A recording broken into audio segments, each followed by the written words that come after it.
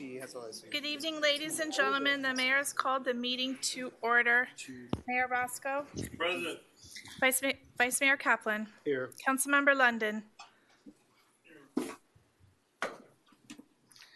Councilmember McCormick. Here. Councilmember Moss. Here. Councilmember Sardinius. Here. Councilmember Vasquez. Here. Mr. Mayor, we do have a quorum. Yes.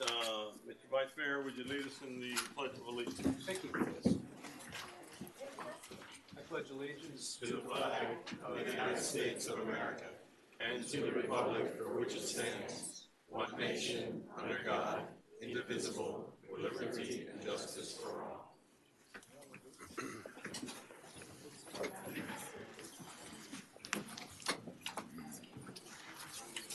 The first item, Mr. Mayor, is an invocation from Pastor Dennis Eastling with Key Biscayne Community Church. Pastor.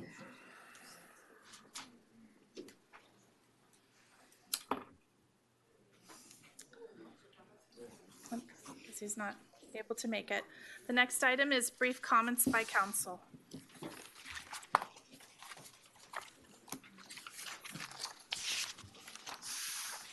You need this? Thank you. You don't need this? Are there any brief comments by council? Not for me. It was a fine evening last night that we beat the Knicks. All right. Go Heat. All right. Okay. Yes. No, I just want to congratulate, I think Ramiro Estrepo was the won the Kentucky Derby, who's a Key Biscayner. So I think that's, we should definitely congratulate him. All right. Fantastic.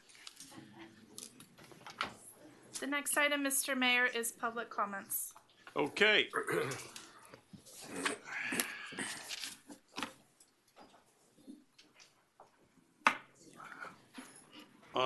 We'll start with Octavio Rinaldi.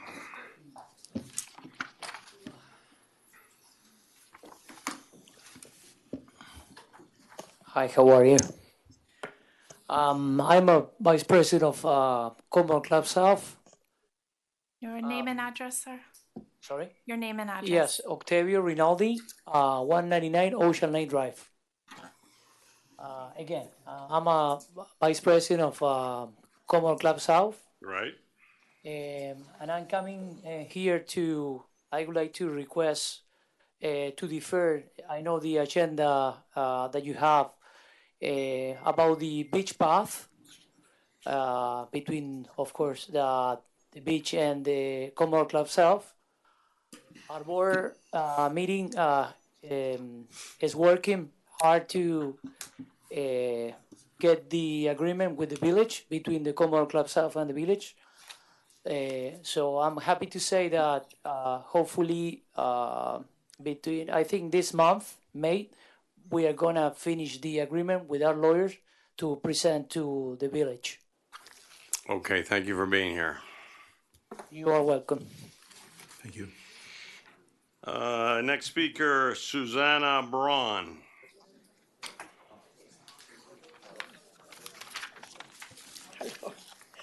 My name is Susanna Brown. I live at 200 Galen Drive in Key Biscayne. I come to you today as I have been a Key Biscayne resident for more than 2 decades. I have read and compared both versions of the vision plan and found out that the same concept remains on both, although it had some rephrasing. Words like elevated commercial redevelopment, buildings could mix offices and residences, pedestrian promenade keep frequently coming up. Pedestrian promenade makes me picture a mini version of the shops at Merrick Park in Coral Gables. I don't think I would like to enter Key Biscayne and have such a redevelopment driving along Crandon Boulevard. On page 52, I'm quoting, on the east side of Fernwood Road, there is room to mirror the duplexes and townhomes on the west side with comparably scaled building types. Fernwood is not only a very narrow street, but currently a very busy one to add more density on both sides. To me, personally, this screams more density and developers' dream. Worried about what I have read, I decided to search for the company that was paid $165,000 to design the vision plan. I found out that DPZ are leaders in urban planning and design, and two of the members are the founders of the platform New Urbanism, which promotes walkability, mixed use and diversity, mixed housing, increased density, smart transportation, among others.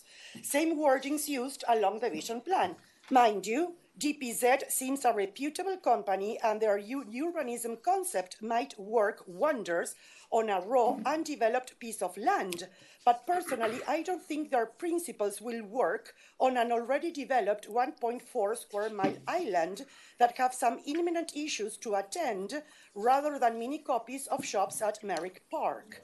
New urbanism has also been criticized for failing to address social equity, for being a form of centrally planned, large-scale development, and for asserting universal principles of design instead of attending to local conditions.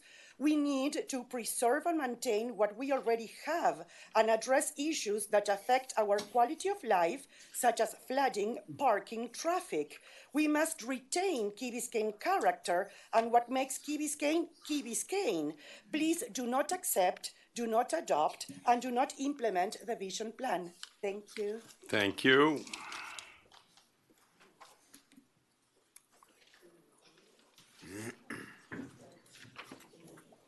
Laudi Ibarra.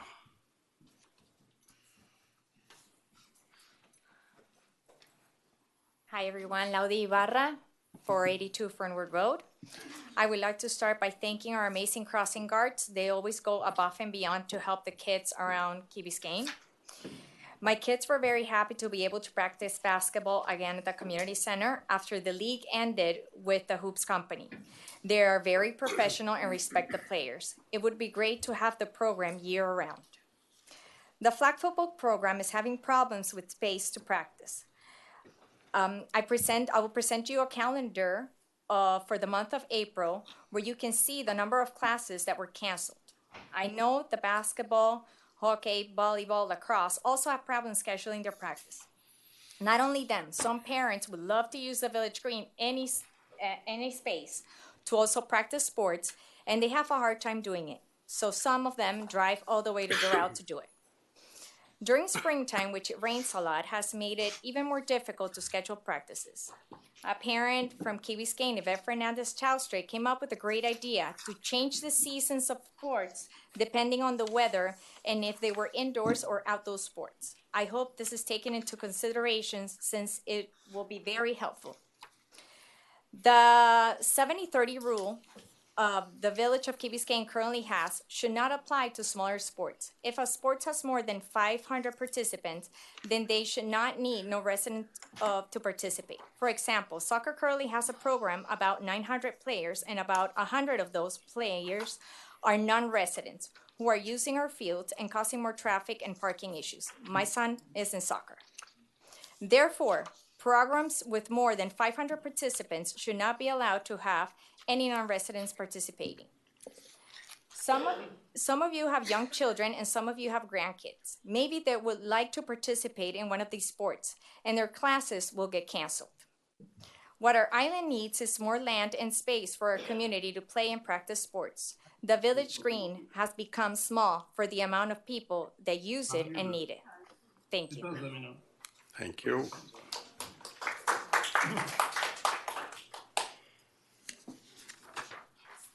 Andy Herrera. Before I start, I would like God to bless this council tonight.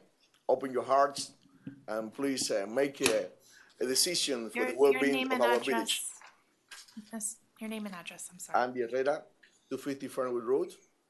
Thank you. So please, if you can stop the clock and so. I'll give you a few more seconds. Thank you.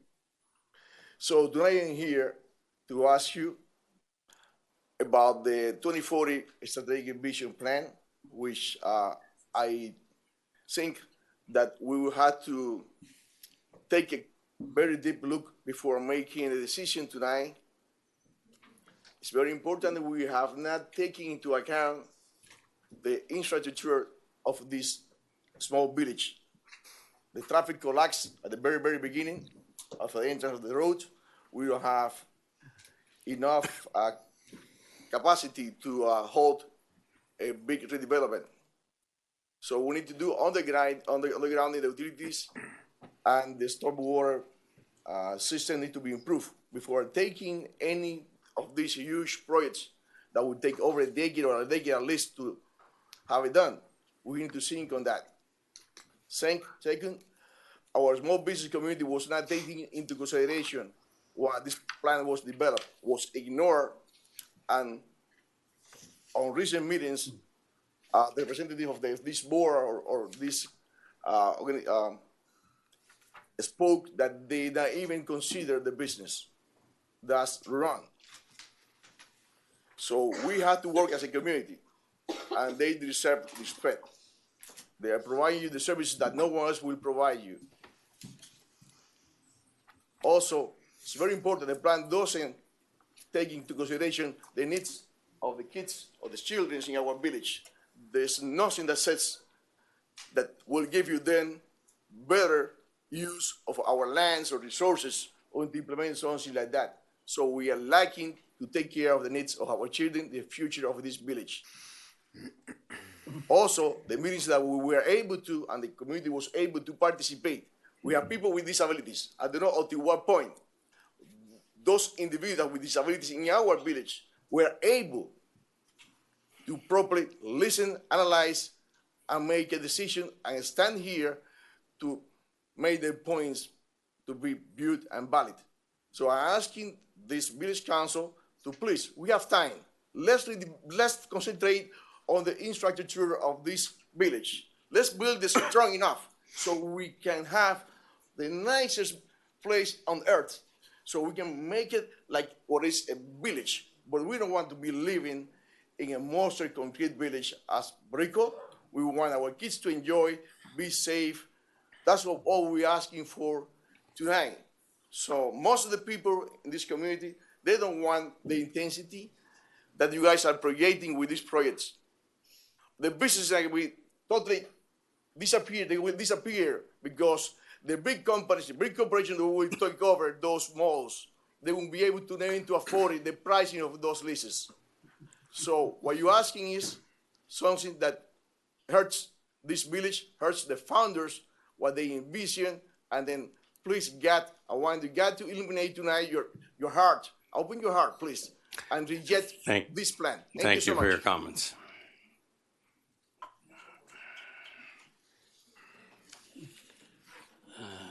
Josie Valdez Hurtado.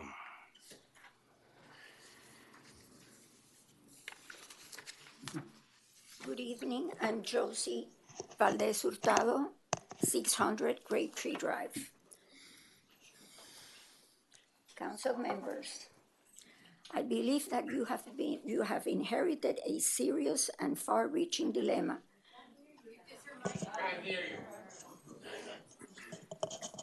I believe that you as a council, can you hear me now?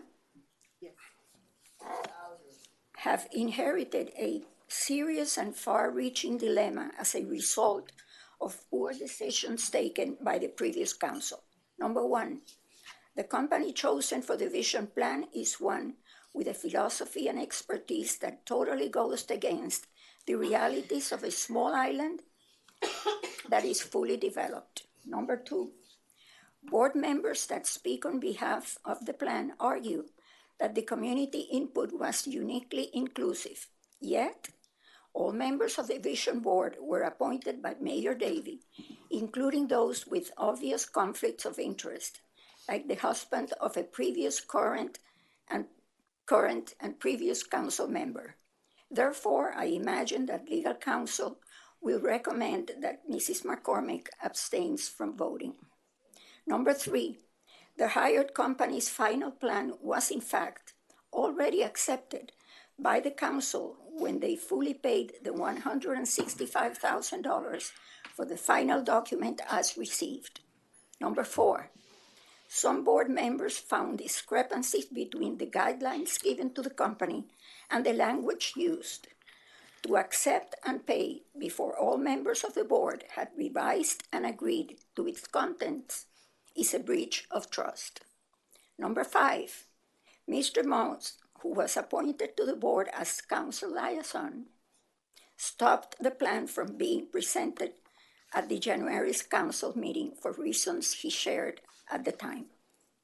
After revision, the zoning director released an executive summary containing philosophical language that emphatically opposes higher density and intensity, but the 150-plus page document and its renderings include clear proposals to the contrary.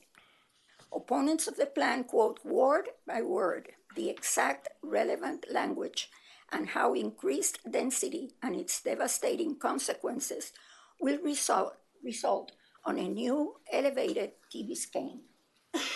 Spokespersons from the Vision Board claim that our quote-unquote lack of understanding of the real meaning is based on instilling fear, political maneuvering, and even not accepting elections results.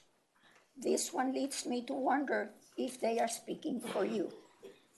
This plan has been described as a living document that only represents a vision. So why not keep it in the current status of work completed, accepted, and paid for? It is definitely not suitable for Key Biscayne, and most importantly, it totally goes against and denies the mandate of the voters as they rejected proposed amendments last November. Let me add just one last sentence. Sure. I believe that you, as individually and as a council, will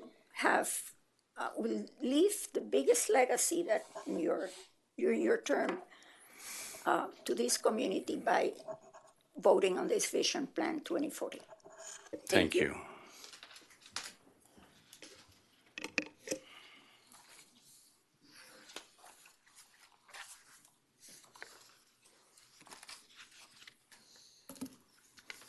Eric Schott.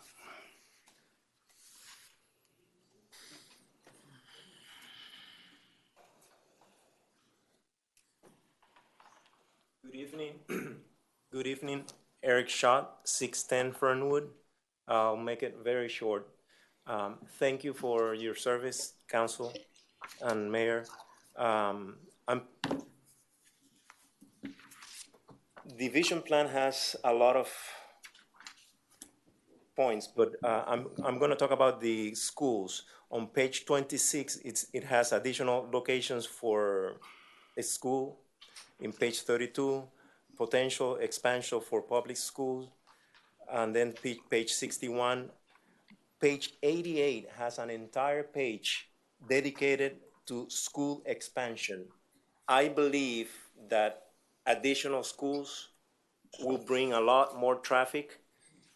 Jeremy, for example, he doesn't agree with that, but that's just my opinion that it will increase traffic, more schools. So if you pass this, I encourage you not to pass it. If you pass it, please do not do any new schools or expansions until you do a thorough traffic and understand what the relationship between schools, more schools, and traffic. Thank you.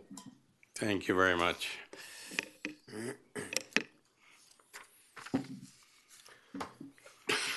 Robert DeZuglu.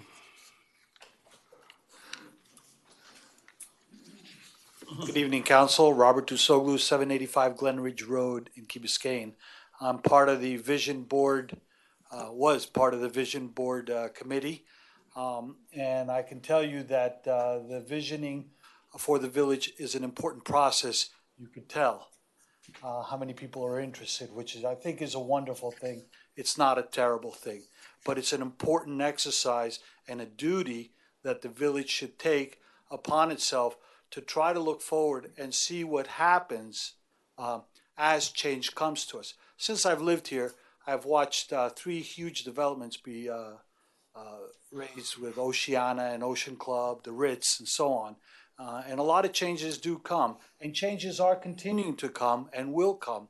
So it's up to us to try to steer it in the best way possible so we don't get some of the ideas that may not make our town a small town to continue. But the process of visioning, of having the committee, the charrettes, and the all the work that was done is very, very important to do. And I feel that you should continue to do it and promote it further. Thank you. Thank you.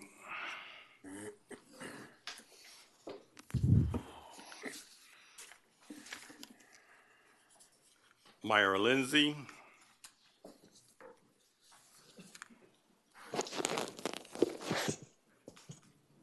Good evening, everyone. Good evening, Mayor, council members, Madam Clerk, Mr. Manager. Myra Pena Lindsay, 365 Westwood Drive. Our village incorporated because we value strong, inclusive civic engagement. The right of every resident to express their opinions and be heard is one of our core values.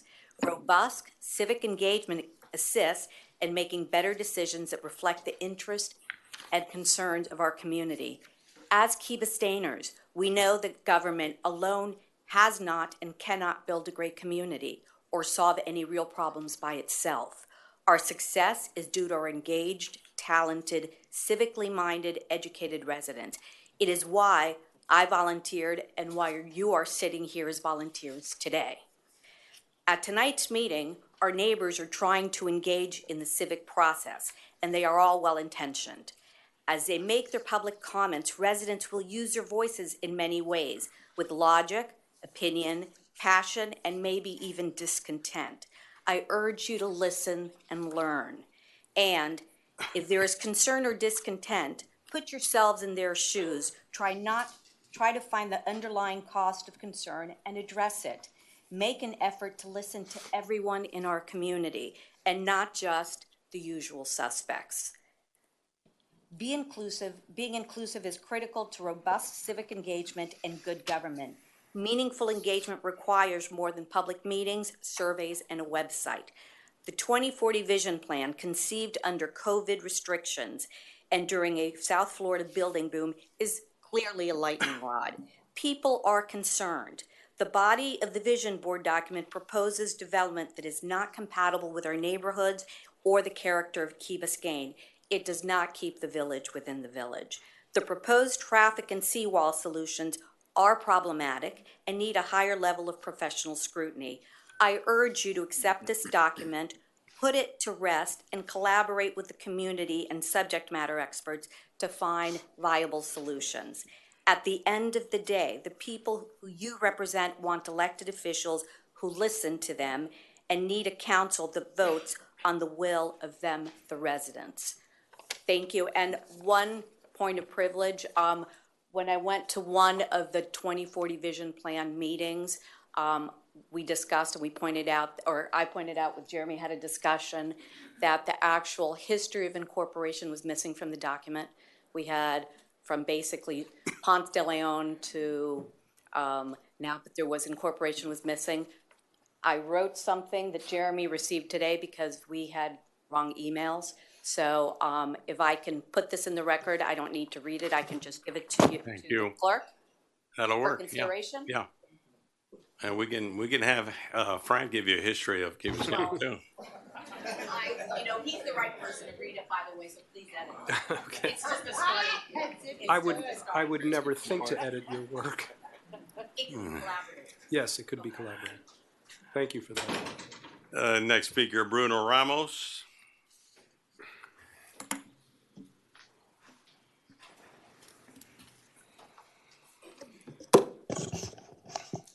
Good evening, Mayor Rasco, Vice Mayor, council members, Mr. Manager.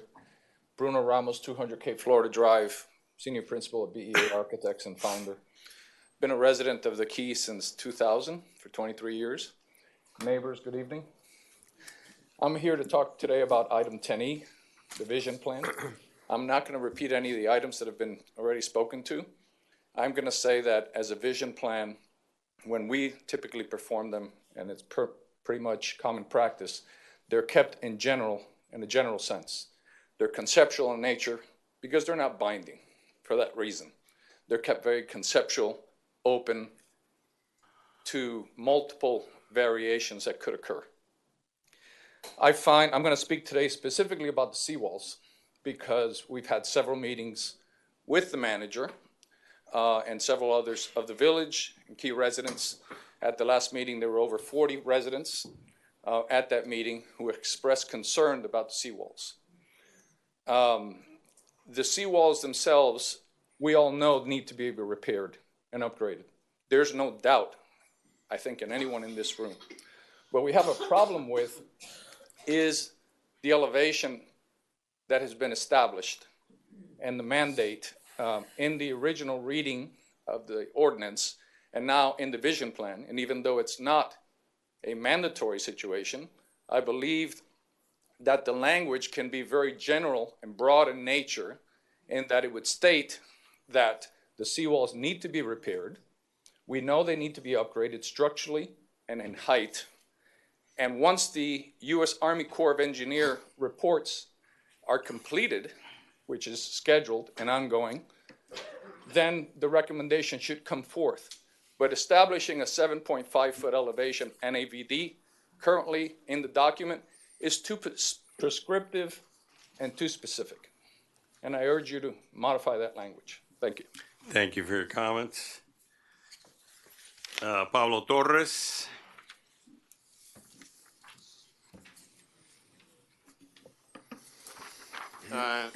Good evening, Mayor. Pablo Torres, 1111 Crandon Boulevard, apartment number C602. Thank you, Council, for having me.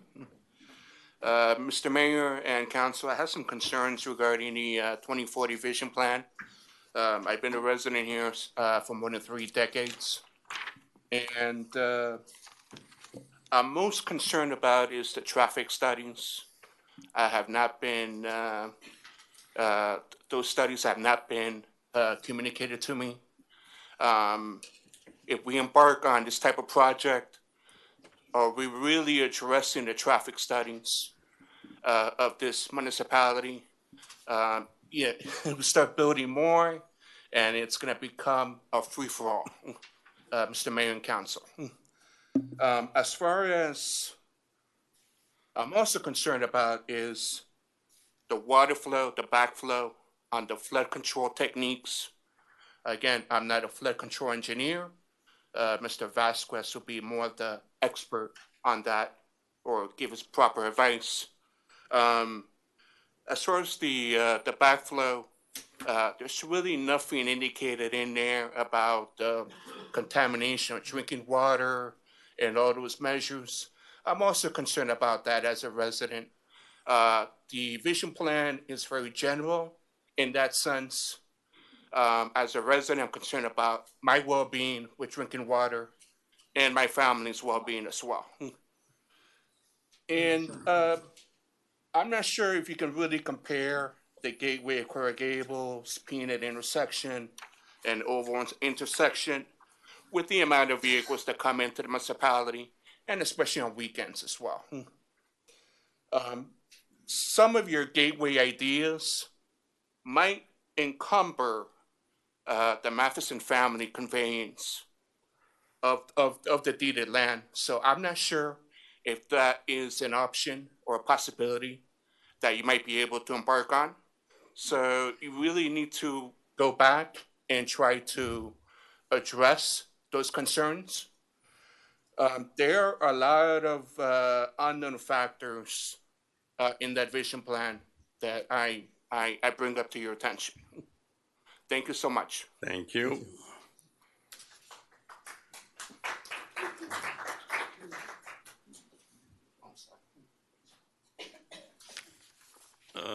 Next speaker, Adriana.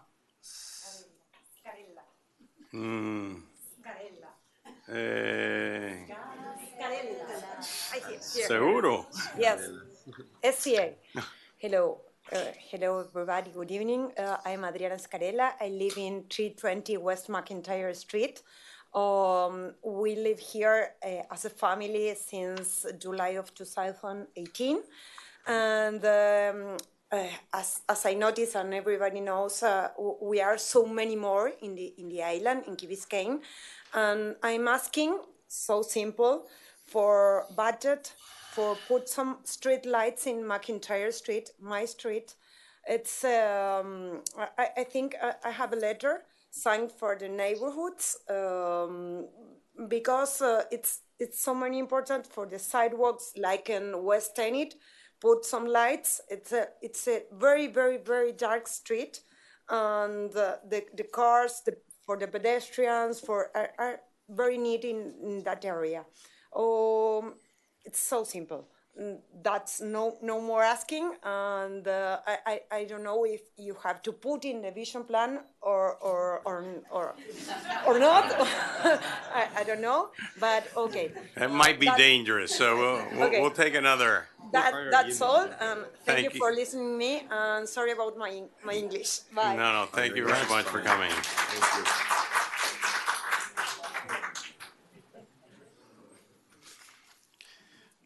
Ceci Sanchez.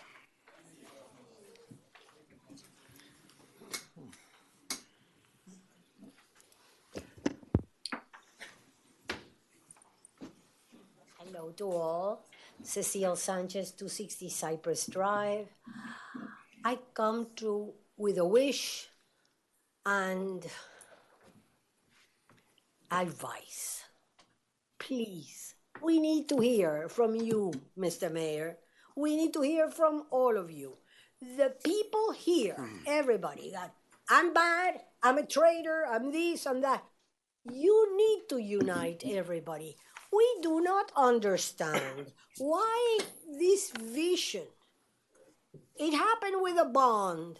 Now we're in this battle. What is going on here? We cannot continue this way. Please, the document, let's thank the Vision Board. They did the best they could. There's some things there that need to be corrected. We love Key Biscayne. I think all of us love Key Biscayne. You don't love it anymore or better than I do. So, can we all participate? Can we all not fight? Can we get it right? This vision was about to be handed to you, I think, in January. It has been, they found some errors or omissions. It has been fixed or tried to be fixed about 2 or 3 times. It's not perfect, but it's a base. Can we just build into it? Are we in such a hurry? What's the deal? Why do we need to have this vision board approved now? If it's not perfect, can we get it perfected? Let's do the best that we can do for Key Biscayne. I think it can be tweaked. It can be better. Please, please, but we need to hear from you. We speak a lot, we say too many things, but how about you? We need to know. You are the ones that are going to end up making the final decision. We need you. Please, speak up. And if there's, what's wrong with waiting? I don't know. I do not understand. Why do we need to pass this document if it's not perfect? The residents are asking. They do not understand. I don't understand either. Please help us out. Thank you. Thank you.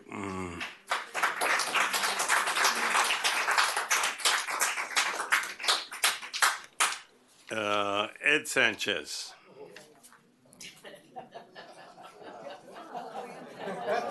Hey, you sure you want to follow your wife? Oh, certainly. Ed Sanchez, 260 Cypress Drive. I've been a KE resident since 1960, and I'm an owner since way before Andrew. I want to address the vision plan. My degrees are industrial management and in engineering, not in gastronomy. I am not a chef. I'm only a cook. But I can tell you with 100% accuracy that this goose is not cooked. It needs more time. So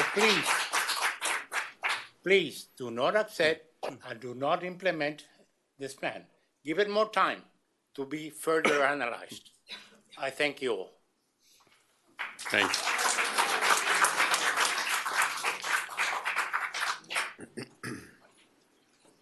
Nancy Campaign.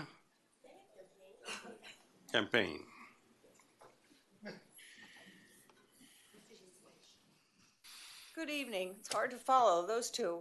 Nancy Campaign, 430 Grand Bay Drive. I've been to many meetings, and I've tried to understand. At one meeting, it was something that was going to be implemented. It was going to be done. And then at the other meeting, it said, no, it's just a vision. It's not something that we're going to enact. And then I went to a meeting that described the changes that have made, because in the first plan, I was talking about development, and then you talked about elevation as something else, as something, the way to go, elevation. And so I'm kind of confused about the whole plan and how it would affect us. I do worry that with regard to the entry block, you finally did a traffic study, and we're getting like 2,000 or 3,000 cars at a certain time of day, which is when the school kids. And it's going to be the way that I have seen the plan, building a roundabout or a rond-point or something, and using roads that are not our roads to use. I don't see how that works. I worry about Fernwood. I've heard about the seawalls and how it was a certain plan, and that's not feasible. And I just would hope that, as Ceci says, that we could have more information and more idea about what is going to happen and when it's going to happen and what we can do to give you more input. Thank you. Thank you.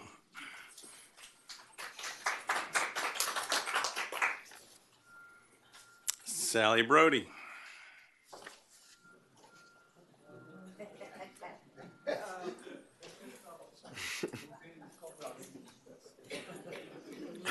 To all of you. Hi, Sally Brody, 200 Galen. Well, let's remember that we voted for all of you to make our decisions and do them well. You guys have studied, you have studied, as Cliff Brody, who my late husband did when we formed Key Biscayne. We had 5,000 people here when you were formed into a city. You have 15,000 now. I think you've done an excellent job. I want everybody to remember that this is a vision, and it can be changed, it can be tweaked. But how many meetings have you had?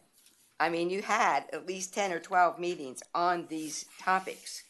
So I think it's time for you all to make a decision. The village voted for you, and we should not necessarily study anymore. I think you ought to put this in action. Thank you. Thank you.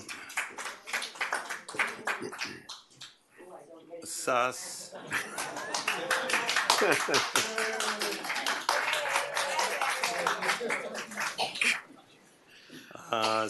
Saskia Galliano Tourette.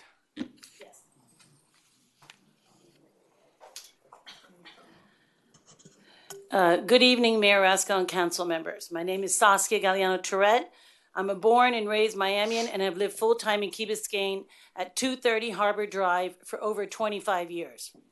I'm here to discuss my concerns regarding the vision plan and in particular the seawall ordinance. Before I begin, I'd like to thank all of those who have spearheaded this grueling and daunting project.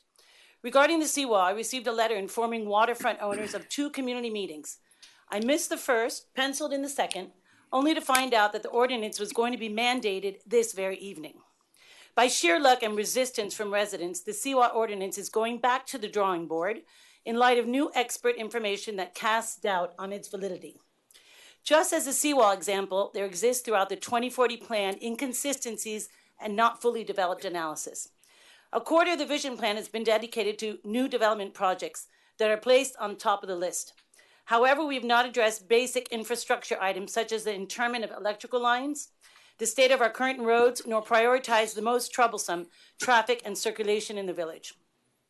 A beautiful rotunda has been drawn up that is inefficient and will not withstand the traffic demand, according to an MDX transportation specialist. We must consult experts in their fields and focus our investment and resources on real viable solutions. Although I recognize the need to redevelop our existing commercial centers, I feel that we must keep in mind that the reason people choose to reside in Key Biscayne is precisely because of its small town atmosphere and island feel, as quoted from your very own analysis. So why then, I ask, are we planning on building a Disney World style village with additional private residences? The vision plan opening statement clearly specifies that they are trying to curb traffic congestion and density, yet the proposed plans directly oppose these goals. It will entice others to come and enjoy the Key as a tourist attraction and proposes increasing the number of inhabitants with its projected multi-story townhouses and new residential projects. This, in turn, will negatively impact and exacerbate our pressing circulation problem. Looking even deeper into the fine print, the village is not obliged to provide for parking to access these multi-story commercial structures. They are proposing to limit spaces and make residents actually pay for parking. So am I to carry my restaurant, doggy bag, grocery, and retail purchases on my bicycle handlebars? I cannot even use my club golf cart since it's not approved for usage on Crandon Boulevard. All these examples clearly goes to show that the 2040 Vision Plan, which granted has many valid points, is one in the making and should be used only as a framework and building block for enhancements to our community. It should not be adopted, yet be a flexible and non-mandated live document that will take into consideration new information gleaned and most importantly, respond to the needs of its populace, of which this council was voted in to represent and whose taxes pay for said future projects. In addition, considering that the residents have now been stripped of their right to vote via referendum, may we, the residents, be assured that our local council members be reminded that their role is to represent the desires of Key Biscayne residents, recalling what they recently voted for and against before their voices had been silenced. Let us hope that our right to vote for council members, our only recourse, will not be taken away as well. Thank you, council members, for your time and consideration of my concerns. And I wish all of you and the involved citizens here a pleasant evening. Thank you very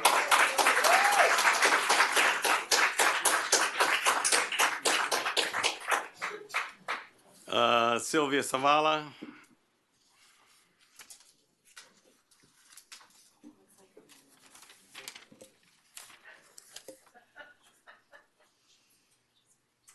Good evening. Good evening. My name is Sylvia Zavala. I live in 600 Grape Tree Drive. I'm here to support the vision plan. We need to plan for our future. The only way that we can do this is if we have a vision, goals which are part of this vision, and a plan on how to achieve these goals. We need to figure out how we deal with the challenges of rising seas, flooding, commercial and residential properties, which inevitably will be redeveloped.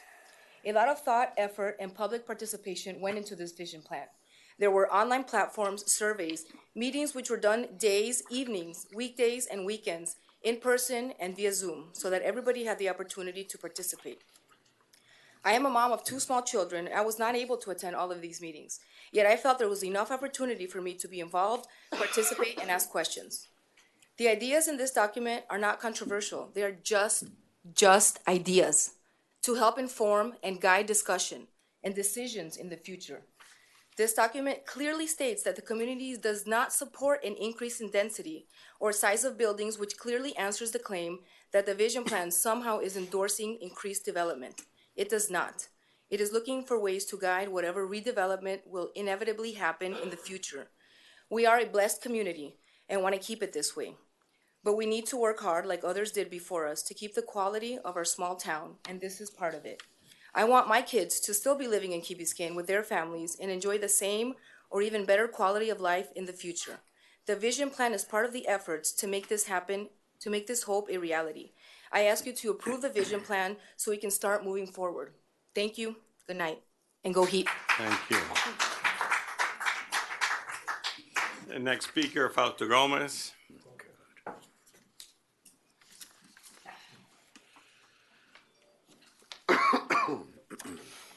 Fausto Gomez, 765 Crandon Boulevard, Penthouse 10. Good evening, Mr. Mayor. Good evening, council members.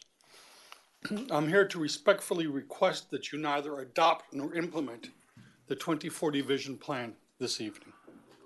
I sincerely believe that everyone, both proponents of the plan and those who have questions about it, have the best interest of Key Biscayne at heart.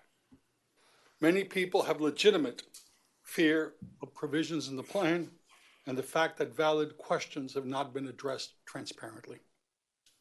President Reagan's famously said, "Trust but verify." We trust. The question is, how do we verify? Let me give you some examples. We have heard many times that the vision plan is simply a guide for the future. But at the same time, on tonight's agenda is a resolution to both adopt and implement the vision plan. Moreover, during last year's budget deliberations, the administration prepared a document which clearly stated that our building regulations would be changed to meet the requirements of the vision plan. So, is this a guide for a future, or is this a mandate for the future? It appears to be the latter. Trust but verify. We have also heard that the plan does not promote overdevelopment, yet at the same time, the vision plan proposes new developments on Fernwood, new developments at the Esplanade Mall, and multi-story mixed-use development in the commercial corridor.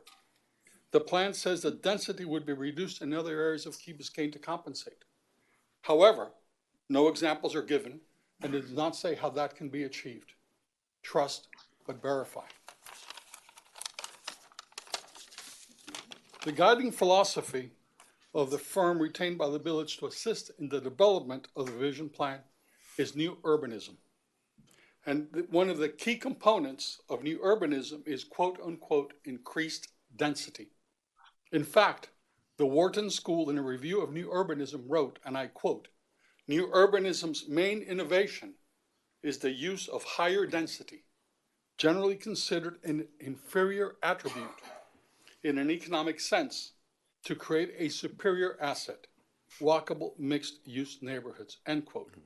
Finally, one of the principals of the firm, in a presentation to the Congress of New Urbanism, recently stated, the majority of real estate development opportunities will be in the collapse of commercial buildings, end quote. Sound familiar? Trust but verify. These are but two examples of contradictions in the vision plan. There are many others, such as the proposed seawall ordinance and the transportation components that experts have called into question. Mr. Mayor, Council, what's the rush? We all appreciate the volunteers and staff that have dedicated time and effort to the vision plan. But is that reason enough to approve a document that some of you have publicly said is flawed and have gone through innumerable rewrites? I suggest you follow Ceci Sanchez's advice and create a truly representative panel to review the vision plan, transparently answer all the questions, and help create a document that the whole community supports. Thank you. Can I finish one sentence? One sentence, okay. Do we continue a shameful path of divisions and insults, or do we create a mechanism in which everyone is heard and respected? The decision is yours.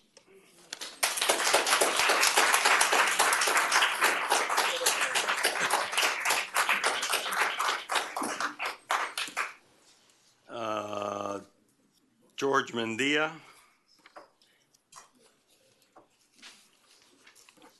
Good evening, everybody. George Mendia, 111 Island Drive. Just a comment on this. I was on the vision board for everybody to know. As the latest take on this strategic vision plan is presented for your adoption, I think there's some people that we need to thank. And I want to start by thanking Brett Moss, who 5 years ago thought that it was time to update our vision plan. I was part of that original vision plan with Frank and others, and it was a great process, so has this one been. I also think we need to thank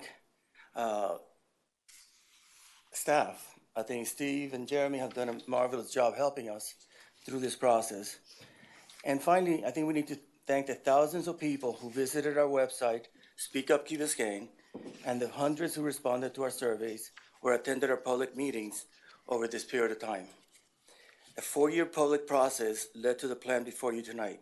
Since I know each of you actively participated in this process, I won't go into the details of the plan with you. I know you understand it. I do feel that we should speak about the executive summary.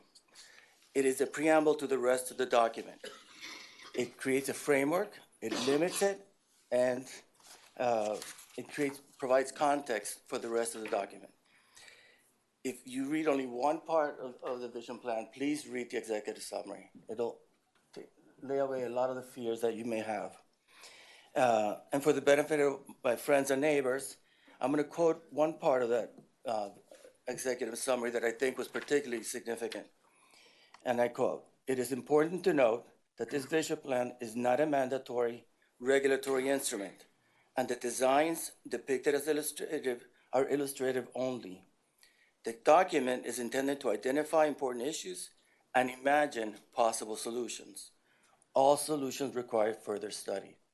And that should answer a lot of your questions. All solutions require further study. You cannot have a perfect plan. This is a plan that's going to continue to evolve. To finish that quote, it says it's a flexible living document that can be revisited and supplemented over time. And it will be. It'll be done by you. You might put in Myra's piece on history with Frank's ideas. It'll be, fixed by other councils. So I hope that you find this paragraph helpful in addressing fears. A vision plan meant to look decades into the future, all ideas should be up for discussion, but some will not be. As an intelligent community, we will never allow anything that increases residential density or commercial intensity. This vision plan certainly does not advocate for either. I urge you to adopt the vision plan tonight. After 5 years, open, public, and transparent process, the thousands of residents who participated in this visioning process deserve to be heard. Thank you, and good night. Thank you.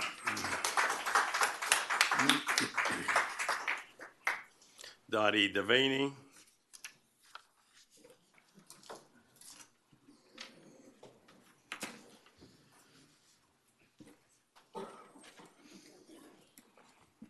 Good evening, Council, and thank you for your service to our wonderful community. I'm Dottie Devaney at 550 Harbor Drive, a Key Biscayne resident since 1968. Changes are inevitable, but not these aspirational ones, barely 17 years hence, proposed in the 2040 Vision Plan.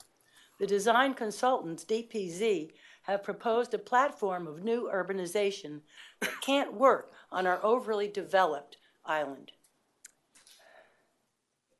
In 1.1 square miles, our density equals that of downtown Chicago. The introduction states that it is against increasing density. However, the following pages clearly contradict that. The redevelopment of L'Esplanade and the east side of Fernwood definitely call for more residents. Please do not implement this contradictory plan, which proposes zoning changes to comply with the vision. Let's prioritize the real needs of our community, beginning with undergrounding our power lines, maintaining the existing stormwater sewers, alleviating traffic, and creating a plan to protect and control the causeway. Thank you very much.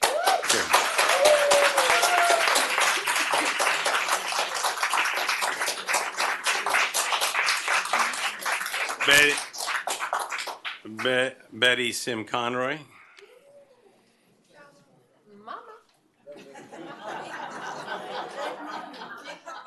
How about great-grandmother? Not to us, honey. Betty Sim Conroy, 785 Crandon Boulevard, Key Biscayne. Good evening, all of you, and again, thank you for your service. I know you work very hard. It's a busy job.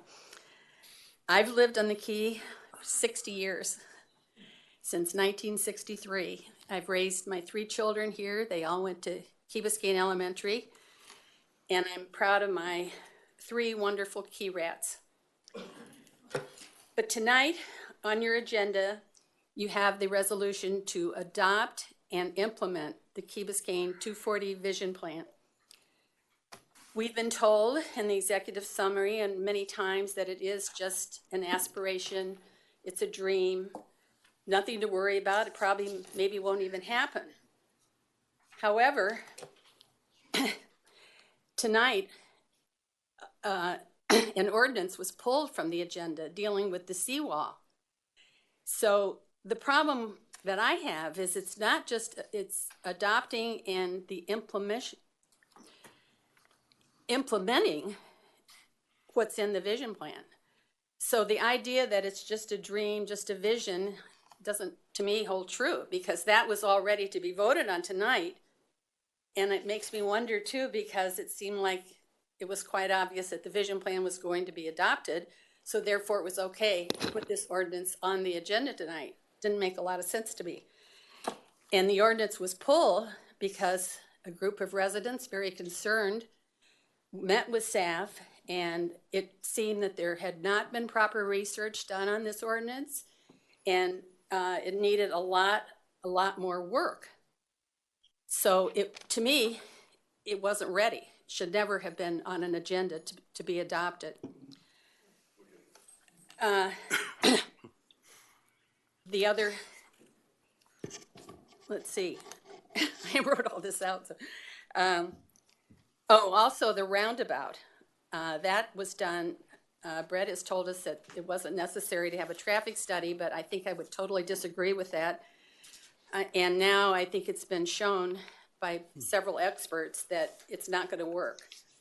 So it seems to me that this whole plan just really needs more work, needs more research, needs more work, needs to go back to the drawing board.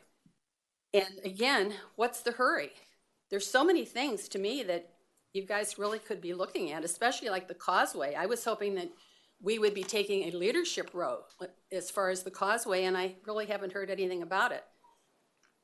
So that's very disappointing. Living on a barrier island, a vision plan should be finding ways to reduce density. That's only common sense. I've given you guys the picture.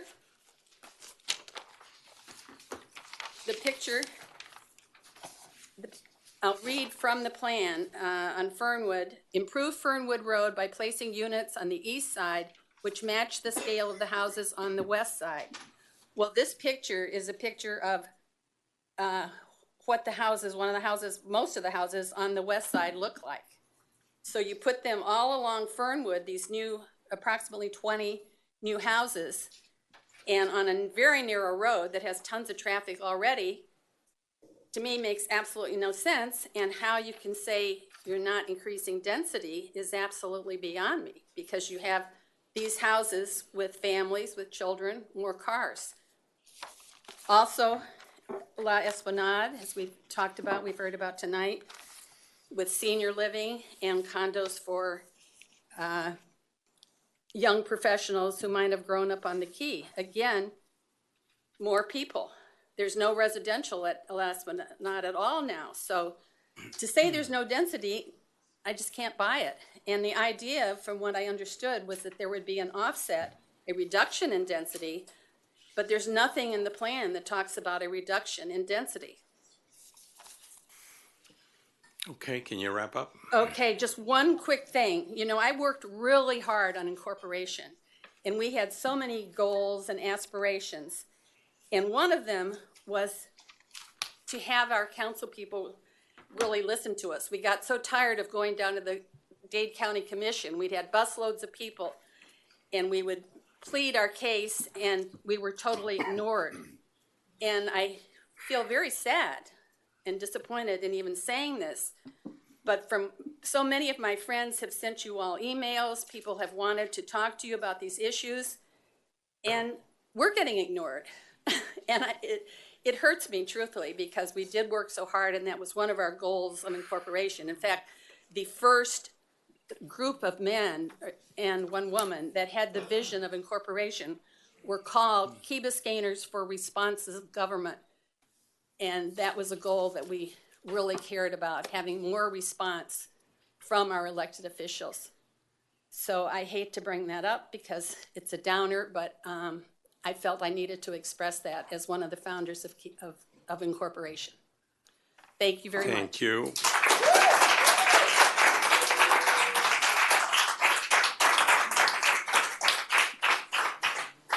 Ed Easton.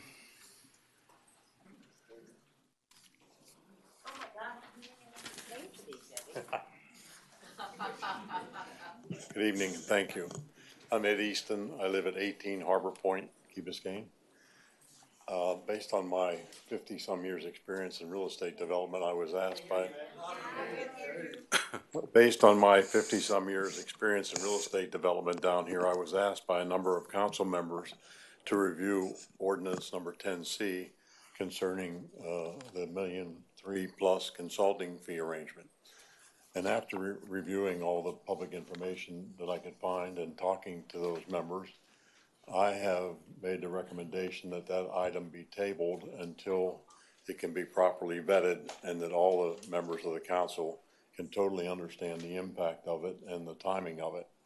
I just think it's wise to understand that whole thing, and it's impossible to understand with the information that I was able to read. And I think it's a lot of money at an early stage. I thank you. Thank you.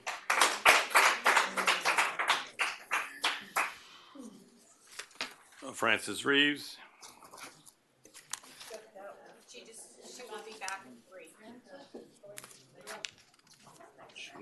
She's back. I'm so sorry, I was just going to the ladies' room. I postponed that. Hello, everyone. My name is, I go by H. Francis Reeves. I live at 251 Crandon Boulevard, apartment 623, Key Biscayne, Florida. And I want to thank everybody here because I am a board member for one of the condominiums within Key Colony. So I know how much you're paid, and I know how horrible it can be to have this job. So thank you very much for your service to Key Biscayne and our community. Now, I don't know how many people here today are aware that the Miami Herald editorial board received a Pulitzer Prize for their reporting on broken promises. And the minute I heard that, I thought to myself, oh, Key Biscayne. I mean, you know, we just had an election. We have a new mayor. We have new council people.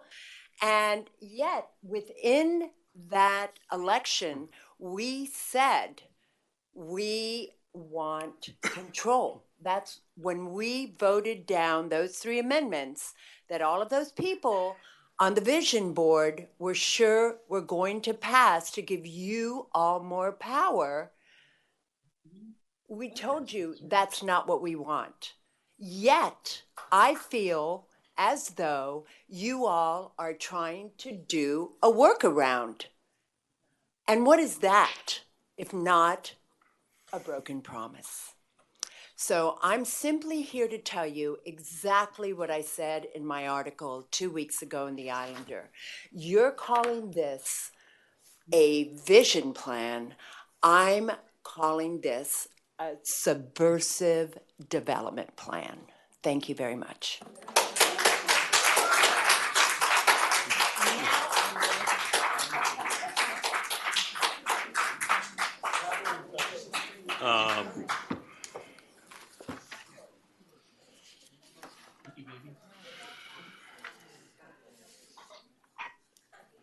Deanna Garamendi.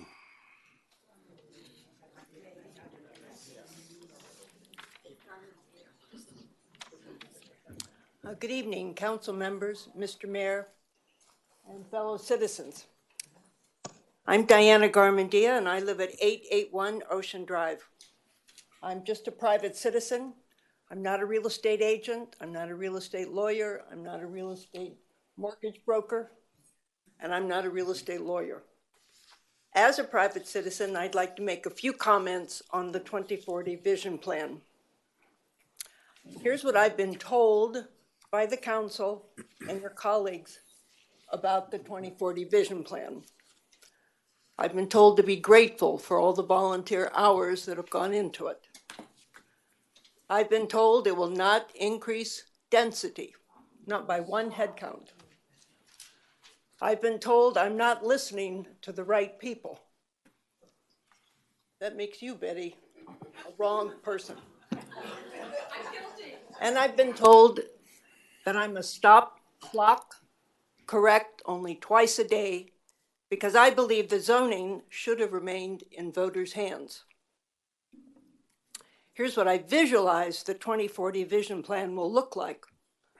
A wall of impenetrable St. Agnes's along Crandon Boulevard. St. Agnes is the preview of this vision plan. St. Agnes received 7 variances from the council to achieve its spectacular size. But you know what? I say good for St. Agnes. I say good for St. Agnes, its congregation, and its families. Because the community is better when families worship together. So to God be the glory on St. Agnes. But one St. Agnes on Key Biscayne is sufficient. Now that Tallahassee has liberated you, the council, from us, the wrong people, from us, the broken clocks, from us, the ungrateful citizenry, how many of you will remember your campaign promises from last fall to not increase density?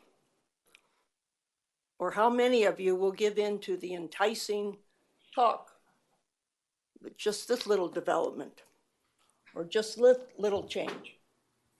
How many of you will give in to the right people? As I said, St. Agnes is to glorify God, amen. But if you use this vision plan to turn Crandon Boulevard into wall-to-wall St. Agnes's, if you do increase density and traffic, then I ask you, indeed we are all asking you, whom are you glorifying? Who really is profiting? Thank you.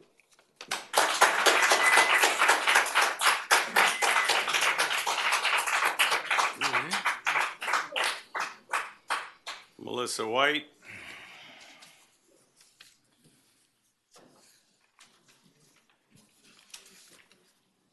.370 Heather Lane.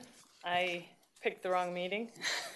I was here to just remind everybody that May is Mental Health Awareness Month. It's a month where the foundation is sponsoring NAMI, which is the National Alliance of Mental Illness, and their support for families and people in communities that are suffering. And there is an epidemic of loneliness. And I think that the more gatherings we have, like Paradise Park and the art exhibit of Gaia, and bring people together, not just in political rallies against ideas or politicians or others, but bring people together and let them see their neighbor and talk to their neighbor, they'll realize that we have a lot of similarities and less differences, and we all want the same thing. So Mental Health Awareness Month is not in the vision plan, I'm sorry, but it is really important. And thank you guys for the work you do. It's not easy, but it's important. And I promise you, there will always be citizens against everything, but we have a wonderful dog park, and we have a wonderful village green, and we have a wonderful community center. And that's because volunteers sit at the dais and do hard work. So thank you. Thank you.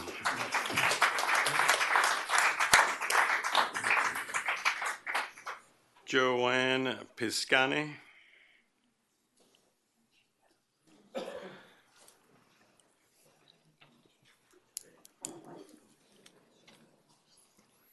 Good evening. Joanne Pizzacani, 155 Ocean Lane Drive. Before you put me on the clock, I would, for the 3 minutes, I would like to publicly thank Mayor Rasko, Vice Mayor Kaplan on their wonderful monthly messaging. And I believe this month was our active and engaging community, and he covered topics about Paradise Park, the earth display, flooding, and our vice mayor spoke about resiliency. And if you haven't read either article, you're missing something. They're informative and brilliantly written. So I thank you for that. Thank you.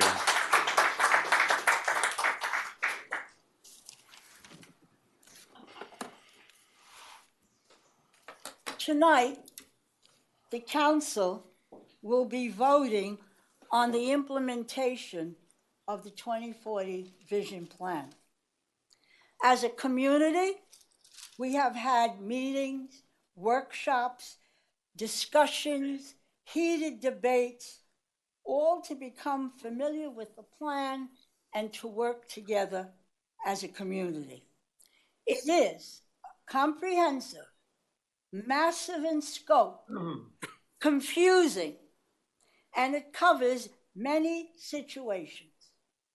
The plan's mission statement indicates it's a fluid plan, a guide, nothing written in stone, a tool which identifies problems with possible solutions.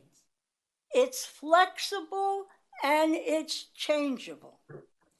The mission statement assures that change is always possible. We all have visions. I have a vision that the next election cycle, I'll see more Alice's on that board. That isn't a bad vision to have. And we all have our visions of what we are personally going to do in the future with our lives. So having vision isn't a dirty word. It's a good word. I need at this moment in time to talk about two powerful words: faith and trust. I need at this moment to trust this council, to have faith in this council. A council made up of intelligent, experienced, talented, and knowledgeable individuals like all our other past council. We're very, very lucky in this community. A council that gives up and sacrifices hours of their time to serve the community, make themselves available to residents, prepare to make decisions, members who live in this community, who walk the streets of this community, who attend many functions of this community. I know that they have thought about this vision plan, and I trust that all of you have read the plan many times, questioned the plan, thought about the ramifications of the plan, and have opinions about the plan. I hope in earnest that each one of you, before you make your vote, will give your reasons and your thoughts about the vision plan. I have faith that God will continue to give you wisdom, strength, and courage to carry out your responsibilities as council members while you are in office. May God bless you and bless all of us in the United States of America. Here.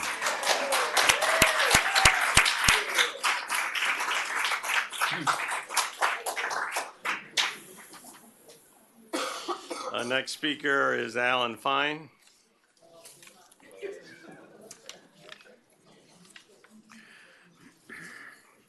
Good evening, Mr. Mayor and Council. Alan Fine, 525 Allendale Road. Here to speak in favor of the vision plan. As a member and vice chair of the 2020 Vision Plan Committee, I was honored to work with my good friend Ed Easton. Two of us came from kind of different poles of the political spectrum, but we were able to work with the community and get lots of input, and we came up with a plan that we were really proud of. And many of our recommendations over 20 years were implemented. I warned the committee, and I want to thank the 2040 committee for the work they did. And I told them probably about a year ago, I was attending a meeting, and a lot of these folks on both sides of the debate were there. And I said, I'm telling you, no matter what you do, no matter how many meetings you have, at every step along the way, people will say, what's the hurry?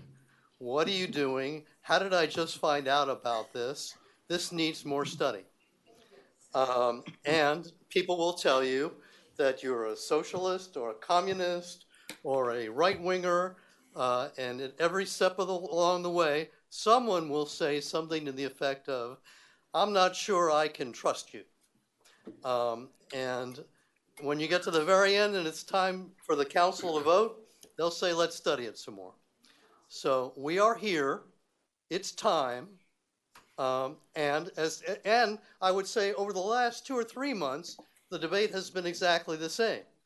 Your incredible staff has been patient, has explained everything to both sides, and has said over and over and over again, there's going to be no increase in density. And the response has consistently been, yes, but how can we trust you? It says that on page 1, but there's a footnote at page 57 that says something different. Why don't we keep studying it until we all agree on the vision? I can tell you this. When I grew up in Westchester, Miami, I lived near Bird Road. And Bird Road was designed about the same time by the same kinds of people that had the vision for Bird Road, had the vision for Crandon Boulevard. Lots of big shopping centers with big parking lots in the middle that flood every time it rains. Okay? So that was the vision that we started with on this island. And we started working on changing that vision in 2020. And we have to keep working on it. Those properties are going to change. That's just going to happen. My last word is this. I heard an argument today, I couldn't believe it, that you shouldn't be trusted because somebody at the Wharton School said that new urbanism is tied to greater density. Now, that kind of got under my skin because as a graduate of the Wharton School, I was a little offended by that.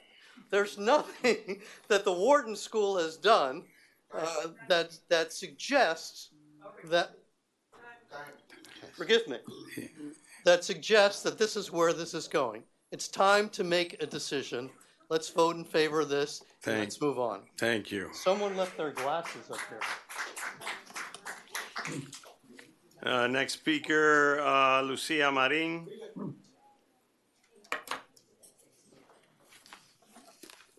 Hi, good evening, Mayor Rasco, Vice Mayor Kaplan, council members, staff, and neighbors.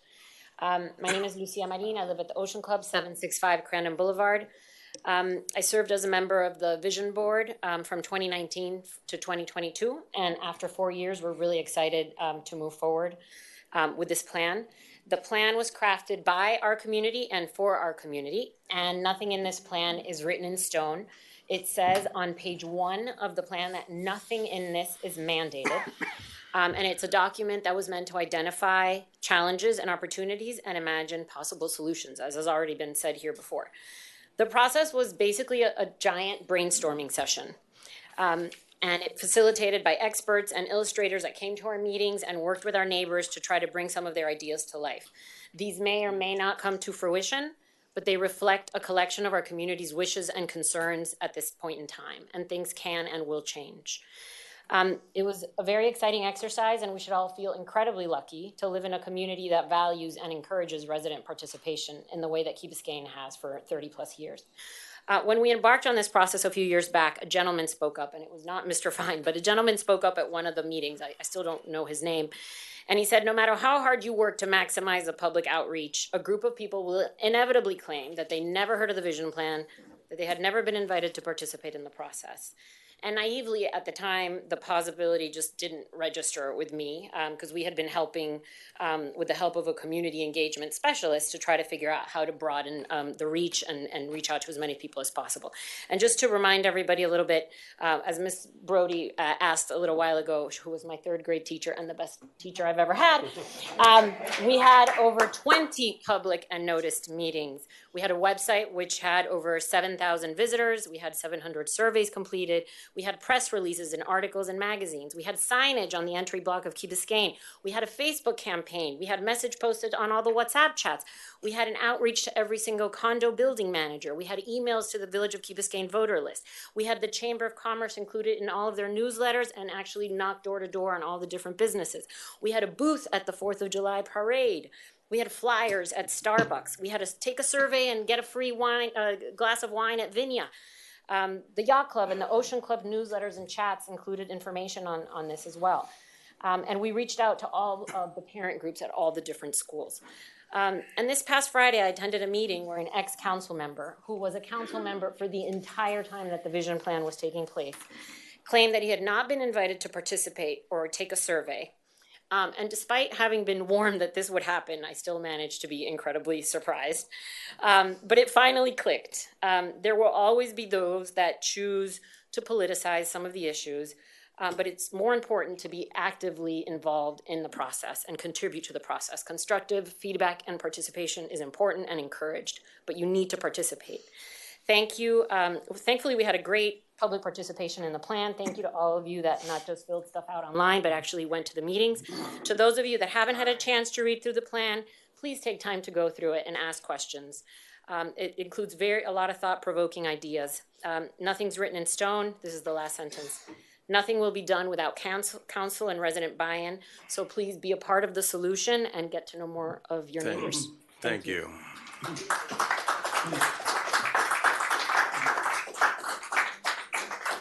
Louisa Conway, next speaker.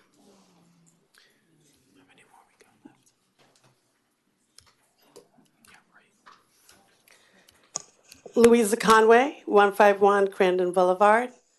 Good evening, Mr. Manager. Good evening, Ed, wherever you are, and to everyone here this evening for council. Thank you very much for giving all of us the opportunity to come here and speak so you could hear everyone. I don't think anybody in this room is politicizing this. I think a lot of people on the island care deeply about Key Biscayne. That's why every single one of us lives here. We are fortunate to be able to afford to come to this island and make this our home and raise our children, send them to school here. We bought into this island because of the way it looks, the character of this island, the feel of this island, the sense of community. Many of us disagree. Sometimes we don't talk for many years and many months. But the point is, it's because we love this island. We all have a different perspective. But to demonize the idea of speech as citizens against everything is just plain rude. I mean, just think about that. What's at stake here tonight? You all have to think about what you have to adopt. And we understand that. It's a vision. I remember years ago when Brett was on the Key Biscayne CPC, and you said that I think it was the 2020, it didn't have enough of a vision plan. When I looked at the 2040, it is beautiful. It is a beautiful plan. I saw what you've done and helped to create. I think my question is, what is this vision for? Because last night, I had an opportunity to take a ride around the island with my 15-year-old. Most of the time, it's hard to get time with these kids. But as we were driving around, she asked me to go to Matchda Island. When we picked a spot to stop, and look out at the bay, she said to me, you know, Mom, when I'm done with college, I want to come back here and raise my kids here. For me, that warmed my heart. But I was thinking, what exactly is she going to come back to? What will this island look like for her and for all of her friends, for all their schoolmates? I mean, that's what you have before you. You have to think about that. What is it that we're going to leave them? They're not here to speak up. These are Key Biscayne kids that will one day return, just like you did, Oscar. And we have to think about that. What is it that we're leaving them? Because when we look at the plan, we see a lot of multi-dense buildings. It looks a lot like Midtown. It looks like Dadeland. That's not what we want here. And that's what we're asking you all tonight. Please take a moment, think about it.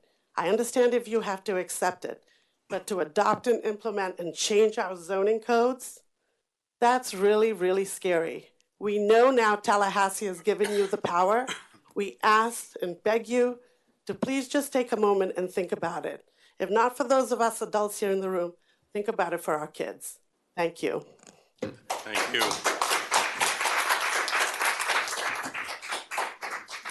Luis de la Cruz.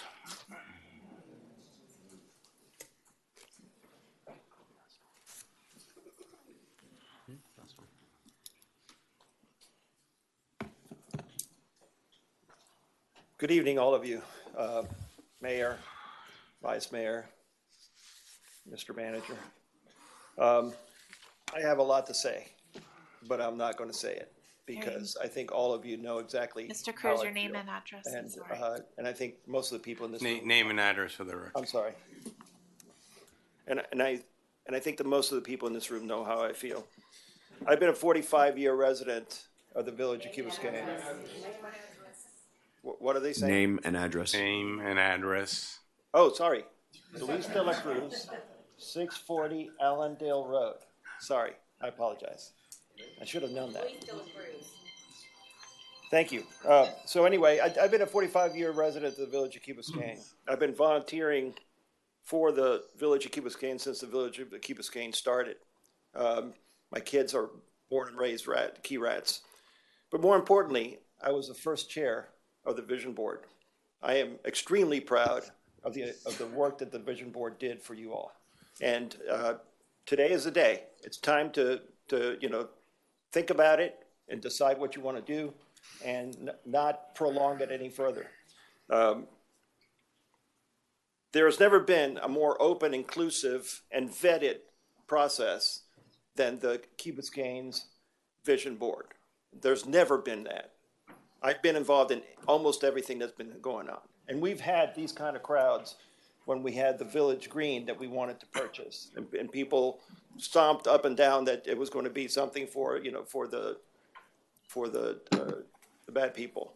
And we had these kind of crowds when we had the community center that we wanted to build. And they stomped and cried and said, don't build a community center, no one's going to come. Well, now it's too small. I'm going to end by just reading something that my good friend Matt Branson, who is also on the village board, on the Vision Board, wrote, which he's a very good writer, much better than me. But he says, these fearful people are right. We do need to be more vigilant to protect and improve our community. But that takes more than fear. It takes the courage to define a vision, to lay the groundwork for that vision through zoning and incentives, and to work together. Fear alone is paralyzing. It assures the status quo persists, which means more of what we all don't want. So listen to our fears, but lead us with courage. Thank you. Thank you. All right.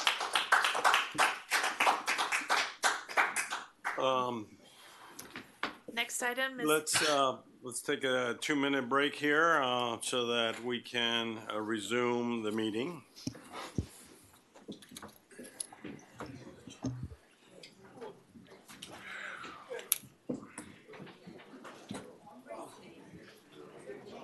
I was.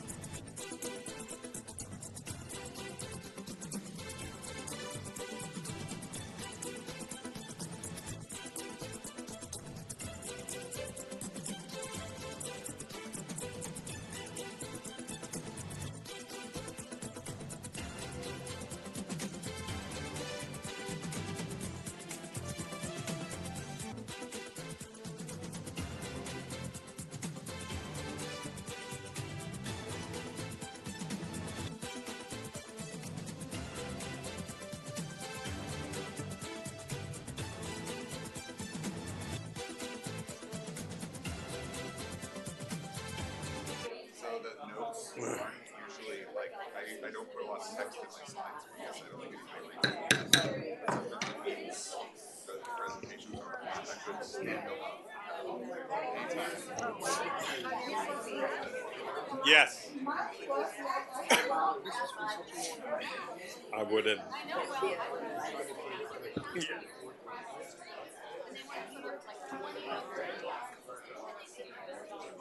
It's really got to be on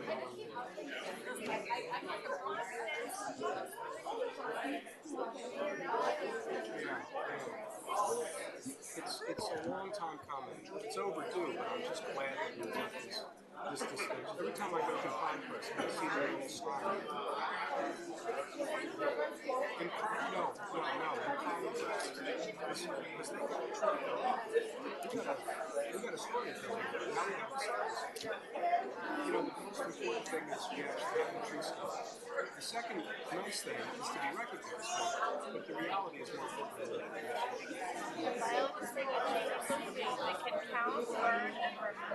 Yes. The Secret Life of Trees is the book you should read. The Secret Life of Trees. I got it at home. If I can find it.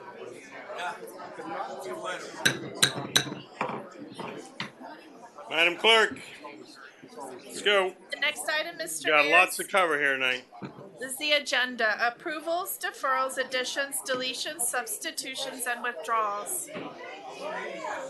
Let's see, do I have a quorum? Okay, take your conversations outside, please. Take your conversations outside. Thank you.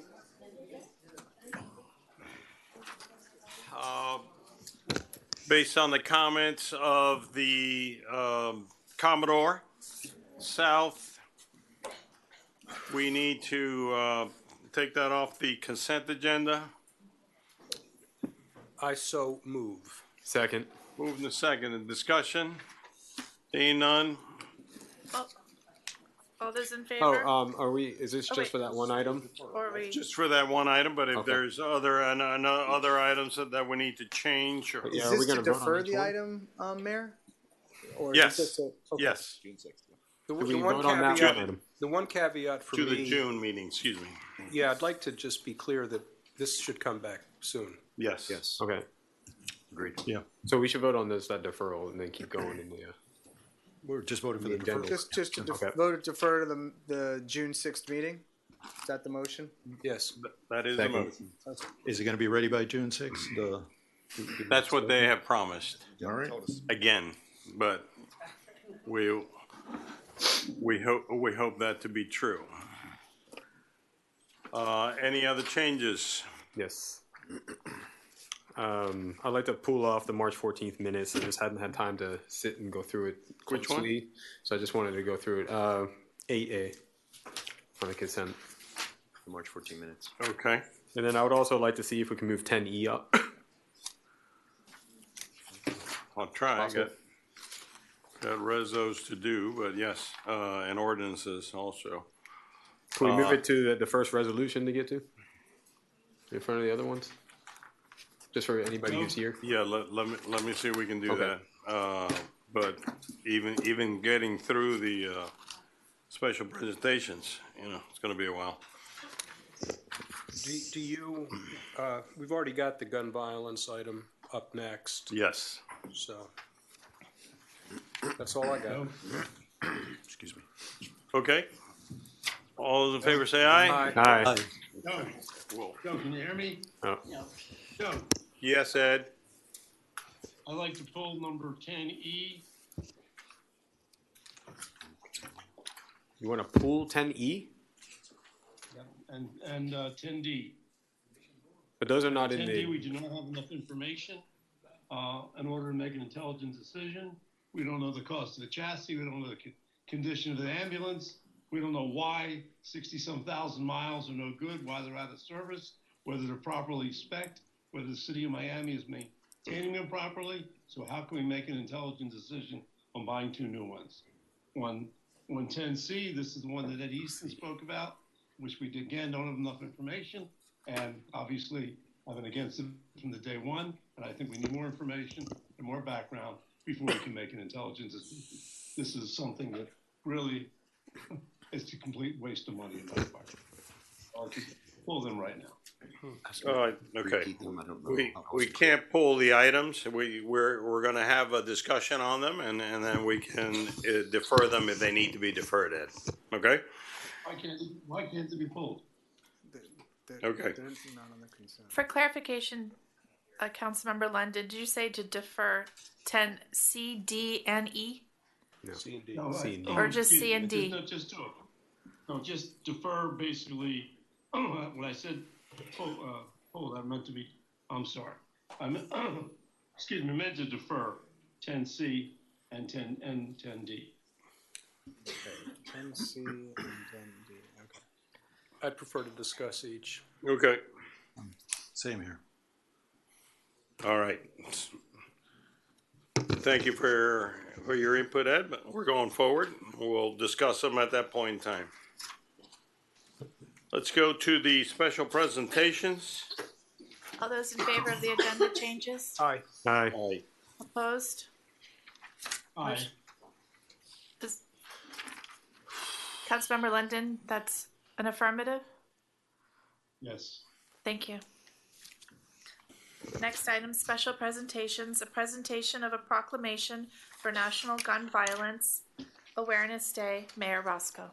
Yes, so we have some people from that group here. Jane Torres, can you please come forward, and will the rest of you join me down here?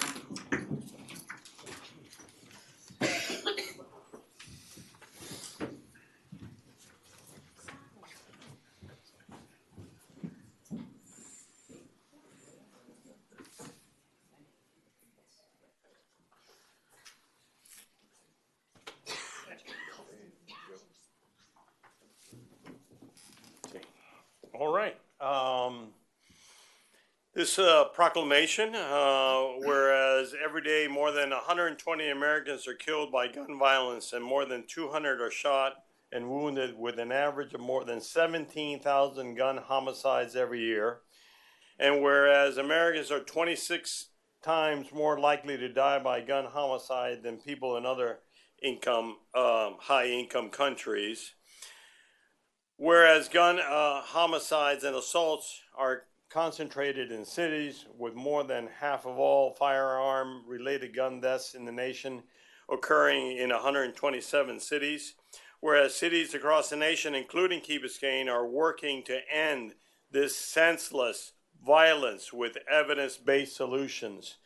And whereas protecting public safety in the communities they serve is a mayor's highest responsibility. Now, therefore, be it resolved that I, Joe I. Rasco, Mayor of the Village of Key Biscayne, Florida, do hereby declare the first Friday in June 2023 to be National Gun Violence Awareness Day. And I encourage all citizens to support their local community efforts to prevent the tragic effects of gun violence and to honor and value human lives. In witness, therefore, Joe Rasco on this, the 9th day of May, 2023. Thank you.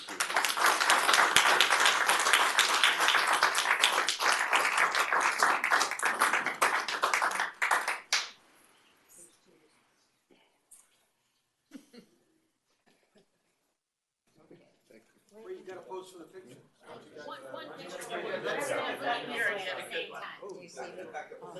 Yeah, let's back up if you don't mind that. In the back, so you don't have shorts. The shorts.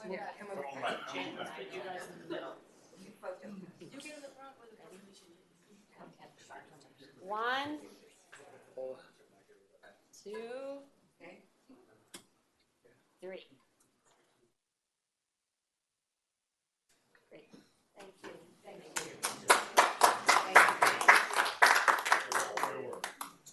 Thank you for coming. Thank you, thank you, thank you, thank you. Oh. Love that.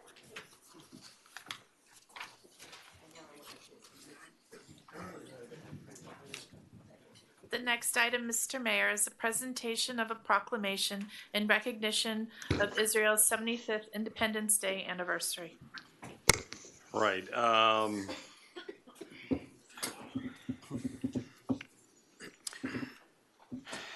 Just to, because we've got so much to do. I, Joe Rasco, Mayor of the Village of Key Biscayne, Florida, do hereby issue this proclamation in recognition of the proud history of the State of Israel on their 75th Independence Day anniversary. Thank you. The next item is a recognition of Public Works Director Jake Osmond for his contributions and achievements during his tenure with the Village of Key Biscayne. Mayor Roscoe. All right.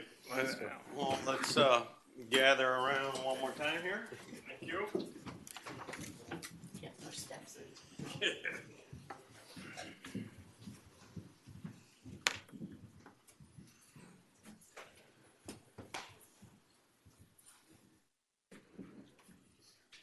For those of you may not know, Jake Osmond has been with us for 5 years, and he is leaving to go to another municipality because the commute is really impacting him and his family.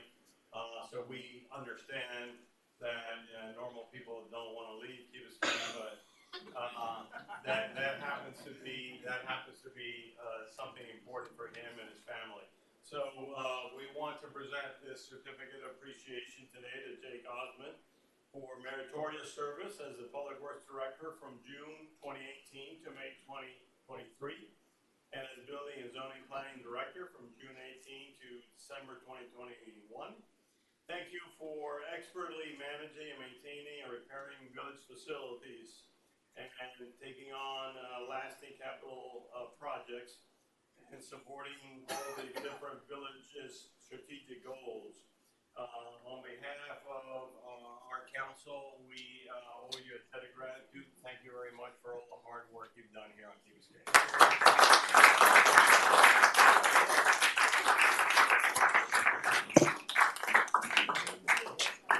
Come on in, come on in. We can't see.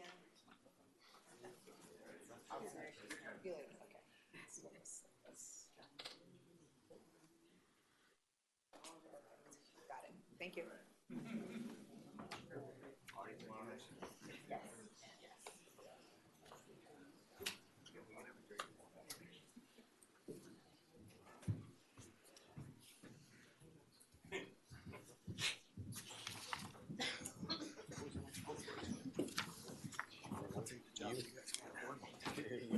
The next item, Mr. Mayor, is Key Biscayne's designation as Tree City USA.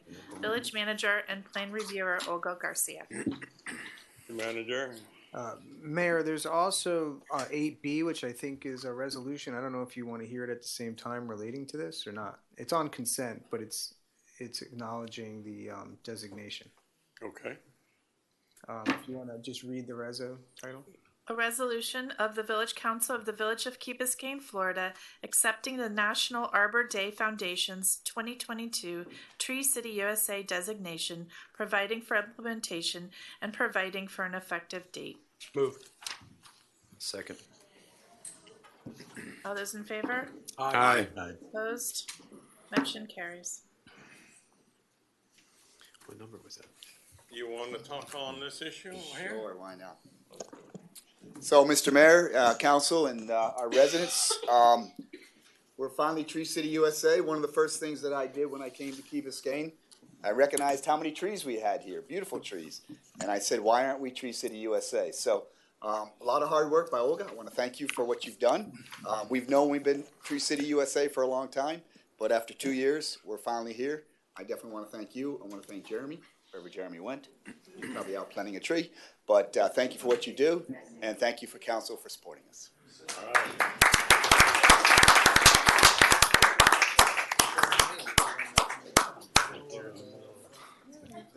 Get some great points.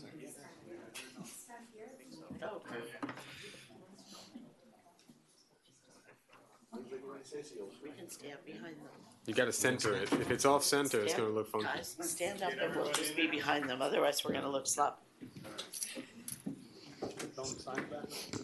Yeah, the sign's back. I'm just kidding. Is it? No.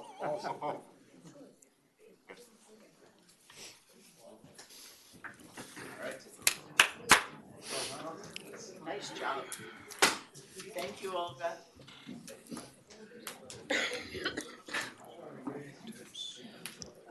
The next item is a presentation by Joseph Pozo with the Center for Public Safety Management, LLC, on the results of the fire department's workforce assessment.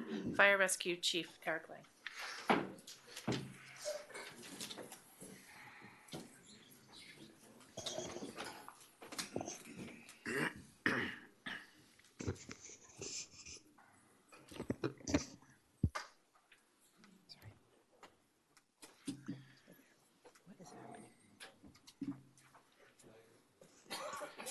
Good evening, Mayor and Council and guests. As we get our presentation pulled up here for the workforce assessment, Joe Pozo, who represents for Center for Public Safety Management, was selected after an RFP process, and him and his team came in and they did a workforce assessment. He's going to tell you a little bit more about it, and I'll be back up to tell you how we're planning to implement the recommendations. Mr. Pozo. And Mr. Mayor, before Mr. Pozo goes forward, and I apologize, I did not bring this up during approval deferrals and deletions.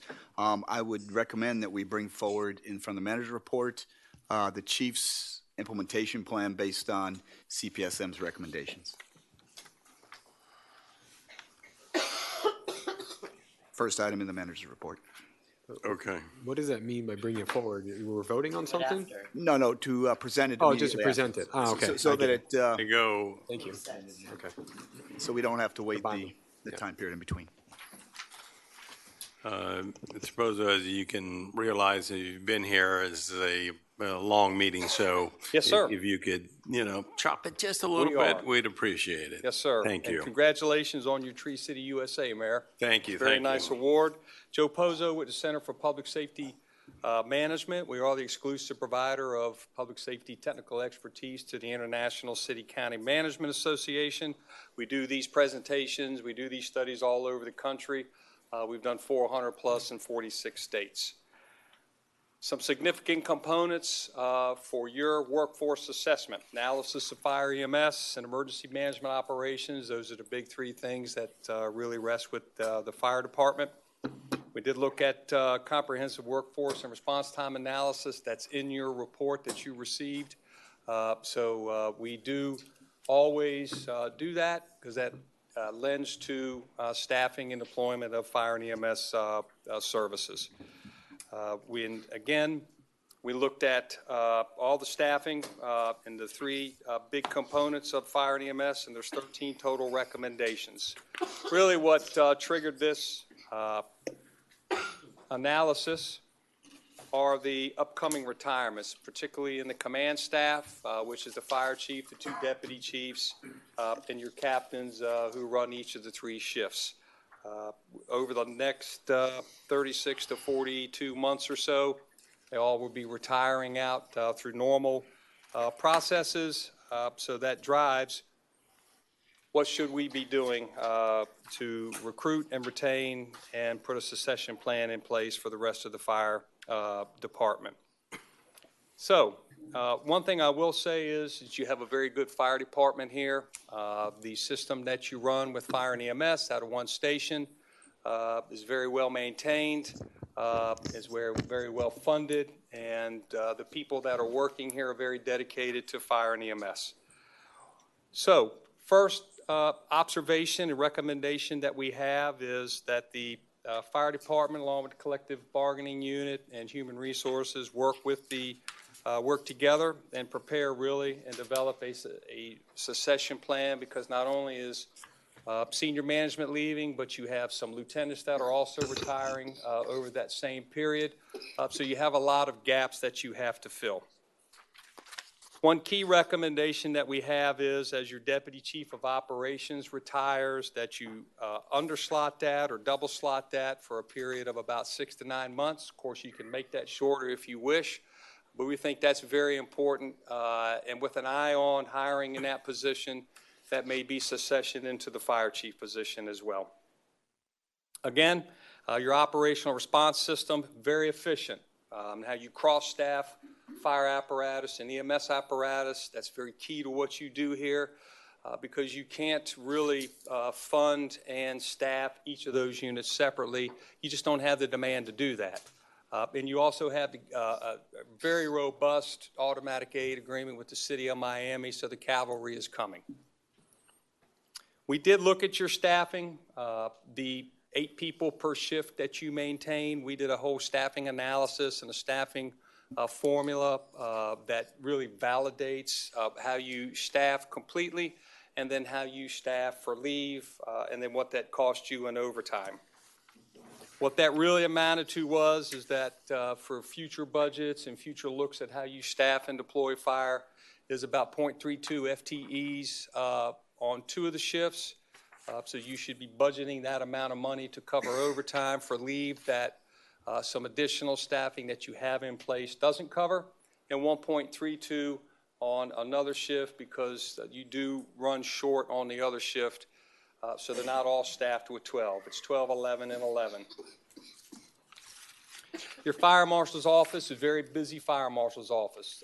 They do fire prevention inspections, code enforcement, they do building plan reviews, they do life safety education to the public, a lot of food truck vendor special event inspections, so they're very busy.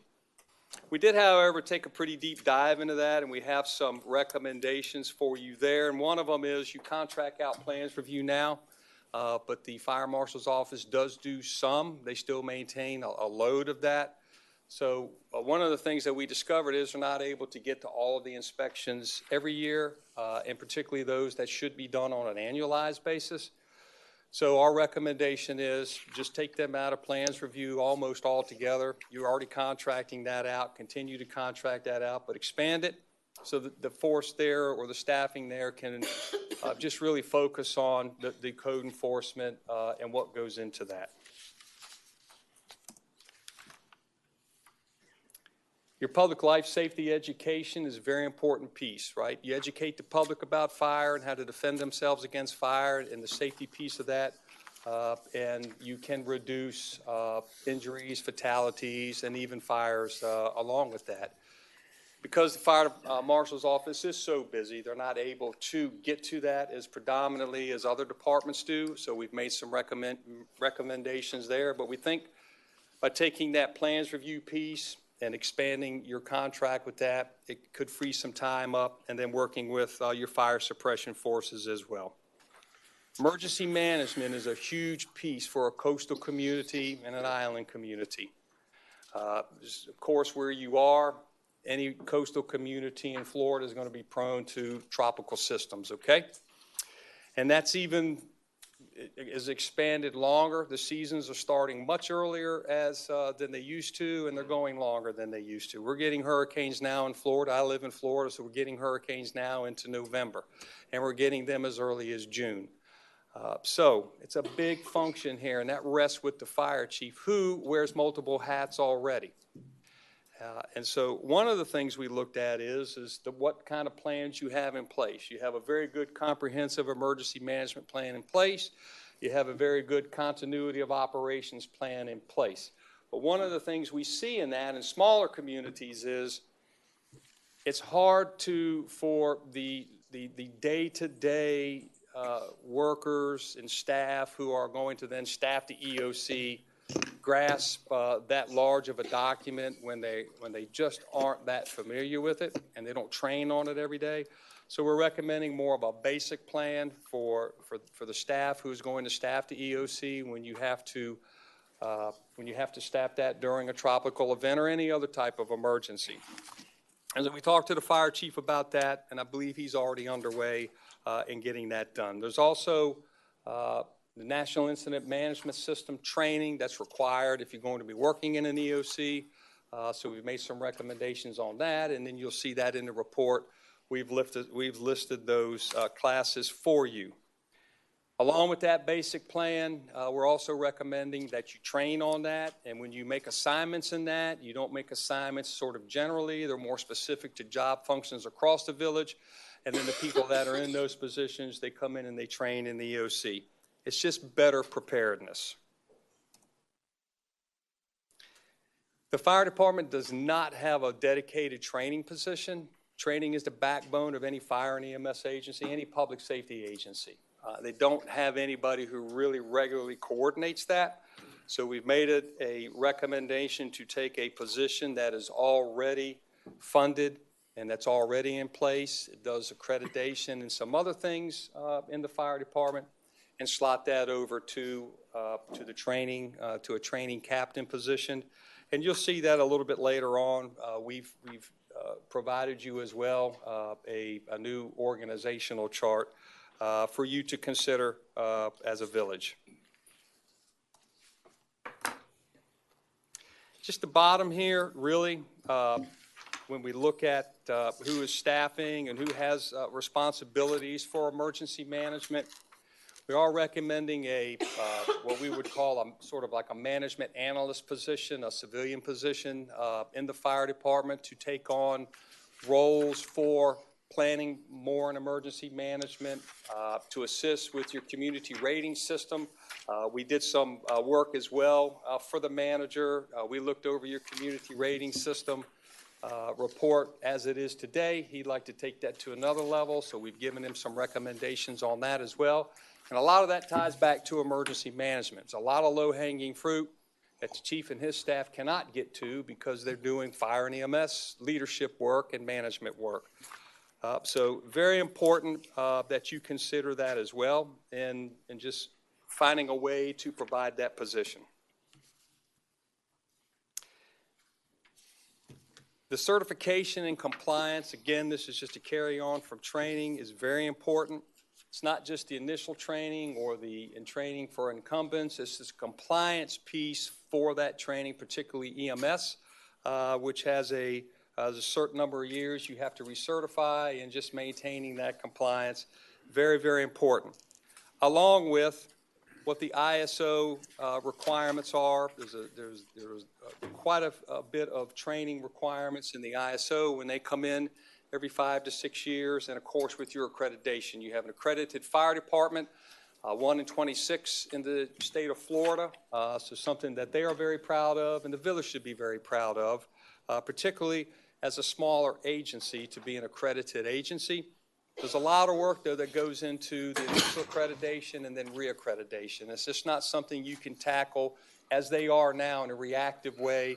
These are all things, the ISO and the accreditation, that should be maintained on a continual basis. Health and safety.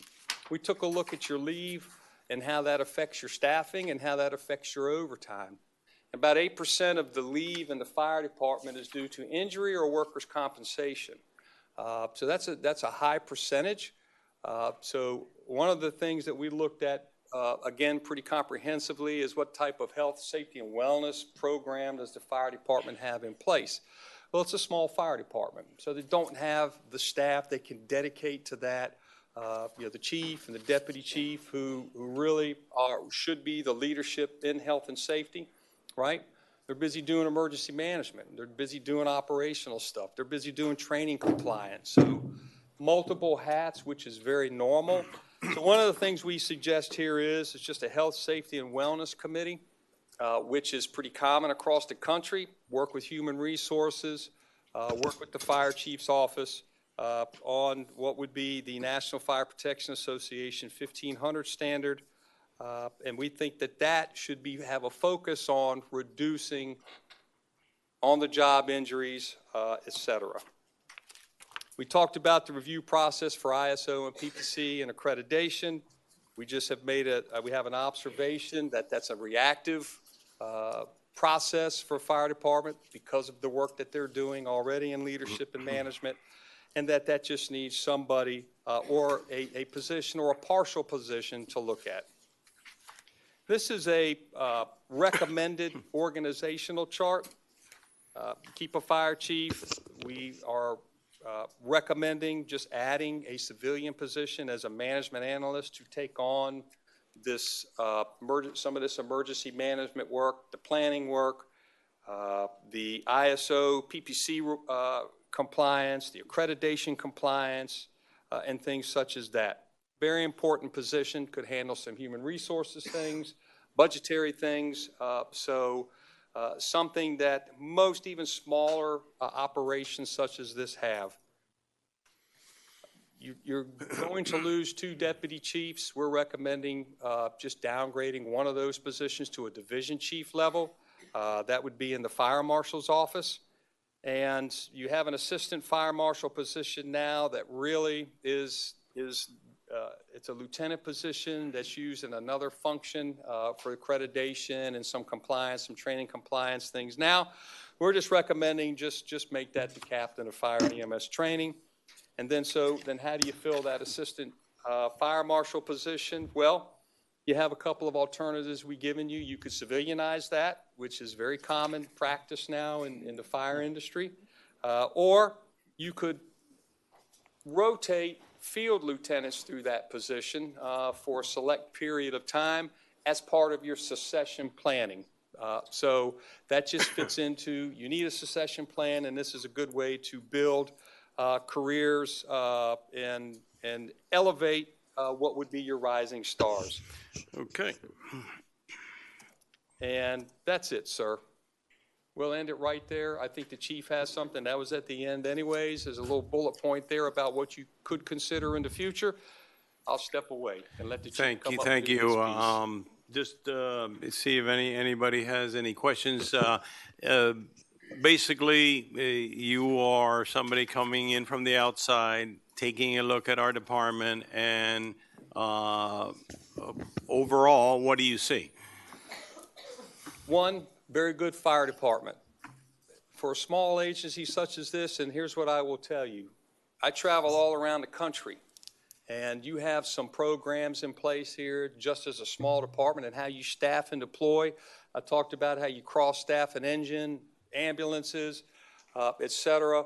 I talk about that all around the country, okay? Key Biscayne, Florida, very good fire department.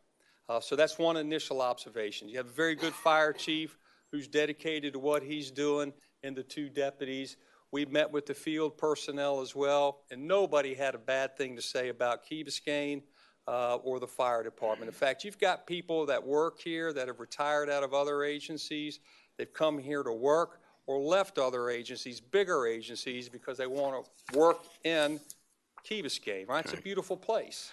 So you're making some suggestions and some tweaks. Improvements. Yeah. These are improvements because you're getting ready, Mayor, to go through the succession. This huge, just people leaving with all this internal knowledge. So and really that's the segue to yes, sir. Mr. Lang. If you could come forward and Could I ask one question, Joe? Yes. Mr. Posa, one question. It's the only question, yes, but sir. It's got a sort of immediate impact. You mentioned double slotting the deputy chief of operations for several months before. Yes, sir. I don't know what that means. Okay.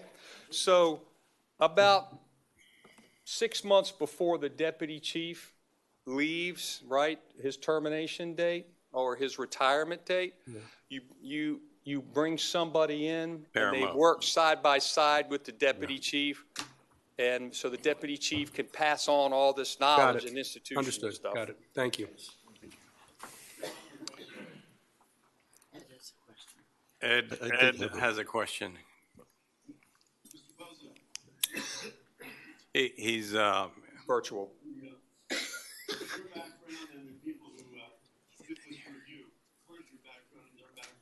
Yes, sir. I spent near 40 years in public safety, sir. I've been a firefighter, a line officer, middle manager, fire chief in Virginia, in Florida. I was a public protection director in Volusia County, Florida for 3 years, where I had fire EMS, emergency management, animal services, corrections, the medical examiner's office, and beach safety. About 950 employees. Okay.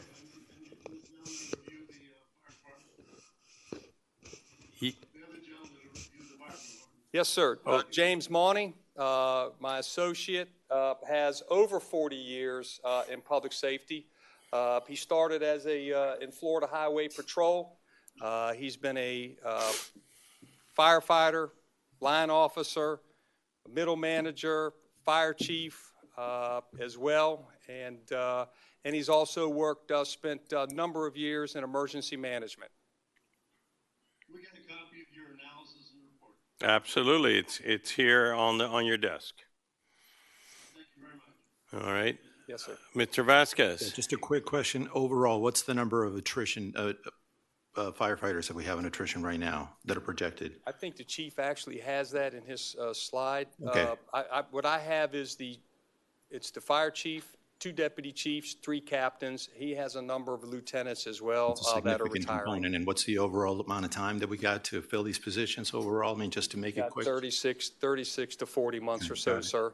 I like the idea of the fire Double marshal slotting, supporting that. And I like the idea of the fire marshal, that transfer of knowledge. Don't go private on that. Just my thoughts. Thank you Yes, so sir. much. Thank you. Thank you. Good evening. We're on this one now. Yes, we'll be moving to the transition plan. So first off, I have a package here for Councilmember London. I'll give this to the clerk, the hard copy, and we can circulate virtual copies if need be. I got a chance to meet Joe and Jim and their team that wasn't here. And they truly did a deep, objective dive into our fire department. I really didn't know what to expect. They're associated with ICMA. I got to be honest, I was a little nervous. Tell people what ICMA stands for. ICMA stands for the International City Managers Association. They're very well recognized within local governments. That said, it's not that I was scared to what they were going to find, but they were going to be extremely objective, and I felt we would do okay.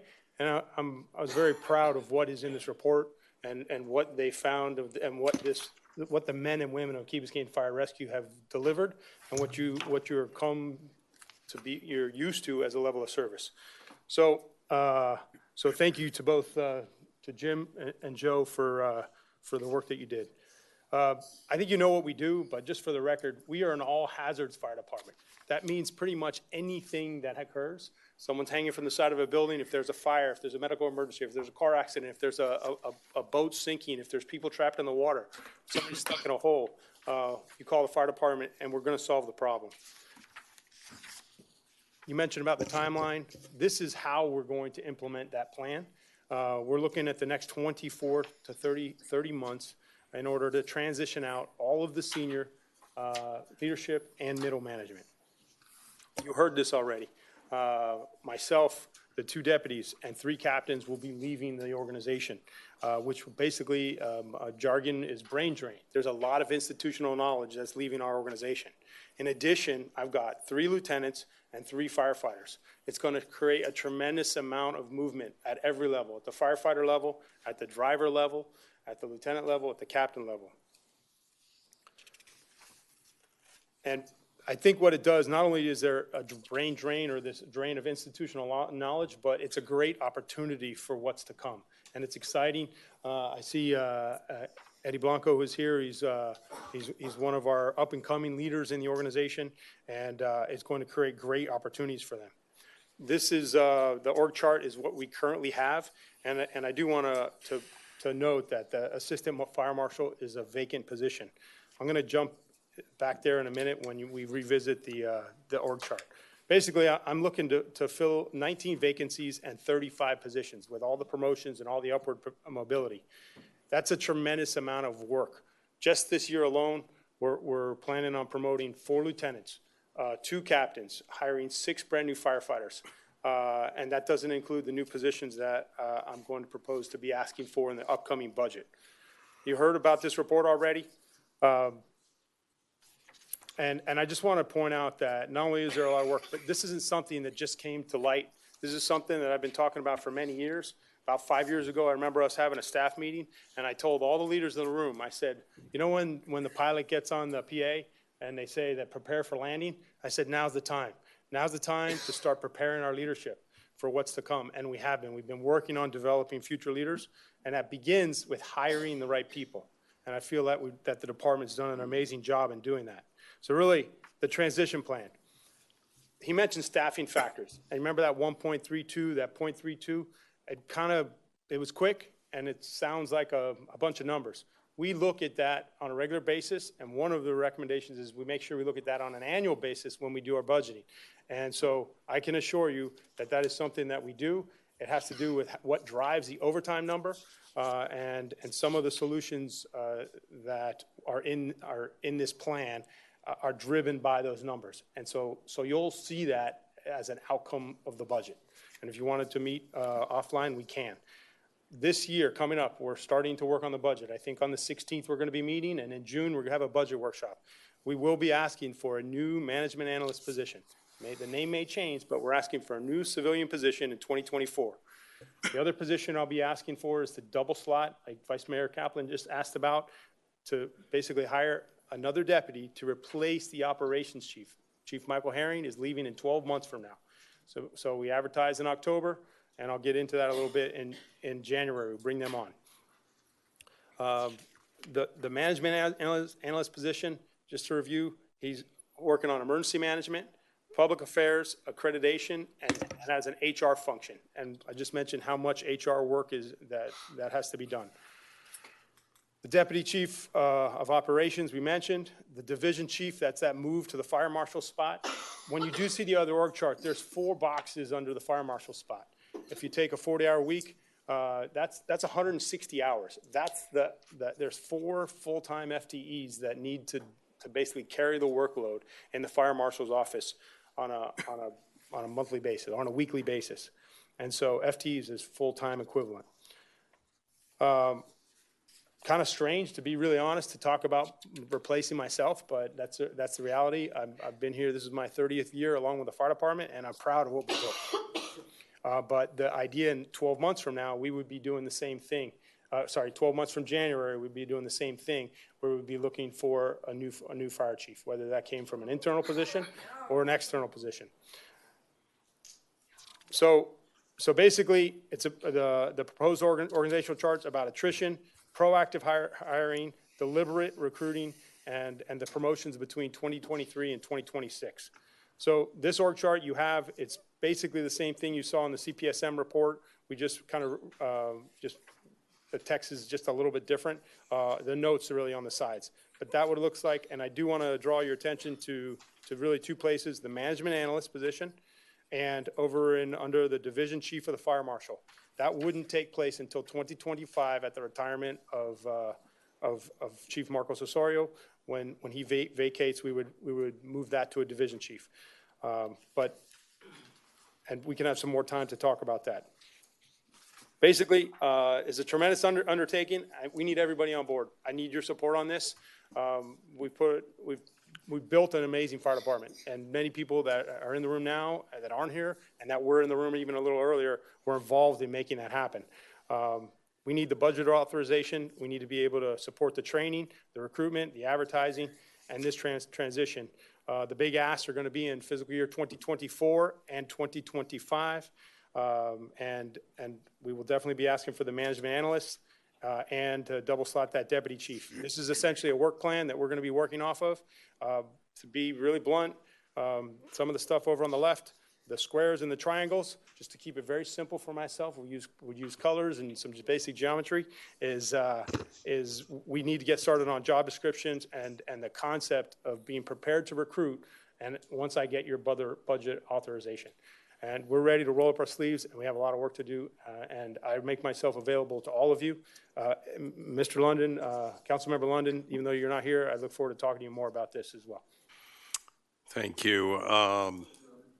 This is, we usually don't get, as this body's here about policy, we usually don't get this far into the weeds here, but what you are telling us is in order to keep the same high level of service that we have, we're going to be going through a very big transition. And that transition, because of historical issues, is a lot of people leaving at the same time. And so our job up here, as well as, and very importantly with the manager, is to make sure that that transition happens in a very easy way, and that one of the most important things that we have is an obligation to take care of public safety on this island, that it continues by having this very good transition. I think Mr. Vasquez had a question. No, it was good. Before that, I think that was the answer. I did have well, first of all, thank you very much for this approach, and thank you so much for such a deep dive. It's very honorable what you're doing, and thank you for alerting us ahead of time. I did have a question as it related to the overlap, and do we have a projected, because it's probably going to be a double salary component, right? 2 FTEs, yes. That's what I assume. There's going to be probably 2 to 3 months, so you're going to have an overlap. Correct. Do we have an idea yet of what that will be? I assume that will be presented at the budget. You don't need to present it now, but are we developing that? And that will be, okay. I've been the manager, myself, and Benjamin in the CFO's office. We've been talking about it. We're not prepared to talk about numbers. That's but fine. Soon enough, we'll be ready. That's fine. Thank you. I just think also it was important to note with regards to the organization, we had some exposure on the lateral levels that are now having this exodus, and what you're actually doing is improving that organizational chart to create levels, right? Correct. That will reduce that exposure in the future so we don't go through this again, yeah? Yeah, really, the goal, we're very much leaning forward in this and to set up a more normal rate of distribution. And I think as the manager put it, it's more kind of laddered in order to allow people to rise through the organization, ultimately into the fire chief spot. And, you know, my goal is always to promote from within. Thank you, Chief. Mr. Kaplan? I think it's self-evident to us, you know this, it's not just the numbers of people that are leaving, it's who they are and what roles they have filled for 30 years. So when you talk about institutional knowledge, we're talking about a generation of lifers that started with the premise of what service standard we were looking for in this community, right? The highest of attainment possibilities was the goal, and that's basically what's been built. So it's not just replacing people with people. How to communicate that kind of zeitgeist about our service standard has really rested with you and your peers for 30 years. So that's a tall order to replace. Yeah. The one thing I'll say is and I'll quote the manager. The manager has talked about us setting the conditions for future success. And he's really taken a lot of time to understand what Joe looked at, and CPSM looked at, and what the outcomes was it. And I appreciate the work that you also have put into this. So thank you. Joe? Yes, Ms. McCormick. Thank you for this, and thank you, Joe, and your team for such a thorough job. I think it's important to say to people watching who may not remember that this directive to do this came from council, that we felt while everyone was happy with the level of service, we didn't know, were we overstaffed, understaffed, were we efficient, inefficient, like it felt good, but we wanted real numbers and real data to be able to study it. And I think we got exactly what we asked for. And I'm not surprised that we're looking pretty good. Everything, all my other questions were either asked by someone else, but I did want to just say that because I think sometimes the why are we doing things gets forgotten or lost. Joe? Thank you, Chief. Okay. Thank you. Thank you. Joe? Yes, are you asking a question? Eric, yes. Eric? Yes, sir. Do I understand, Eric, that you are now going to retire, even though we've changed the rules, so you don't have to retire and still collect your pension? Can I just check? I am on record, right? So Yeah. I am not retiring in any way. If I'm no longer working here, I'll be working somewhere. I guarantee you that. No, I'm talking about leaving here. Look, just to be really blunt. Does this mean you're leaving us? Pardon? Does this mean you're leaving us? So I think probably the best way for me to say that, Ed, is that I have a date that it's the end of my drop, right? That's the way the retirement works. And so if my services aren't needed at that time anymore, then I'm going to go find something else to do. Yes. Why, are you going to take me sailing? Is if we want to retain you, we can. That's between, that would be at the manager's discretion. And so I'm honestly, we haven't even talked about that, but I would would take that conversation up in the future. There's enough work to do right now. I don't have to think about that. Well, we all love you, and we don't want you to go. Well, thank you, Ed. I appreciate that. As far as I'm concerned, you can stay, collect your pension, and keep working as long as you want to.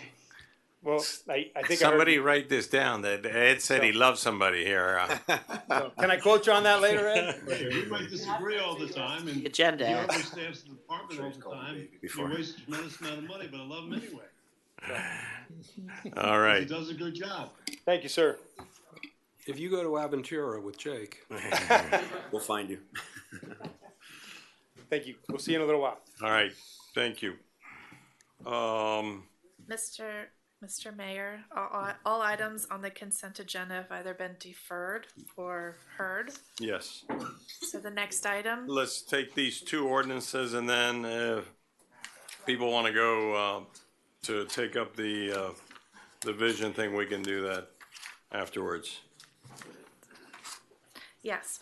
The next item is the second reading of an ordinance of the Village of Key Biscayne, Florida, amending the Village Code of Ordinances by revising Section 10-63 definitions, 10-91 permanent placement, and Section 30-41 recreational vehicles and manufactured homes relating to the village's manufactured homes and floodplain management regulations, providing for severability, providing for codification, providing for conflicts, and providing for an effective date. Move. Second. Moving the second, the ordinance is before us. Public comments, okay, public comments on ordinance 9A.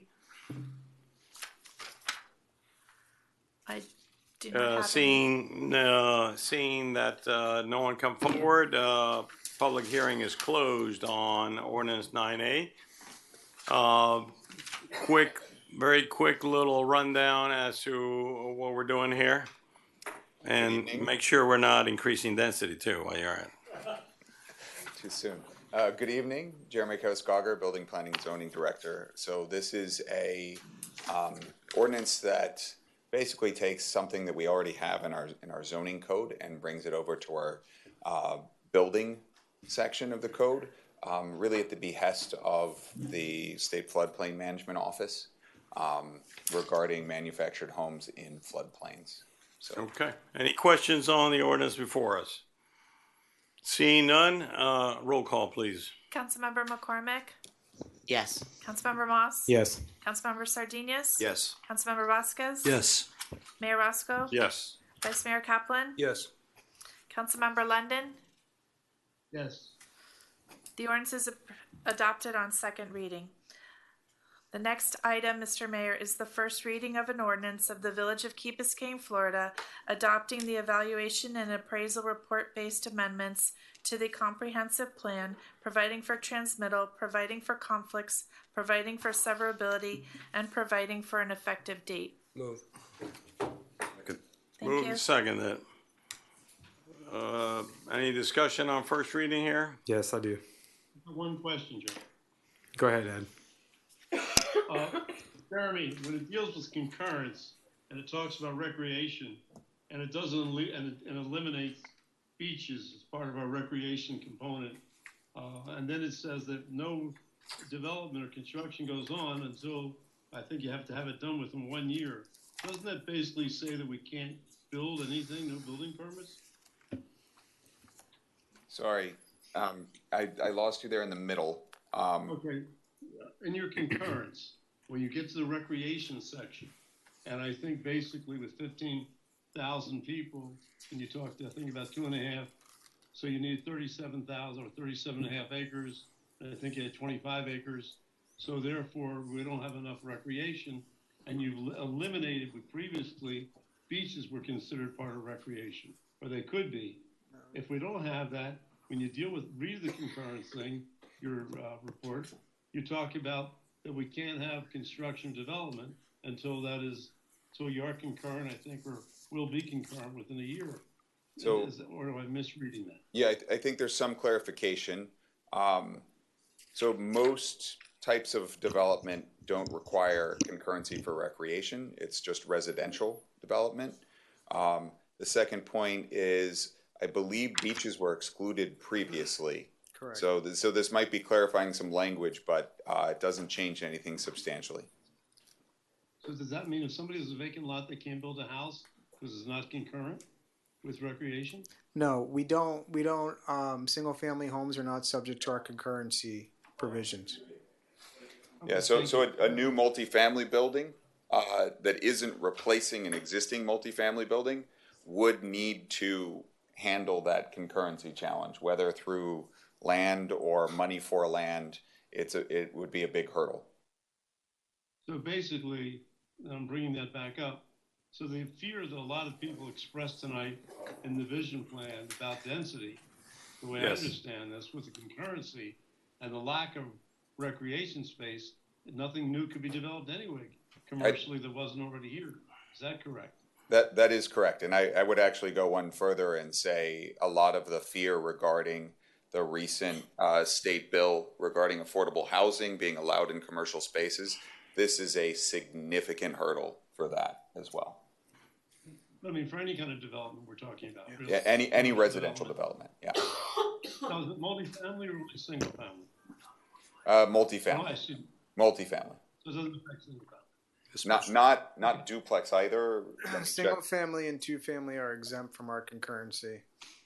So then basically, the discussions tonight and the fears tonight, based on increased density, assuming we decided to do exactly what the vision plan wanted us to do, which we're not going to, nor could we, one other hurdle to it would be the concurrency. Is that correct? That is correct. So people really should have no fear about increased density. Okay, let's stick to the ear here. Well, based on the year, I'm talking about. Yes, based on the ear, yes. I hear you. Good point. Good point. Mayor, we do need to have a public hearing on this since it's first reading. Okay. Public hearing is now open on the ear, ordinance 9B on your agenda. Seeing no one come forward, public hearing is now closed. On the issue before us, Mr. Moss. Yes, so just to clarify for the public, this came back to us. This is something that we've already approved. It went to the state, and the state decided to come back and say, wait, you guys missed a section that we require you to put in there, which was flooding, right? Yeah, peril of flood was the section, which, to our credit, the only reason we left it out was because we had applied to the state for a grant to do the work, which they rejected. So it wasn't that we were shirking our duties there. It just took us longer to do the work ourselves as opposed to having a consultant do it. All right. So that section is 1.5 in the comp plan, correct? Correct. So I did send this to you guys, and I just want to make sure it's on the record, and I think that all of us need to look at this a little bit closer. Policy 1.5, the minimum flood design requirements. Does this allow for us to be able to build below BFE in commercial areas if they're properly flood proof still, or would this prevent us from being able to do that if that's in the comp plan? We still will be able to do that. Okay. Yeah. Policy 152, 2 feet, you're requiring buildings to be built 2 feet above BFE in that section, correct? It's a suggested policy. Okay. It doesn't require it. Does not require. No, it's a suggested policy because we know there would be a significant benefit to CRS. So it's laying it out as a future possibility. Tell people what CRS is. Sorry, yeah, community rating system. So that's our FEMA flood insurance discount program. So for every point that we go down, it's a 5% discount to all of our flood policies. Is that correct? That's correct. Thank you. And then the last policy is 1.53.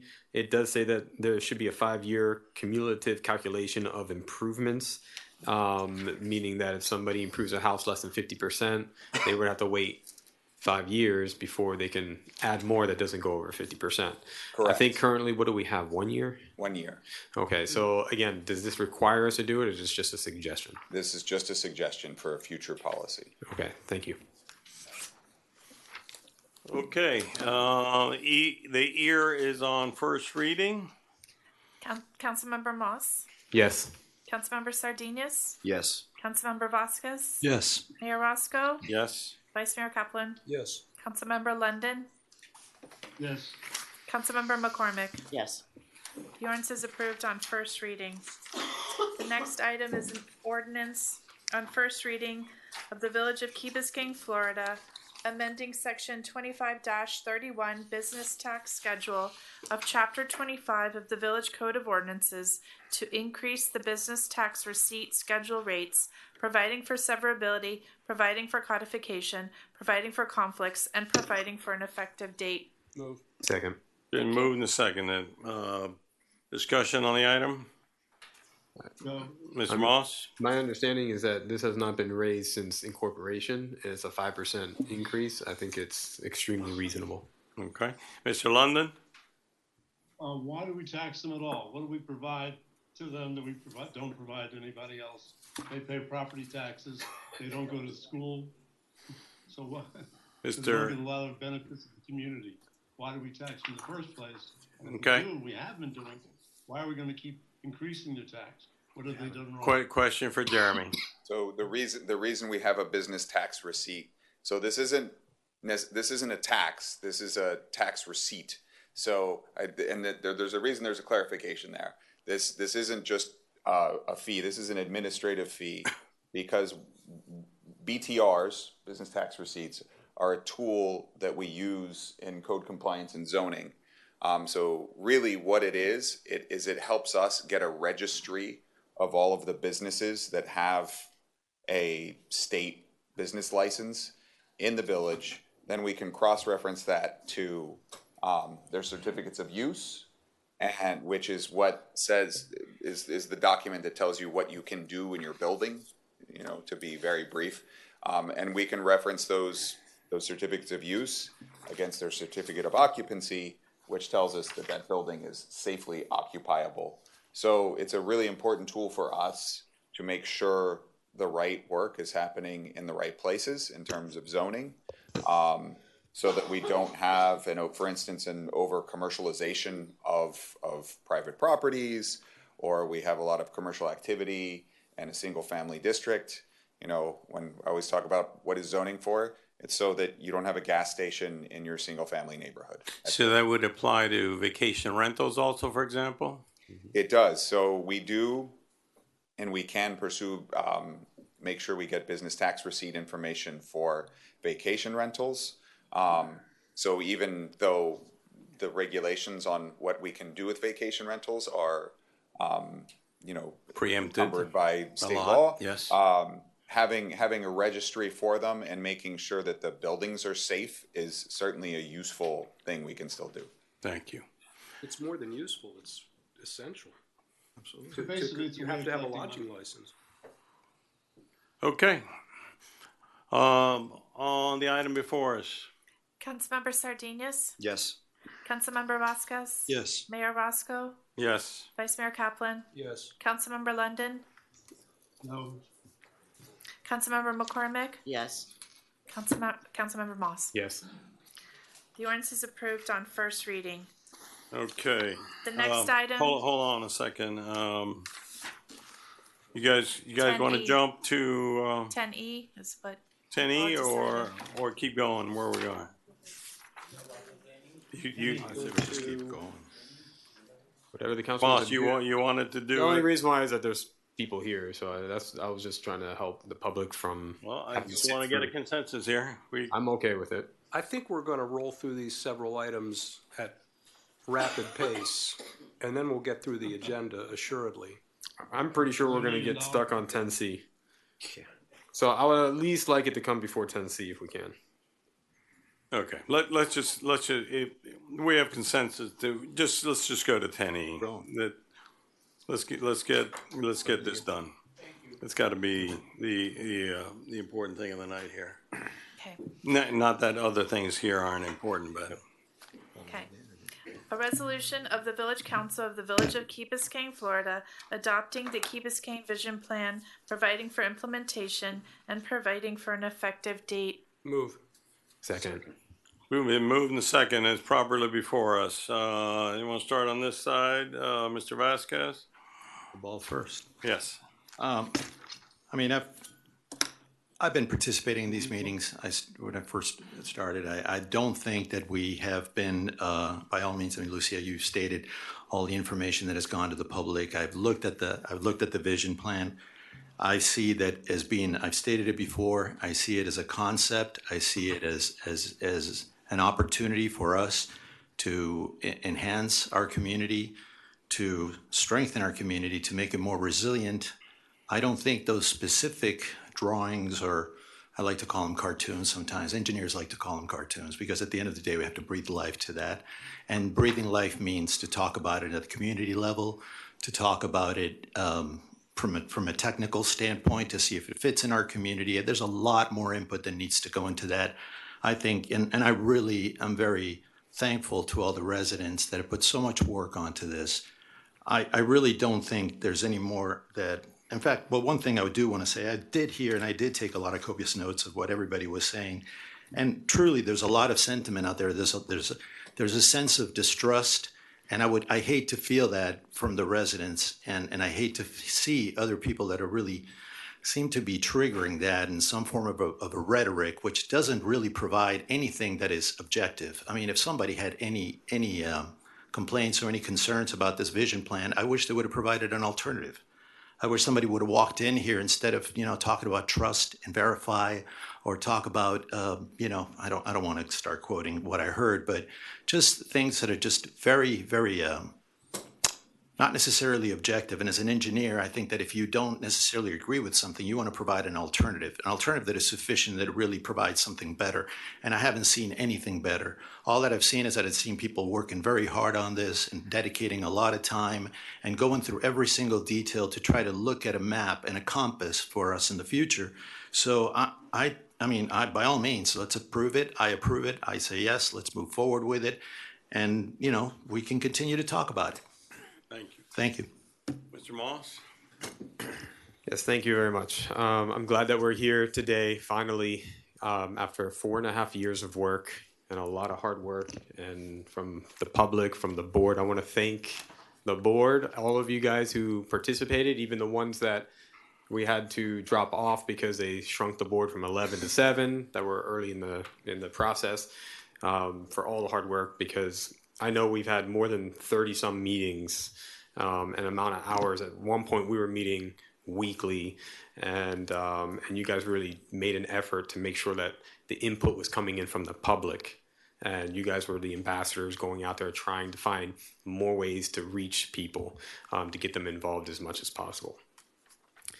I mean, we continue to hear the same kind of ideas, constantly, that, we're not listening to people. I mean, I listen, if I get an email, I respond. If people call me, I try to call them back, if I can. But I try to reach out back to everybody I talk to. So I don't understand what that comment was really focused at. But, I listen with compassion. I love to listen to people with the other side, to understand where they're coming from. What's the hurry? We heard this is 4.5 to almost 5 years. I mean, how much longer does it take to come up with a plan? I'm surprised it's taken this long. So it's time. It's time that we move forward. People spoke about recalling a vote, that we're making people give up their rights. We're not changing anything that was voted in November. The vision plan has nothing to do with that. You guys retain all the rights. When people talk about, multifamily, we're going to change the zoning. This council cannot change the zoning. That would have to go to a referendum to the people to make that decision. So none of that has changed. Nobody's taken anything away.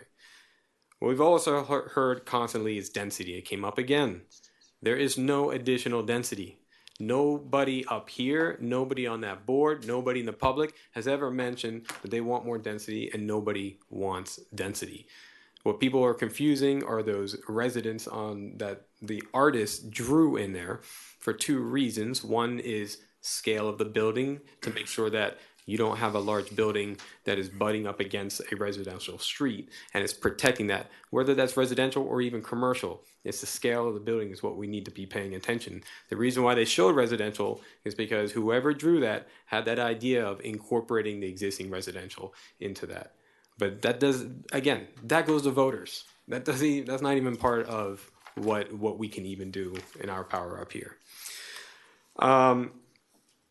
I think the other thing somebody brought up was new urbanism and the consultant. But when they talk about density, they're talking about expansion and trying to curb suburbia in places where they're doing brand new development out in the middle of nowhere. And they're trying to make those areas more dense and not so sparse when they're talking about suburban type development where you have 3 acres or 2 acres with one house on it. That's what they're talking about density. They're not talking about villages that are already developed and trying to push more density in there.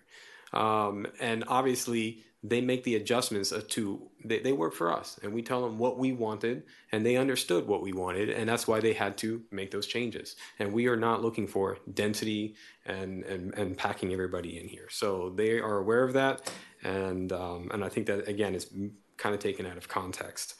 Another thing is that people continue to say we're promoting projects. We're proposing projects. We're not proposing any projects in this plan. We do not control private property. All we can control is how we can protect it for when a developer decides to come in and develop one piece of land in there. We need to be able to put safeguards in that area so that we can ensure that we have the stuff that are important to us and that we can actually sustain ourselves here. As somebody said, what are we going to leave with our kids? So that's one of the reasons why it's important. And it comes down to the question is, why are we voting on this? And what I want to say is that the cost of not doing anything right now is detrimental and it's critical. And if we don't do anything, we will get exactly what we don't want. And we know that. And we know that's a threat, especially in the commercial areas.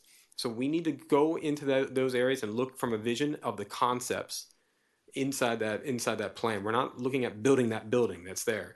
Those are just ways that we can see the different concepts in a visual aspect. And we have to put those into certain areas of the code to protect what development will, at some point over the next 100 years, will come. It's inevitable. We can't control that. I think the last thing that I wanted to mention is the seawalls, because I know the seawalls have been a issue that a lot of people are worried about. And on page 116, it does mention that we may consider a potential minimum seawall height of 7.5 feet. But there's still a lot of study that has to go into understanding if this is the correct height, understanding what the burden is on any of the homeowners. I would actually ask maybe if we add a sentence after that first bullet point, if you guys would be okay with it.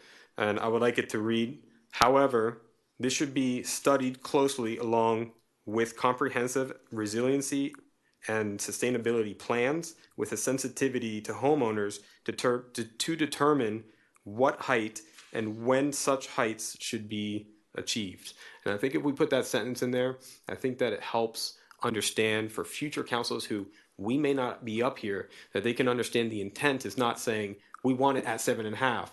We're just saying that, hey, that's a potential starting point, but we have to sit down and look at this. We know that this impacts homeowners. We know that this is in relationship to other plans that need to be first understood. So let's take our steps carefully when we're looking at this. So I think maybe adding that language would help in that area. Other than that, I think I've gone through this plan too many times. I think I know it almost by heart, and I'm ready to approve it. Okay, Mr. London? Yes, I listened to all the people speak this evening, and before this evening, I subscribed to Louisa Conroy's chat, and have a lot of people there who are very much against it and all these reasons, etc. So I basically asked them last week, I texted everybody, I said, give me your reasons, get back to me so I can understand what you're against. Needless to say, nobody got back to me, but that's fine. They got here this evening, they told you. And some of the things that they were against were density. They were very upset about the building we approved in the entrance block because the architecture, excuse me, Brett didn't like it too much. They talked about how terrible our zoning was, etc. And when I researched it, and I said, great, and I had the pleasure of rereading 190 pages today to make sure that I hadn't screwed up again. And I saw that number one, they recommended that we actually have an architectural review board so that we do have the ability to say to some people, you know, that's not acceptable, like certain other cities have. They also said in this thing, if we don't change our zoning, and they show the diagram, that permitted commercial zoning today, we could actually have, looks like 2 or 3 times as much square footage, and we have nothing to say about it because according to our current zoning, they could do that. Then they talk, excuse me, and then talk about the density. And then tonight they said, yeah, well, we talked about this density, but where's it going to come from? Well, obviously, we can't tell you who's going to vacate properties. We can't tell you what's going to happen in the future. We're just saying that here, the total density would not increase, assuming for the village, not a particular area. Yes, you could get more dense in one particular area, but certainly not in the entire village. So you really get down to a number of things, but then they're also concerned about the school, the causeway, Calusa Park, etc. A number of things that are dealt in the vision plan, which we have absolutely no control over. We can try and influence, but we don't control them. But these people who brought up said, hey, listen, we should be doing all these things. Well, we are trying to use our influence as a village, as part of the greater community, on the causeway, with the schools, etc. We can tell the school what kind of building we want and how we want it to expand, but we're not the school board. They have a plan for expanding and creating a new school. It's in the teacher's parking lot. I don't know if they'll ever do it. Maybe they'll change it, but I saw the plans a number of years ago. So there's fear. There's really like 3 different groups. And one group, it's fear of all different kinds of things that we're going to have and what's going to happen, and it's going to be terrible and awful, and the density and density and density. And as I pointed out this evening, with the ERP, or whatever you call the thing, or plan, we really can't have any more multifamily or commercial density because we don't meet concurrency on those items. So that should take away people's fear. And the other big thing, I think, which people are scared to death of, is the word implementation in a resolution. And I think if we do an implementation immediately, we're going to change the zoning code. We're going to do all these things to comply with this plan. And in the executive summary, it makes it very clear that we're not going to do that. So I think that maybe it's some contradiction there. And I think we change into implementation to accept it as our vision and guide going forward. It should alleviate everybody's fears. That's all I have to say. Thank you, Mr. London. Vice Mayor. Okay. This is the way it goes. This is a little bit uniquely spun up relative to other efforts in our history. But the debates in 1991, in advance of actually being able to adopt a comp plan, were similar. The tension between sins of commission by trying to be descriptive in planning and in envisioning alternative possibilities, as compared to sins of omission by not doing precisely that for sake of more flexibility and generality, was itself an enormously complicated needle to thread. In 91, in 95, the real act of comp planning was dispiriting. And in the kind of near aftermath of the celebrations that followed June 18th, 1991, when we incorporated, the actual act of doing the comp plan development and the public debates that ensued had a quality of like unplugging a fan. And there was a bit of dissipation that was overcome ultimately by patience and persistence in the continued effort to develop an excellent prediction that followed the more important part, which was the data-driven attempt to honestly look in the mirror and understand who are we, what do we care about, what kind of future do we want to create, what are the impediments, the challenges that stand in the way of our easy, feasible ability to do those things, and what are we going to do to overcome them? That's what that's what this visioning is all about. The effort that ensued in 2006, 10 years later approximately, left lots of people frustrated. George and I worked on that effort together with other people. People were frustrated with us because it was taking a long time, and we were extremely detailed in considering the what-ifs and the alternatives, and it did go on for a while, but we wanted to come to a great product. I think we did, the 2020 vision statement and vision plan that builds on that statement. I think accurately and honestly starts with the self-assessment of what we valued circa 2006 and what we wanted 2020 to look like. And as several people mentioned tonight at the podium, that was a successful effort because some of those aspirations really did come to pass, and the community is better for it as a result, in my opinion. I think most people would agree with that. Louisa asked, what is the vision for? What's the hurry was a theme. I'll try to offer some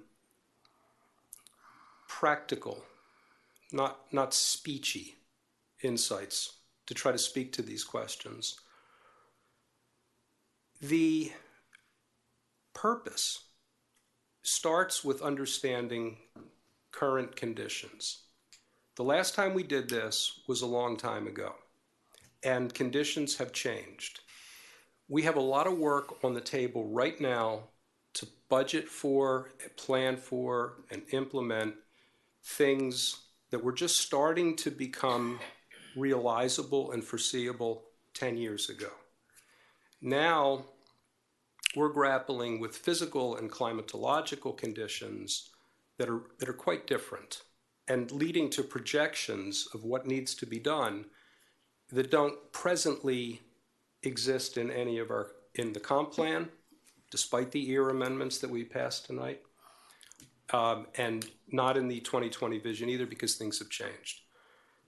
The comp plan, which is mandatory and a legal document, a legally binding creation, says at the very beginning that it is important to do these things periodically for the reason that things change, and that all of the projections that we work so hard to try to come up with as intelligently as we can become relatively ungermane if they're oriented towards conditions that are no longer relevant. I think that has happened just the way the world is. We need to keep up so that we plan and budget and project the things that need to be done based on accurate data.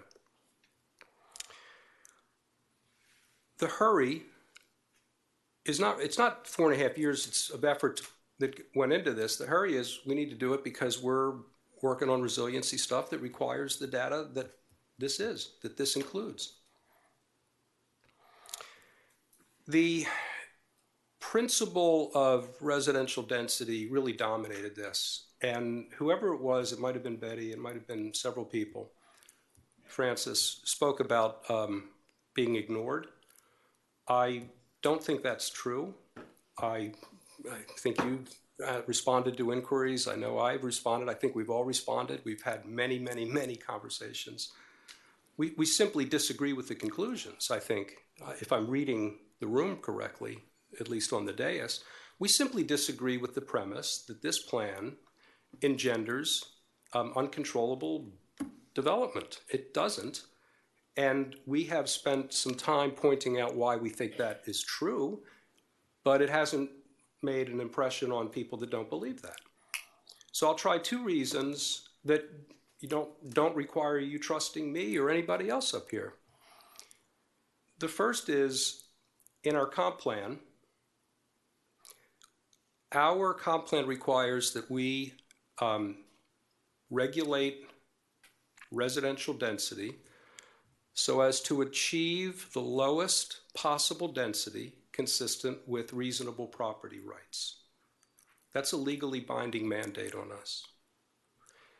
The other legally binding mandate is in our charter. I remember it, it's section 415, and it says that increases in density, among other decisions, have to go to the electorate. We don't have the power to do what's being feared. We don't have that authority on this body. Another observation that I hope would provide some relative solace is that, at least since I've been on council, we've actually reduced density in the following ways. The original permits for what became the Oceana project contained many more units than the ultimate permitted Oceana. The as-built Oceana reduced already vested rights in the form of greater units because we renegotiated the deal. Every time we acquire a lot on the west side, that's a home that's no longer on that lot because it's now a park. The multifamily at 101 Sunrise that was permitted on our watch in an earlier council reduced the density relative to the improvement that was on that site prior. The HR district is the subject of a density protective ordinance that was adopted after the Oceana approval. That was a precautionary step anticipating what might happen in that district. I forgot to mention the 2006 effort on this included a lot of labor on the subject of architectural review standards. So on the one hand, and I remembered that the SWOT analysis in the original comp plan basically concluded that some 75% of the people that were speaking to the issue at the time wanted there to be architectural standards on Key Biscayne. And we just have never gotten that far because the resistance to being too prescriptive kind of defeats the impetus every time it comes up. We always make the same decision after we always have the same debate. And we're left complaining about the fact that we don't have architectural standards. So we can keep having that discussion. The keep the village and the village stuff never changes. So what we're all about in terms of aspirations for the community is really pretty much an evergreen proposition that goes back to pre-incorporation. And it has to do with preserving, as the 2020 plan went to some great lengths to describe in words so that people who don't understand what keep the village in the village means, the words indicate what we intended that to mean is that we recognize that we live in a residential community that's lushly landscaped, beautiful, that's casual, that has spontaneous opportunities through walking and activities to encounter neighbors and have friendly interactions, supported by a mixed-use community, a commercial sector that satisfies our desires and our needs, with excellent schools and excellent rec opportunities and all of the above, including excellent government. That never changes. So this plan, as has been said, approves no projects. It approves no zoning change. It does not do anything to reimagine those community values. It does, in images that are more elaborate now than they were capable of being 10 years ago because of the way the consultants have progressed in their art and trade and craft.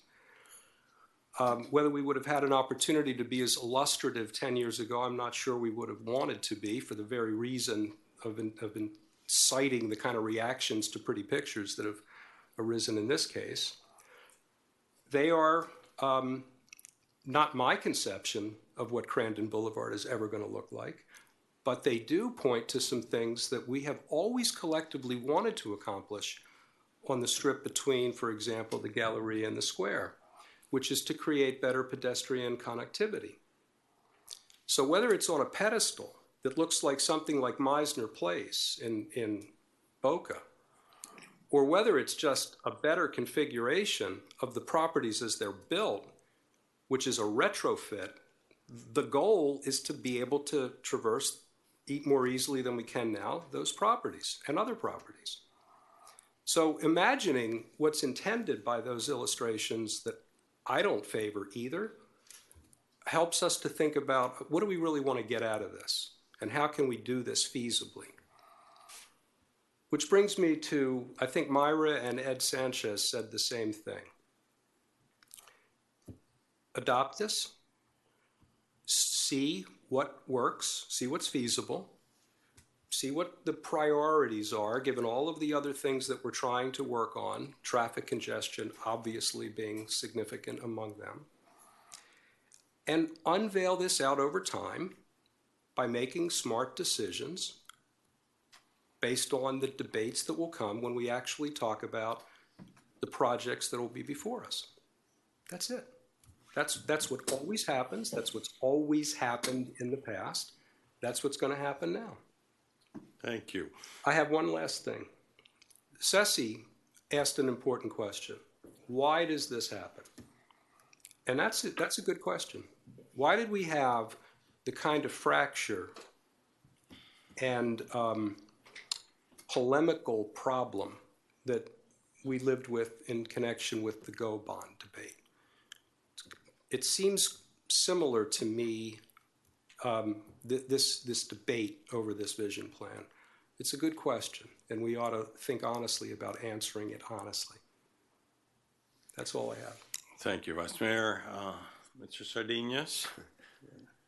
I'll try to be brief, or I will be brief. I warned I would never be as eloquent as Frank Kaplan when discussing what we thought was important. But I will say one thing, vision is crucially important in any entity, whether it be private, public, or even personal. It's the only way to survive. There was a comment made today about me coming back to this island. I left when it was 5,000 people. I came back when vision had taken its toll.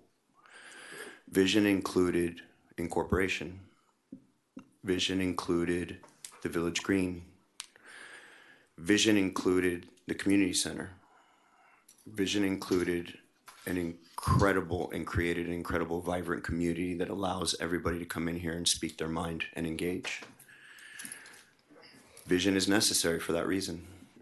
And it's courageous and it's hard.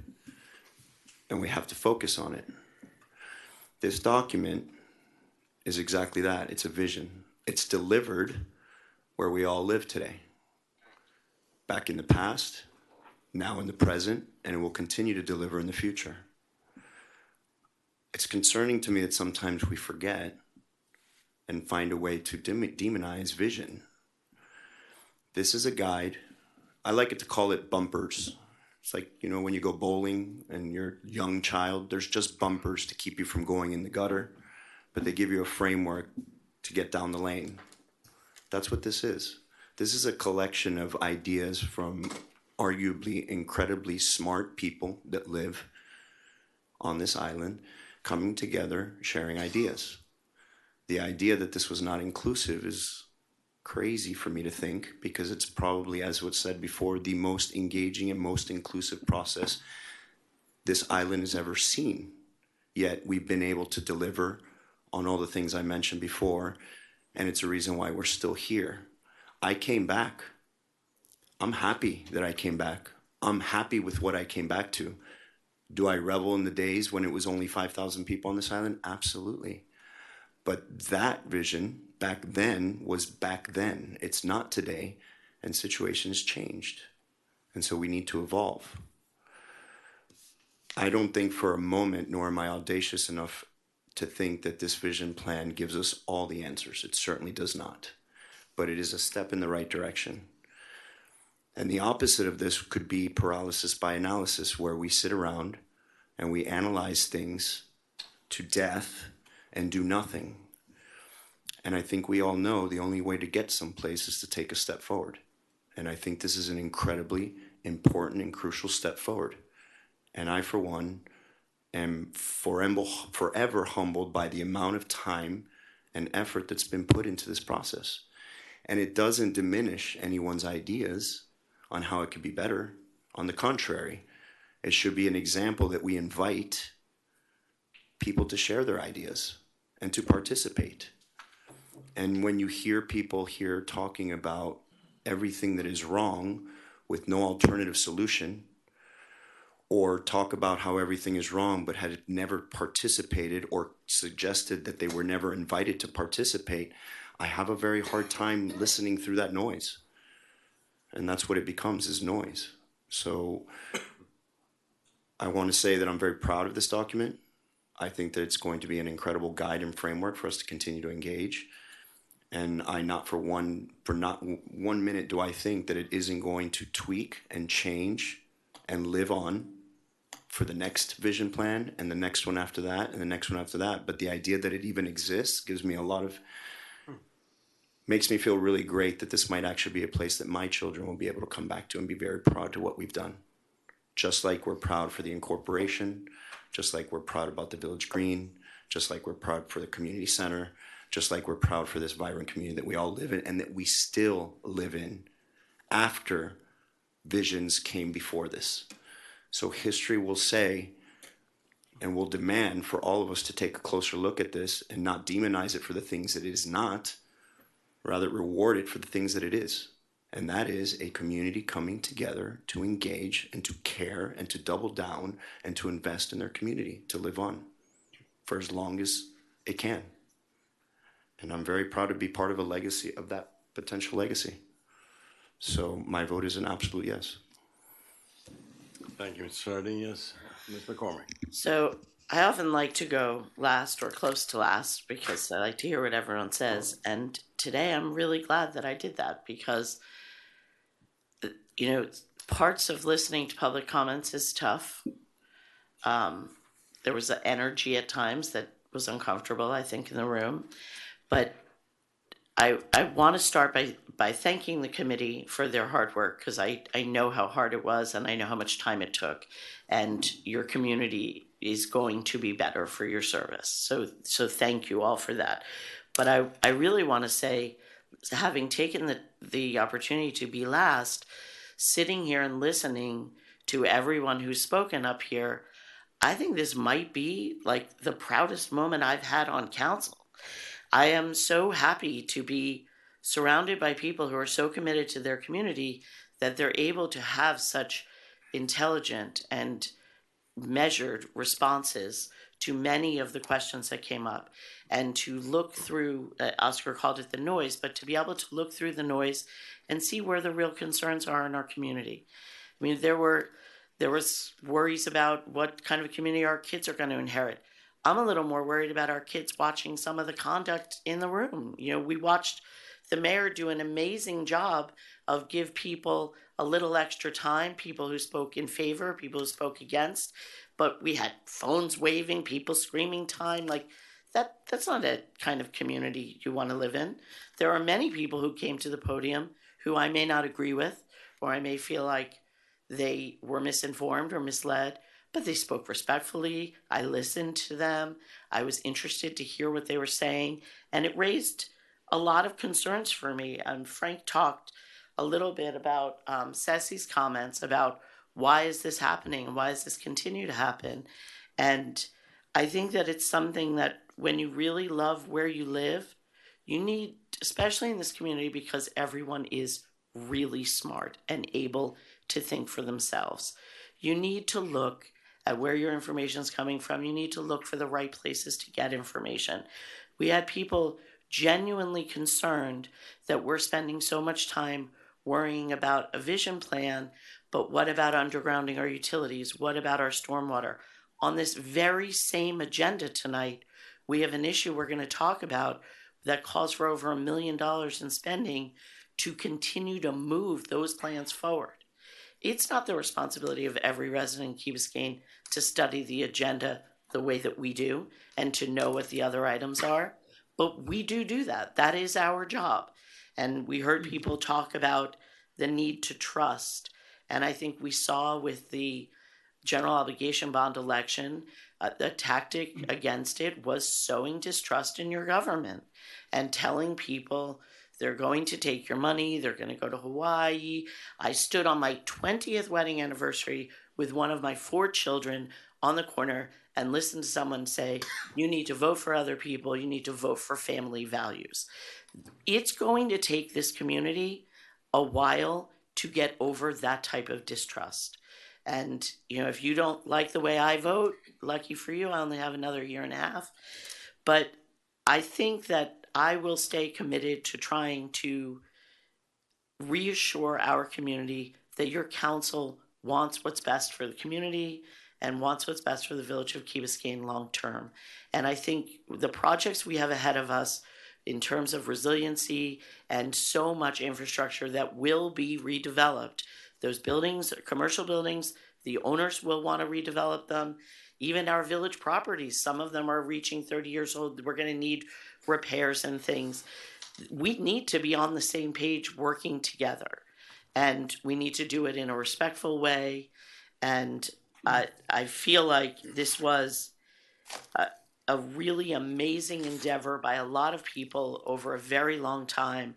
I'm sad to see so much anger and frustration by not many people, but enough that it makes me uncomfortable, and I imagine it made other people uncomfortable.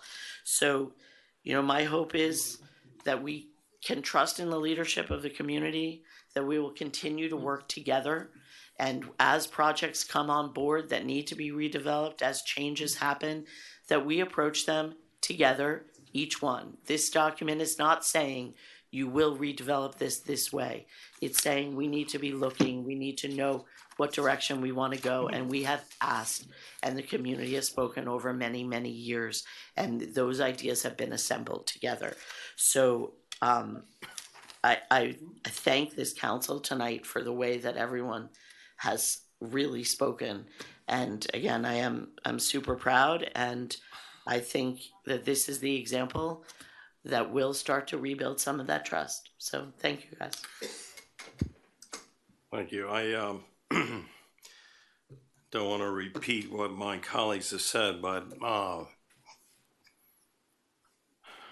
we need to say a couple of things.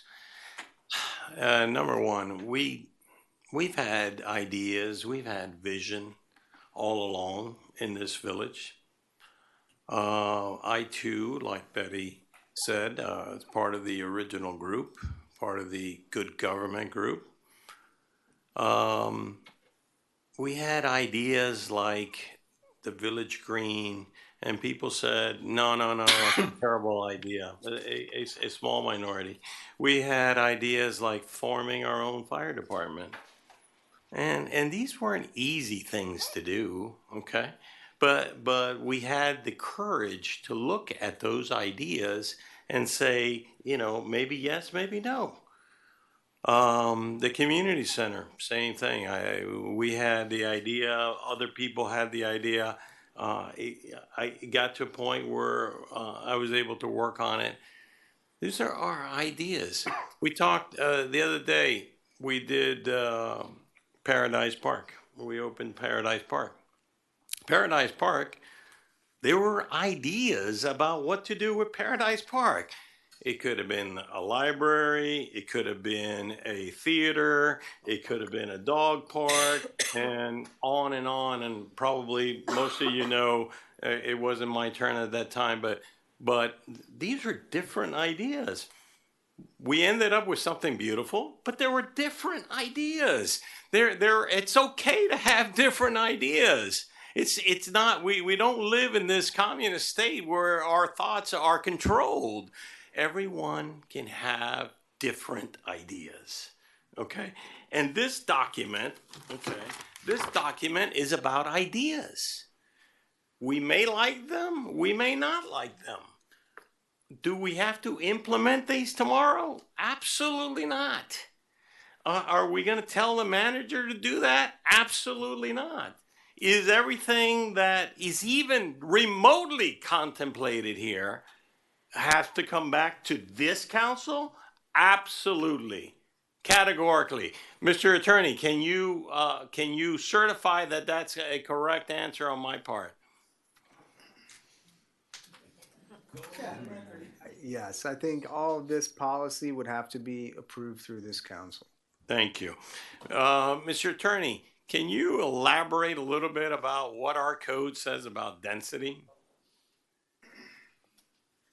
In 2012, after the Oceana development, the village council adopted an ordinance which capped density on properties to the density that they were approved as of that date. So in other words, if there is a building that was built, a site plan that had 20 units, even though if the zoning would have allowed it to be redeveloped at 30 units, the code today says you're limited to 20 units. So that was put in, like I said, in 2012, and that applies to all zoning districts that require a site plan. It does not apply to the single family, two family, GU, and the pros districts, but everything else. I would like on my behalf if you could bring a resolution that reaffirms that 2012, and I would hope to have a lot of co-sponsors on that for hopefully for June, so that we can continue to enshrine the fact that this community, this council, and other councils before are not interested in density. Can we do that, Mr. Attorney? Sure, if it's the will of the council, I'm happy to do it. Okay. Couple other little things.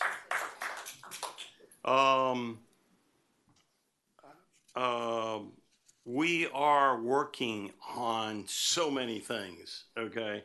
When you sat here and you listened to the conversation about our fire department, when you listen and about what our police department is doing, when you talk about all the infrastructure work that we have before us and that we are in the planning stages for, we are working on a myriad of different things and different things that this community wants us to tackle. And that's why we got voted in, because this community wants us to tackle those projects, especially the infrastructure projects.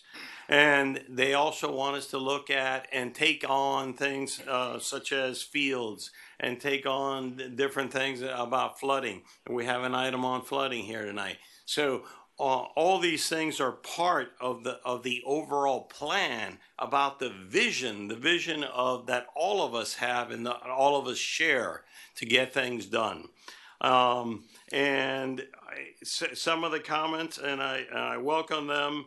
Let's accept the document and let's move forward. I'm willing to do that. Are we getting some things wrong? Absolutely. I mean, you have to be able to sit up here, you have to be humble enough to understand that you're going to get some things wrong. Okay? So the fact that we take something off of an agenda, it's because we're listening to you. We're absolutely listening to you. Okay? And that means that we didn't do something right. And we have to go back and retweak it. And this is the same thing. You want to retweak this? Let's retweak it all you want. Okay? But we can't just stand still and say, nothing needs to go forward because we can't fix every single thing. None of us here are perfect. None of you there are perfect. And none of the things that we produce are always going to be perfect. So if we have to scale it back, bring it back, and do it over, we'll do it over. That's part of our process. That's part of things that have to happen, and in that way. So I don't see that as a negative. I see that as a positive. We listened. We don't have it quite right. Let's go back to the drawing board. And there's nothing wrong with that. I have absolutely no problem with doing that over and over again until we get it as close to right as we can get it. Are we always going to get it right? No, we're not going to get it right. We're not going to get it right 100% of the time. We're not going to be perfect. Don't ask us to be perfect because we're not. Okay? All we can do is try our hardest and our darndest to meet the will of the community. So, without going on any further, I have a clarification. I have a motion. Well, I did too. You beat me to it. I was trying hold to. on a second. I just wanted clarification, Councilmember Moss's. Yeah, I wanted to make It's a. my motion, but Okay. it's got one or two more elements. And me too. I have another element in it too. Well, let me, I think Brett's verbatim language was spot on. I'd like to add that. Let's explain to the public what we're doing. The seawall height was specified at a specific benchmark. Yeah, it was still possible and under consideration. It wasn't to set it there, but it needs clarification. So the observation that came up in the process of vetting this, and also Brett's insight expressed earlier, is to, in effect, build in a more flexible, but still compliant with response to the need standard. That's one. The other is I did read Myra's contribution on history, and I'd like to give her the courtesy of, my few tweaks. They're not many.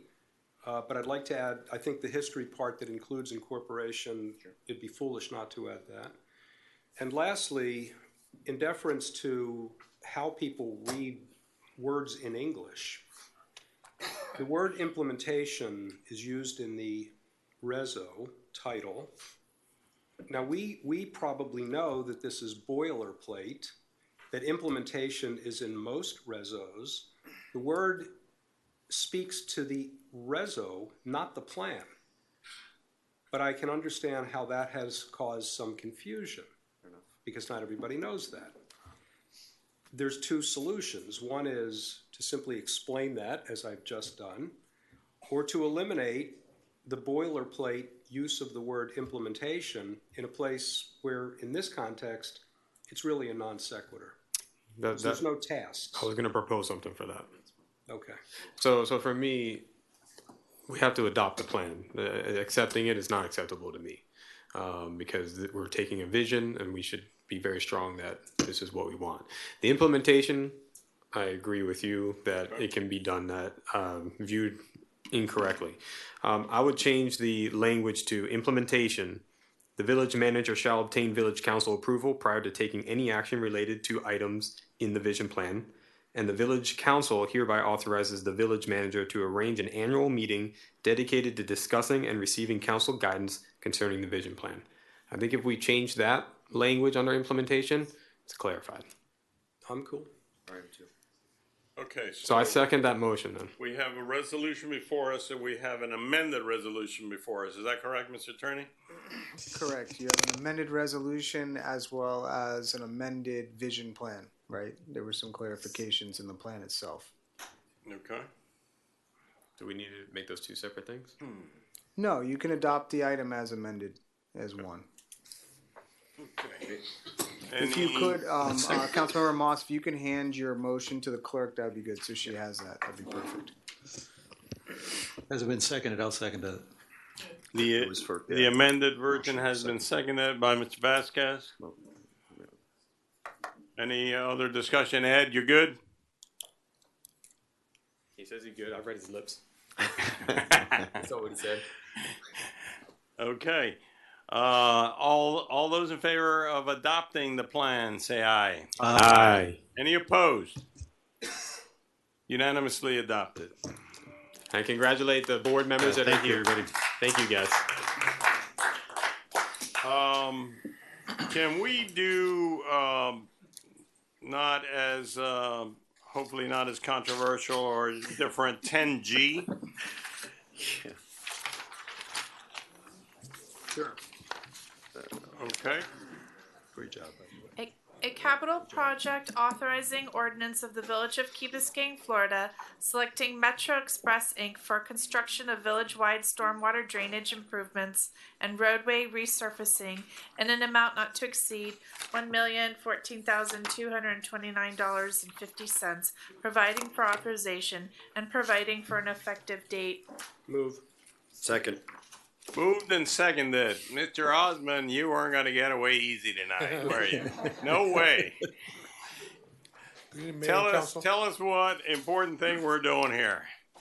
The item before you is a project that we call immediate flood control to basically address some of the flooding in the short term and help the residents.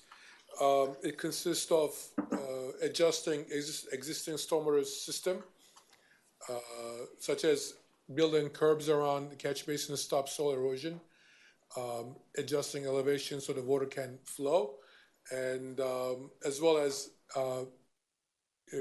milling and resurfacing some of the roadways so we can do slope correction so the water can flow.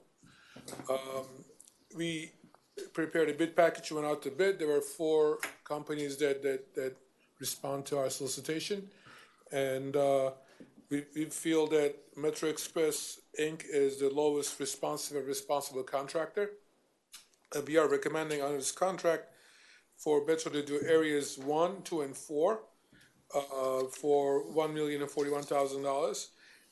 Area 3, we took it out of there because we have HMGP grant money coming in the next few months, and we wouldn't qualify if we spend the money before we get the grant, so we're going to hold off on it. And Area 5, as of today, we don't have the monies for it, and there will be a slaughter for the next time around. So at this time, we are asking for authorization to move forward for areas 1, 2, and 4.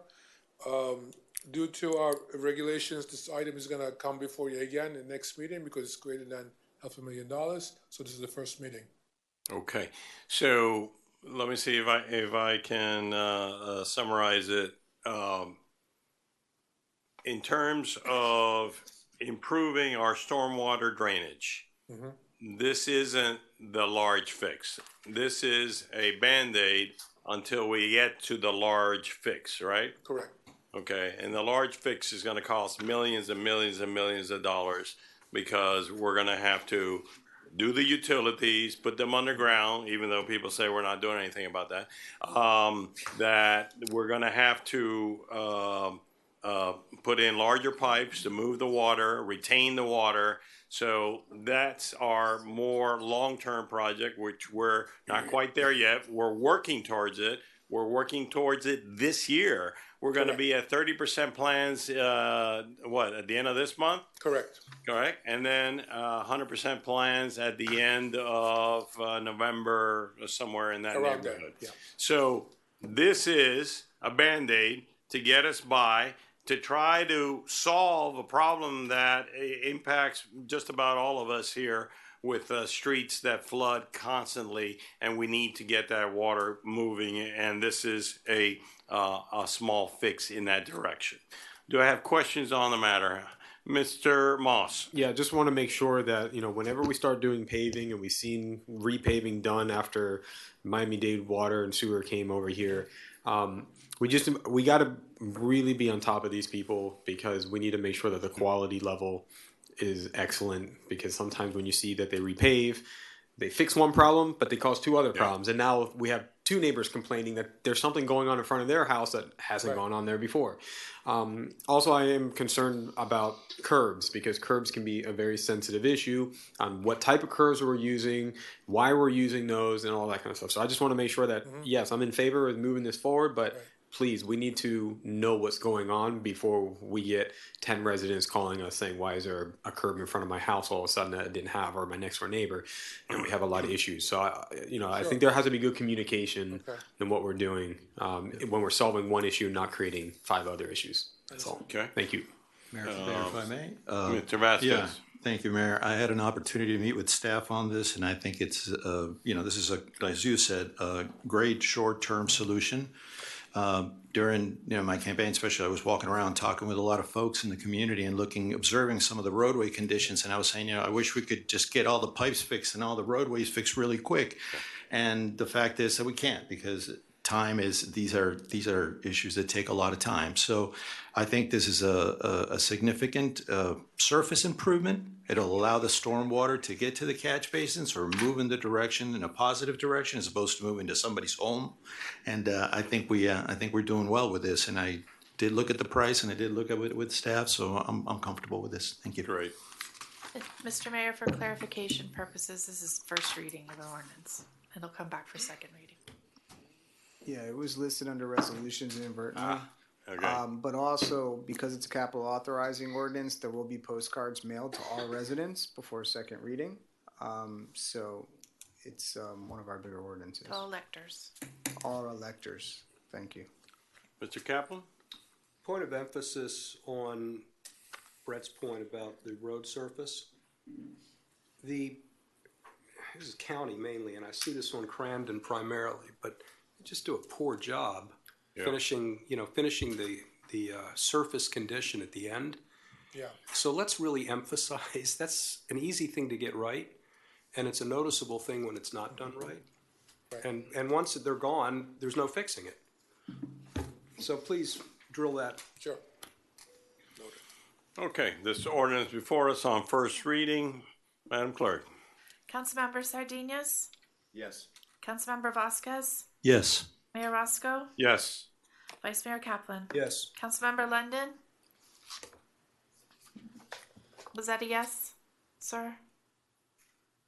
I think you're mute. You're on mute. You're mute. It's attacking his Thumbs phone. up. Typing yes. It's a long yes. But thumbs up, thumbs up. He's screaming. Thumbs up. Okay. Exhilarated. Give us a thumbs up, Ed. Yes. Okay. Councilmember McCormick? Yes. Councilmember Moss? Yes. The ordinance is approved on first reading. Okay. It's not a capital item, but let's get Ed as secretary for God's sake. Where, a little sign is. Mr. Mayor, should we go to 10A or the manager's report? Or? No, let's go to 10A.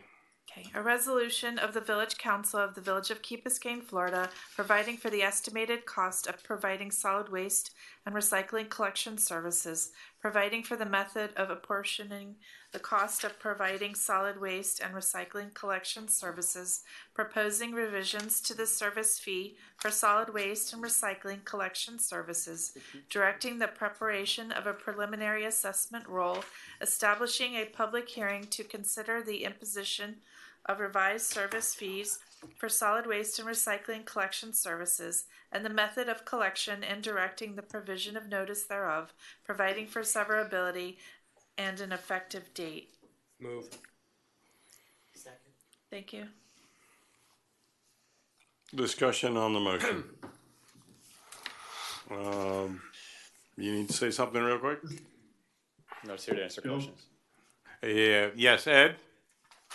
This is the result of us agreeing to give a increase to the waste collector who is not entitled to it per contract. Is that correct? Yes, a majority voted to tweak the contract, yes. He was not entitled to it. We just decided to give him the money, right? No, this Councilmember London, this item, all it's doing is moving the solid waste fee onto the tax bill. And it's calling for it.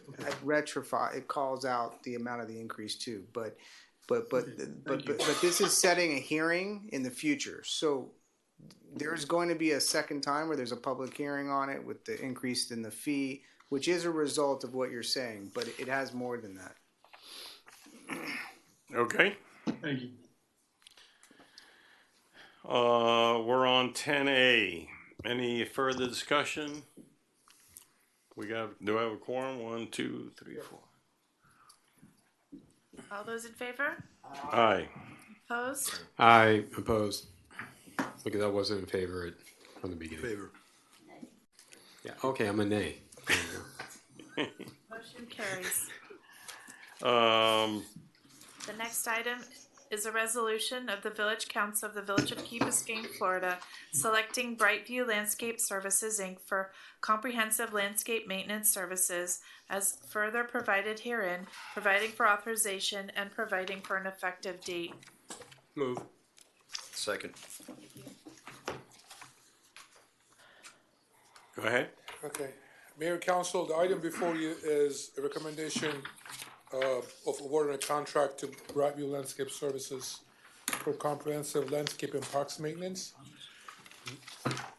As it was directed from the council to us, we went out, we produced a request for proposals, we went out and we got 4 companies respond to our solicitations. And through the process, Brightview was scored the highest and ranked number one and be recommended for an award. This contract, the pricing is provided in a three separate distinct buckets. The one is base services, which includes turf moving, turf disease and pest management, plant and shrub maintenance, and irrigation management.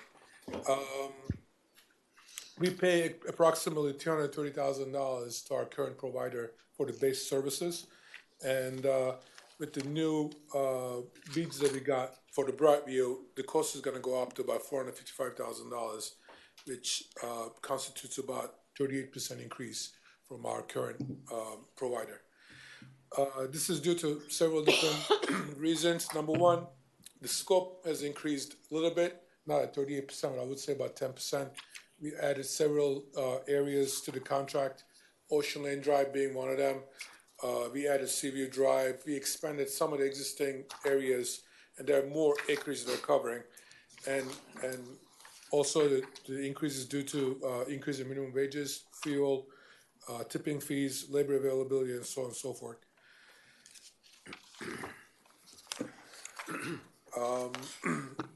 We are also adding litter and debris control to this contract. Currently, it's being provided by in-house, but we feel that it's going to be more effective having contractors do it. Not only did we ask them to do it, we also propose that it's doubled.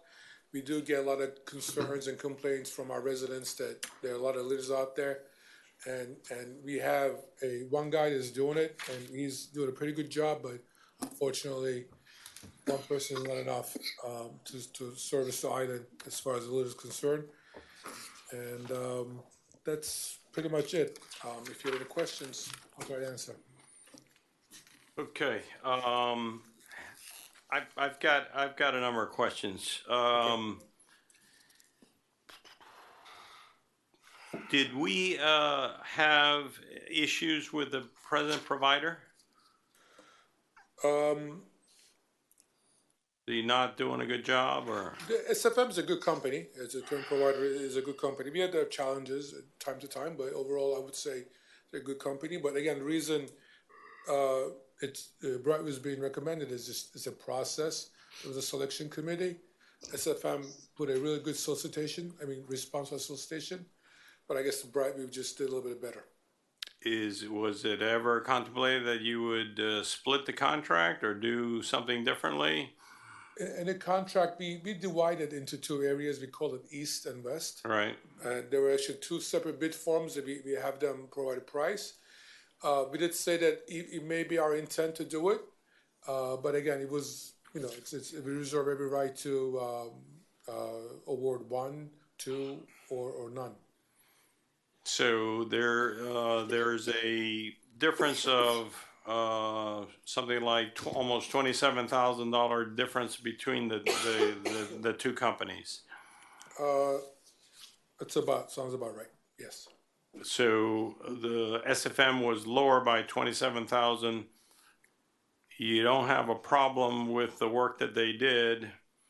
Am I missing something, or? Sure, I can clarify. Again, this is a request for proposal. It's not a low bid contract. It's the scoring is, let's see,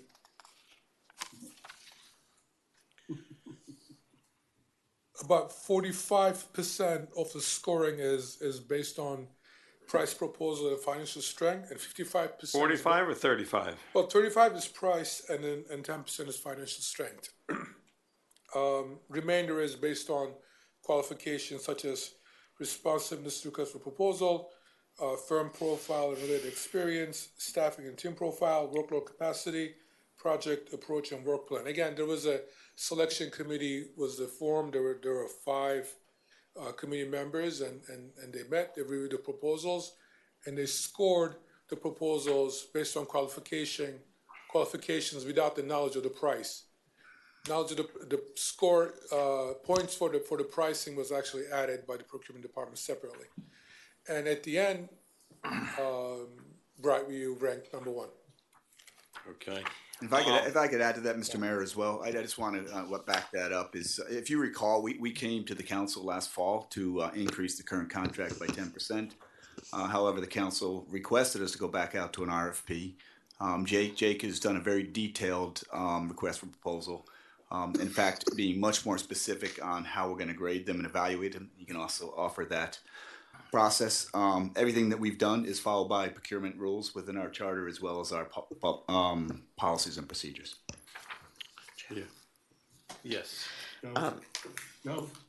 So I had kind of an in-depth conversation about this, and just want to share I had similar questions, and I think the answers that I got was that Brightview scored higher for very specific reasons, and some of them were issues that we've been concerned about through several contractors. A lot of times we have residents that are concerned with kind of like the more detailed work, and that we see like a weed whacker just kind of going at things that shouldn't be weed whacked. And the people that I spoke to who were on the selection committee felt that the responses from Brightview were more favorable within that. So that was the specific area I asked about, and which wasn't to say that SFM was bad, but that the feeling was that it would be better. Joe? Ed, go ahead. The fact that I'm not objecting to paying a higher price should be a signal to somebody else that I guess I've really checked this thing out. And I think we welcome a new contractor. Not saying it derogatory about SFM, but I think it's time for a change. And I think these people for the $26,000 for the 2%, whatever it is, I don't think it's 2%. Excuse me, maybe it is. I think it's worth taking a chance with them and seeing how we do. We got SFM because the previous contractor we had problems with. I shouldn't say problems. We weren't satisfied. And I don't think, as Allison has said, she's spoken to people. I have spoken to a lot of people, and they're not really totally satisfied with these people either. So I think for $26,000, we should take another chance with somebody else. Let me. Sorry, I forgot one thing. Okay, one more. I am just going to quickly. That two other things that I learned that I thought were really important. One was that the way we're going to structure the contract is a little bit different, with real performance measures built in and financial things attached to them. So I think that will really help with some of that more detailed work that we've been looking for. And the other thing I think it's important to point out is that this body, maybe a previous council, but really felt like we wanted our contracts evaluated, and that we didn't want to just stay with the same vendor because we had them, but that we wanted to make sure we were spending people's money responsibly and getting the best for the best value for our dollars. So that is what's happened. We directed staff to evaluate and to go out to an RFP. They've done it. They did a deep dive. They did a scoring, and this is the recommendation. So I think we should go with it. I just want to quickly Mr. Sardinias and then Mr. Moss. just applaud the addition of litter and debris control. I think it's important. I'm glad that we're doing that, and I look forward to see that because it could get pretty out of control. And Allison took the words right out of my mouth. It was that the most important thing for me was to ensure that lessons learned are in our contract, and we have a strong contract that we can control. And my understanding is that that's what we have here. So I'm very happy that that's the direction we're going into. Sure. Thank you. I like that. Contract is very tightly written. I was kind of worried in the beginning that we may narrow the field too much, but I was happy that 4 major companies responded, and also being SFM Brightview very close on the price is kind of give me confidence the price is also correct. Let me ask you a really important question. Are you done? Yeah. Who takes care of the K8 field and the St. Agnes field? Those are covered under our athletic fields contract, which also happens to be Brightview. Okay, but we just issued that recently, right? That doesn't take effect so until June 5th. who was responsible for that before? It was SFM service. SFM was the responsible party. It was SFM was our vendor to do that work. There you go. But to be clear, we've separated the scopes Correct. in two different parts of Brightview. One specializes in fields, whereas SFM was one umbrella Yeah. covering all maintenance, which Correct. has deteriorated quite a bit with our fields. Yeah. And so this is going to be a better setup. Mr. Kaplan? I did think to say, to kind of recognize SFM with a degree of gratitude. There was a really challenging time, and I think they listened to us in our attempt at constructive criticism, and they tried to respond. And I think it's worth mentioning that I personally appreciate that. This was kind of the direction of the prior council to stir the pot. The rationalization is sound and sensible, and I don't think I have any reason to look behind it, but I did want to say a word of gratitude to a prior contractor. Okay. I gotta tell you, I'm not happy with the way this thing looks. I've got, the base service, and then there's an added thing on top of that. But in the end, we never pay for base services. We pay for a heck of a whole lot more than that, because that's you must be including a lot of things that don't seem to be on here, right? Because if we paid fiscal year,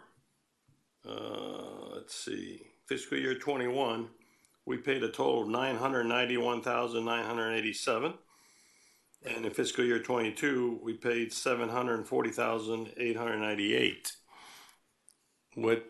How do you get there if the base service was supposedly $330? Right. Again, the base service is limited to basic things such as turf moving, turf disease, plant and shrub maintenance. SFM's current contract is much larger than just the base services. They do provide tree trimming, which is additional about $300,000 a year we pay, or the palm trimming for twice a year, and the hardwood tree trimming. Now, that's also being advertised as a separate contract.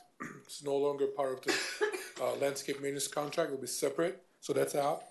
Also, we do pay SFM for the tree plantings or landscape improvements projects that is whether directed by the manager or the village council or departmental level. But again, those projects are not guaranteed in the beginning of the contract. And again, those are performed as needed. What we did in this contract we bid out, we call additional services.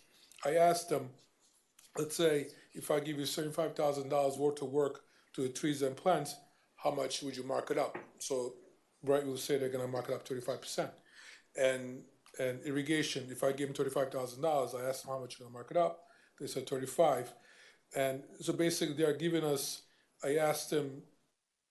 I gave them imaginary work of $190,000, and if they do it, it's going to end up costing us $256. But again, we may not do it at all. We may do $500,000 if village council gives direction to do additional work. So this is just to establish a price point and a markup on their cost, and it's not necessarily a project that it's guaranteed. So that's why when we are comparing, we compared base services. Okay.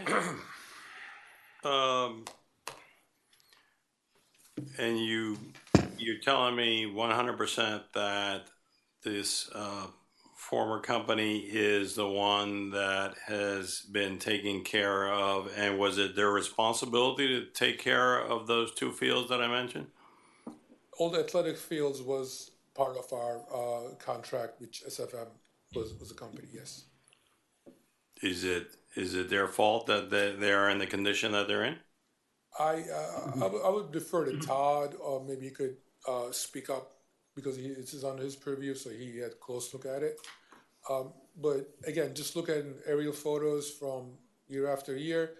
They did deteriorate, correct, under SFM's watch. Okay. On the motion before us, any further discussion? Joe, one quick question. I understand that the St. Agnes field, I haven't looked at it, was in pretty bad shape, and it's a grass turf field. We have the artificial turf at the Village Green, and we're scheduling rugby tournaments at St. Agnes, which tears everything up. Is that correct or not? Jake?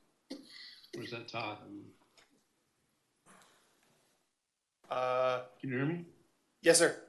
Our rugby program does take place at that field. They don't feel comfortable playing on artificial turf, so they prefer to play on the natural grass. The field's been maintained better previously in separate times. There's two things that determine the carrying capacity of a field. It's its use and its maintenance. If you use it too much, there's not enough maintenance that could ever take care of a field. I think we can improve on the maintenance, and we aggressively this year addressed the where. If it rained, I don't know if you've been in the community center on a Tuesday or Thursday on a rainy day, rugby was in the community center. We kept them off that field. So we're trying to address it from both areas, and hopefully we can get it back into shape and be able to do so going forward. But I guess my follow-up question is, Todd, if in fact, we have this thing, we spend a lot of money with St. Agnes every year on regular turf, and I know the rugby guys might not like artificial turf, isn't it the best interest for our village to look into possibly astroturfing St. Agnes if they'll go for it? Yes, sir. It is in our capital plan for not next fiscal year, but the previous fiscal year. Next fiscal year, we have Mast Academy in the capital plan, and then the following year, we have a discussion about Mast Academy. St. Agnes. Thank you. St. Agnes, I'm sorry. I know what you meant. Thank you. All right. Wait, call a question. All those in favor? Aye. Opposed? Motion carries. The next item is a resolution of the Village Council of the Village of Key Biscayne, Florida, authorizing the village manager to issue a work order to Black & Veatch Corporation for the preparation and creation of the Resilient Infrastructure Integration and Implementation Plan, R13P, Program Management Plan, Project Management Information System, and other related deliverables relating to the Resilient Infrastructure and Adaptation Program, RIAP, in an amount not to exceed $1,381,631 and providing for an effective date. Second. Thank you.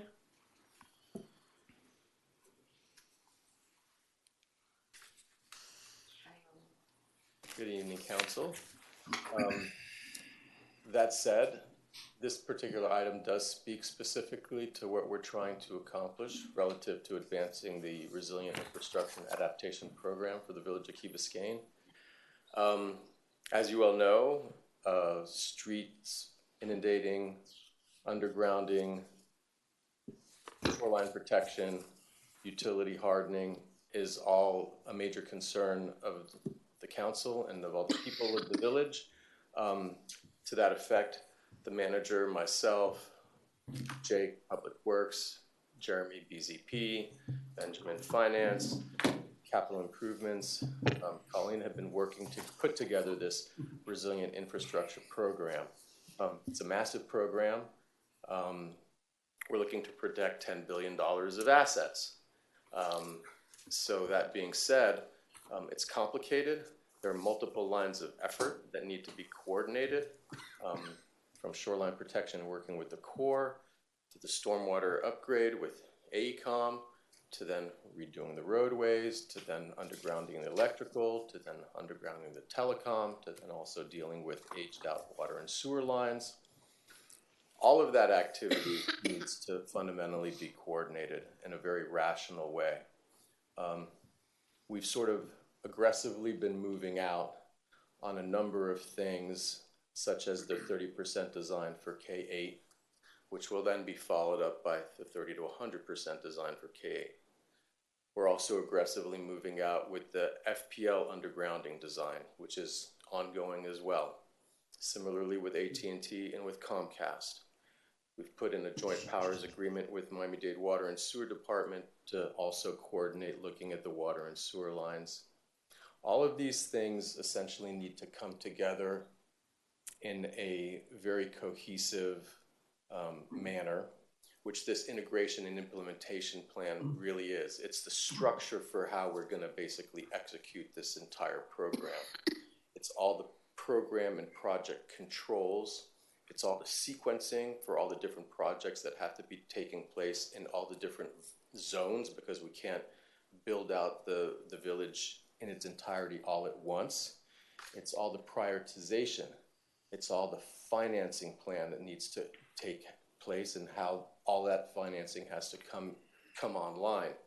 It's all the risk management. It's all the optimization of the program such that it's executed in a timely and cost-effective way. To date, we've essentially been doing it a little bit by the seat of our pants, just because so many things were kind of put in motion before ever really having a very holistic and thorough way of going about it.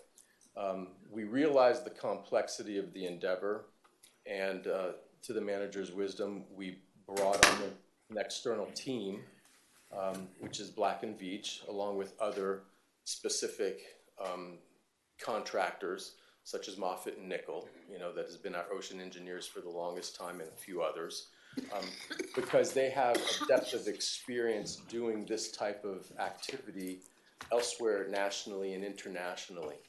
And we brought them on specifically because we are very lean.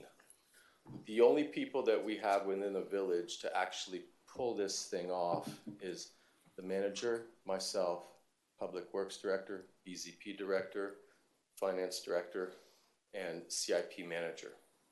All of us working together 100% of the time, focused on this. Could probably do it, but then we wouldn't be able to do anything else. And we've got a village to run, as you well know. So we brought on Black & Veatch. This particular work order is to allow them to move forward with developing that integration and implementation plan, which is our roadmap. We've talked about this before. We need a roadmap to get from California to Key Biscayne in an effective way without getting lost and without making mistakes and without getting off on the wrong exits and whatnot. They are an extension of us. We've been working very closely together to frame up this program, which is the strategy document that we came out with a couple months ago, and that we're aggressively going to be communicating to the community about, to get their level of understanding on this program up to where it needs to be, so that when the decisions that need to be made for the real heavy lifting start coming before council, the community will be aware of what's going on. Also, part of this particular work order is also to do a state compliant vulnerability assessment. It's a requirement that is put forward to all the municipalities that are interested in securing grant funding from the Resilient Florida program.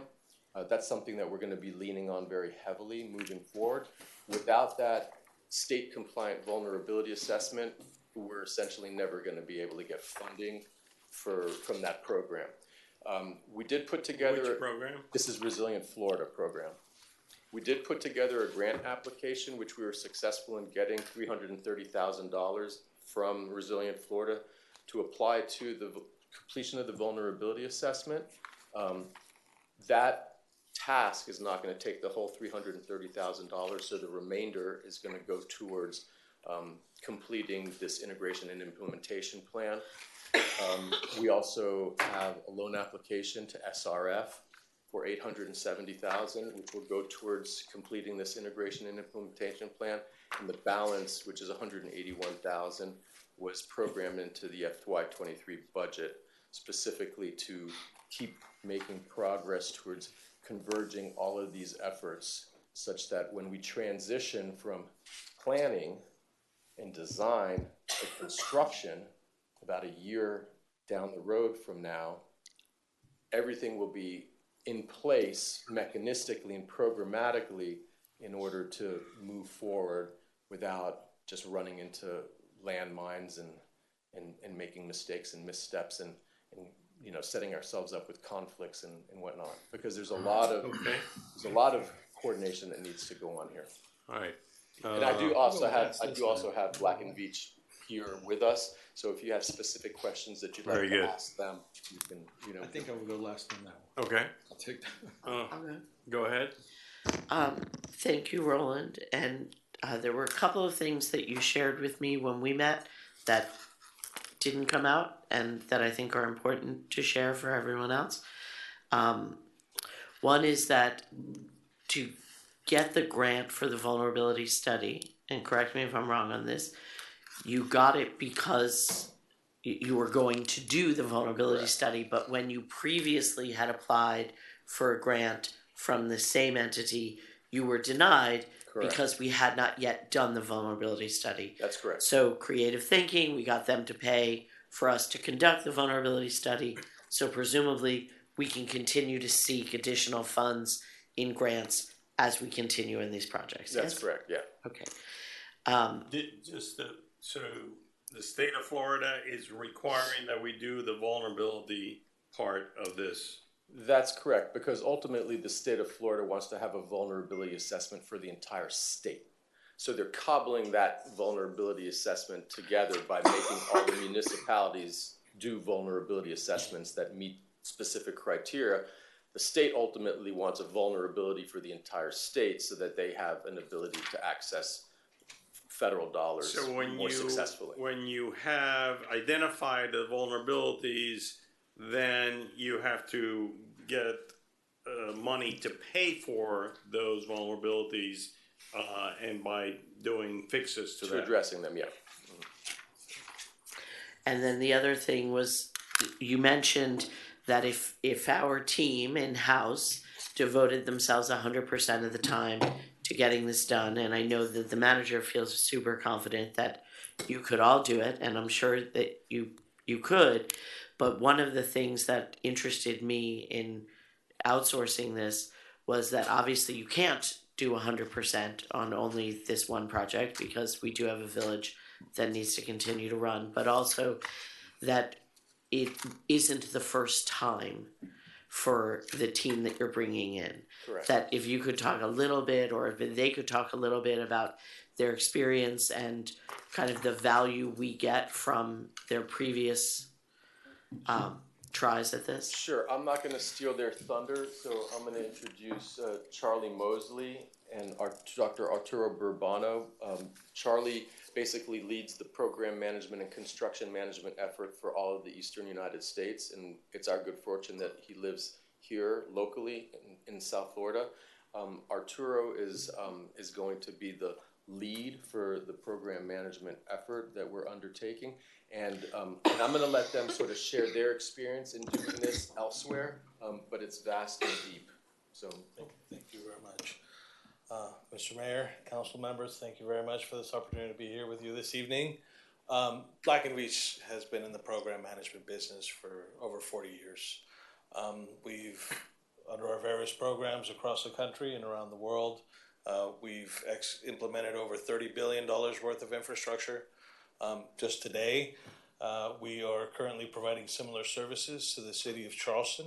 We recently completed their Resilient Action Plan, and we're currently working on their integrated water plan for a fee of $1.5 million. And that only looks at water. That does not look at the other lines of effort, which we'll be addressing here for the village. We're providing program management services for Tampa Bay Water, Toho Water Authority outside of Orlando. Here locally, we are the program managers for NMB Water. Back in 2020, a new council was elected with a mandate to take back control of the utility from the previous program manager, and we were selected through a competitive process to come help them do that. You could reach out to them yourself and ask what kind of experience they've had.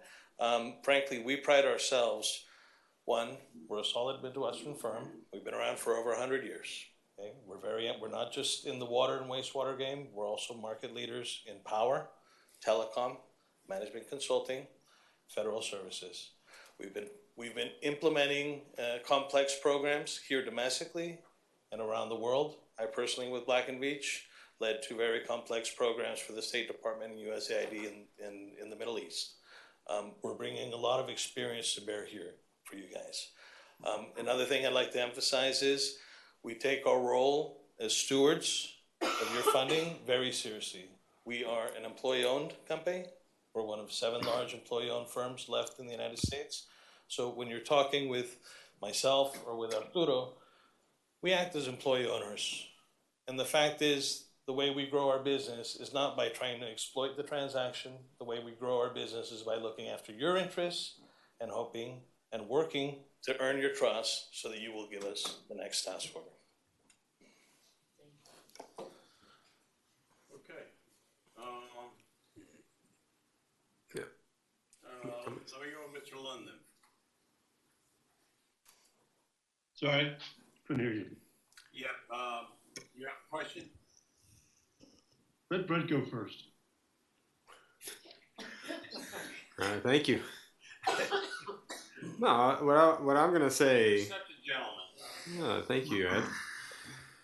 No, what I was gonna say is I'm sure you guys are the best of the best in this business. You know, this is a big work order. I mean, this is probably one of the biggest ones I think I've ever faced sitting up here to approve. And to do so, I need to understand this thing. You need to what? Understand it. What this thing is really well. To the point that I said that any constituent that walked up to me and said, "Hey, you voted yes on that $1.3 million. What is it?" I need to understand to say, I know exactly what it is. And this is why we need it strategically. This is what we need to do and everything. So one of the things that I like to do first is say, give me an example of what we're going to have once we're done in 10 months. Is it this booklet that we're going to have? And what is it going to do for us? What are the different pieces to it? I'm in the same, not in infrastructure, but I know what a project management plan and, looking at risk and, all different funding mechanisms and putting all that together. I understand it's a big project. We're for a whole island, and maybe it's appropriate for that price, but I just want to understand what is it. I talked to the manager about Procore being part of it, which I work in Procore all the time.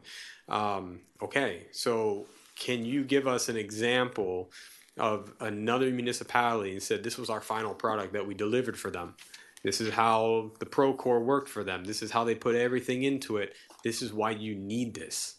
What I'm asking is that I need that to be sold to me, and I need to buy into that and get on board with this before I can give a yes vote. But at this point, I don't have enough information. I read the proposal. I read, what Roland said just now, what the manager has told me, what the entrance, I understand that they're understaffed. This is complex. We need cohesion. And by the way, I don't even think this plan is perfect as you want. And we talked about perfection. It's perfect. You want to make this on a project that's going to take 30 years to do. The cohesion is very difficult to achieve because things constantly happen. But obviously, you guys are measuring risk in this plan and ways to divert and so that we stay on track. But I just need more information. And what I would ask is that maybe we defer this item and ask to have some type of workshop where you guys can come and say, guys, this is what it looks like at the end. This is what you're going to have in your hands. And this is why you need it so we can understand it and feel comfortable. If we don't feel comfortable, we may have to go to the manager and say, manager, even after that presentation, I still don't feel comfortable with this. What are the other options? I would also like the manager to tell us, what if we decide not to go this route? What would happen to us? What would be the plan B and plan C? So I think that this is big. And I think we need a little bit of time to all of us to understand it really well. Mr. London. Yeah. Before we go that to Councilmember London, can they have the opportunity to answer Brett's question and explain sort of what this is all about? And just for the record, I'd like to clarify that we're not doing this over 30 years or else I'll kill myself. Well, 10 to 15 years. 10, let's keep it to 10 or 15 years. Please. We'll see. Don't extend it to 30 years. Because I'm not. Okay. But Charlie, but before let me get all the questions out before we get you to answer. Ed.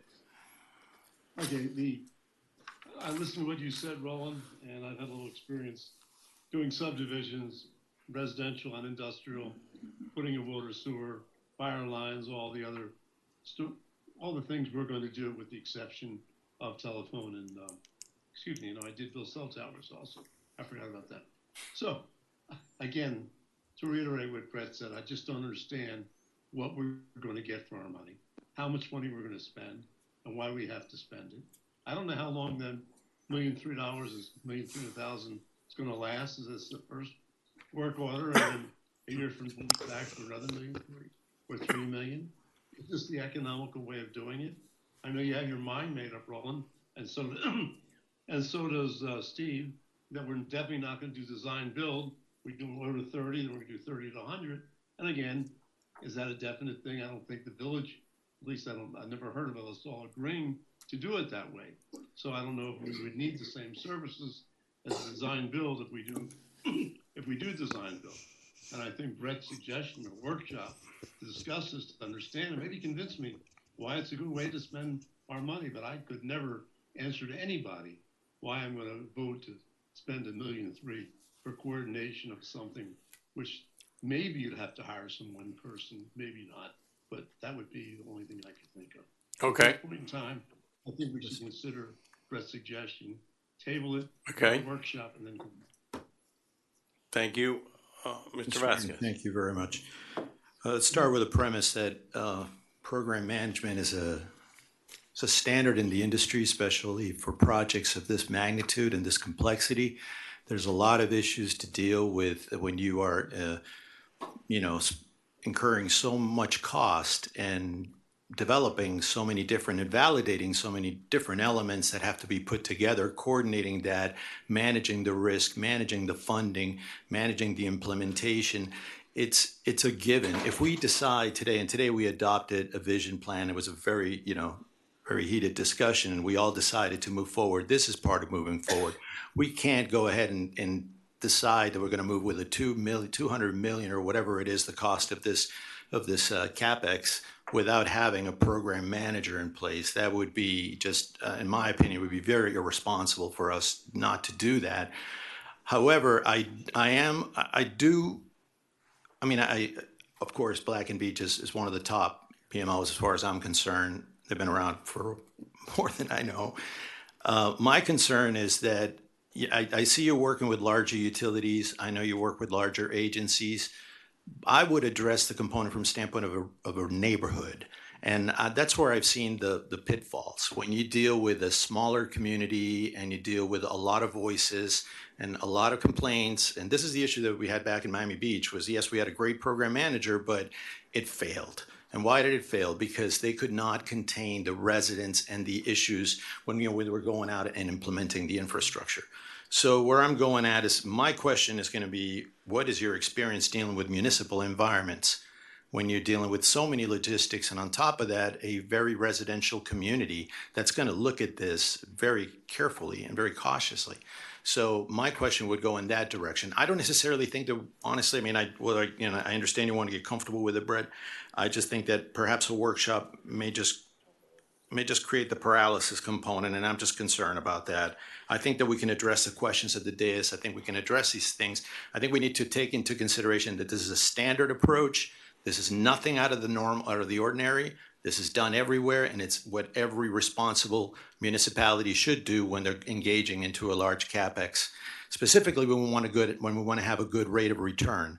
You don't want to go ahead and do this. You don't want to cowboy this one. I'm telling you, you don't want to do that. But again, you guys don't want to cowboy it either. You don't want to get out there in the residents and with all the complaints and all the things that you have to do. Just really got to make sure that we have the experience in place. So my question to you is, what municipalities, what coastal communities have you done work of this magnitude for? And can you share some lessons learned? Councilman, can I jump in before they answer Absolutely. that question? Because I think you actually bring up a very good point. And, you asked the question, do we need this? And then I'll answer you, we needed it a year and a half ago, because we've actually moved out far ahead of it. We've had our nose to the grindstone for a year and a half trying to make this program work. We've probably missed some key components of communicating with the public. We can't miss those anymore, because you heard tonight, we're starting to talk about seawall ordinances, we're starting to underground, we're starting to impact roads. I need these guys doing program management so me and my team can communicate with the public. We have had our nose to the grindstone for a year and a half, really not looking out. So this is something we need, bringing the professionals with the systems that are necessary. This is the biggest investment that the village has ever undertaken. It's very complex, and we need a team with their expertise to come in to support us. I understand.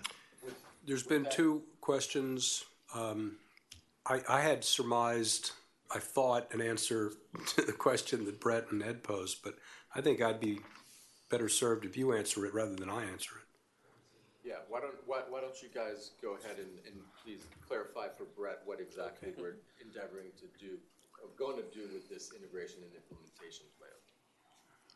So the best way to think about this task order is this task order jumpstarts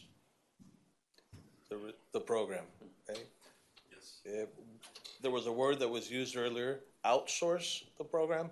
I would like to clarify that there is in no way, shape, or form an outsourcing of this program to Black & Veatch. In fact, one of the things that separates and differentiates us from much larger program management firms is that we've innovated the blended capacity approach, by which rather than throwing it over the fence, and we build our own independent organization that consumes a lot of money and repeats a lot of the functions and the expertise that already reside within the village. Our approach is to build a single team to work as an extension of staff, of your staff, to implement the program. Now, we talked about the integrated implementation plan. That is a dynamic plan.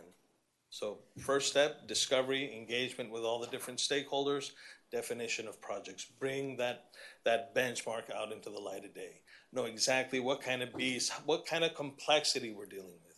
We already know that we're going to be working across 5 lines of effort, but we're actually going to be working with somewhere around 6 to 10, maybe 11 different stakeholders that we have to engage with. So it's not just a matter of coordination and reaching out to them. It's validating the quality of the data that we're getting in, validating the cost estimates that have come in. When was the last time that they updated? Was this pre-COVID, right? There's been substantial fluctuations in the cost of commodities over the last few years. The dynamic part is after we've collected all the pieces of the puzzle and we've come in with all our alternative finance evaluation team, looked at what grants exist out there, what opportunities exist to finance this program, look at sources of funding here internally within the village, put the puzzle completely together, but not so that it's a static plan that sits and collects dust. It's a dynamic plan where when the variables change, we revisit that. In fact, our approach to program management is we revisit our planning either on a quarterly basis or on an annual basis. And same with this, in essence, this would be a resilient CIP. We would have to revisit that every year to look at, okay, what variables have changed and how do we need to adapt our planning to take those into account. The planning portion itself is very complex because ultimately our objective is to dig just once, right? We want to minimize disruption to your residents, to your businesses. And to be able to do that, there's a lot of not just analysis that's required, a lot of planning that's required, packaging projects together, but there's a lot of coordination, interagency coordination that needs to take place under the leadership of village staff, right? But you're not getting an implementation plan out of this. This is not the focus of this task order. That's part of it. In fact, that's about 1/3 of the budget. The other part of the budget is setting up standard operating procedures that we leave behind as a legacy. These are not our Black & Veatch standard operating procedures that we develop and expect you guys to adhere to. These are standard operating procedures that we develop in conjunction with village staff so that when we're done with the program or when we exit, you already have a legacy of procedures where if you bring in your own people to manage your your CIPs in addition to your CIP manager, and you broaden out that organization, you're going to have all your standard operating procedures and policies and processes in place.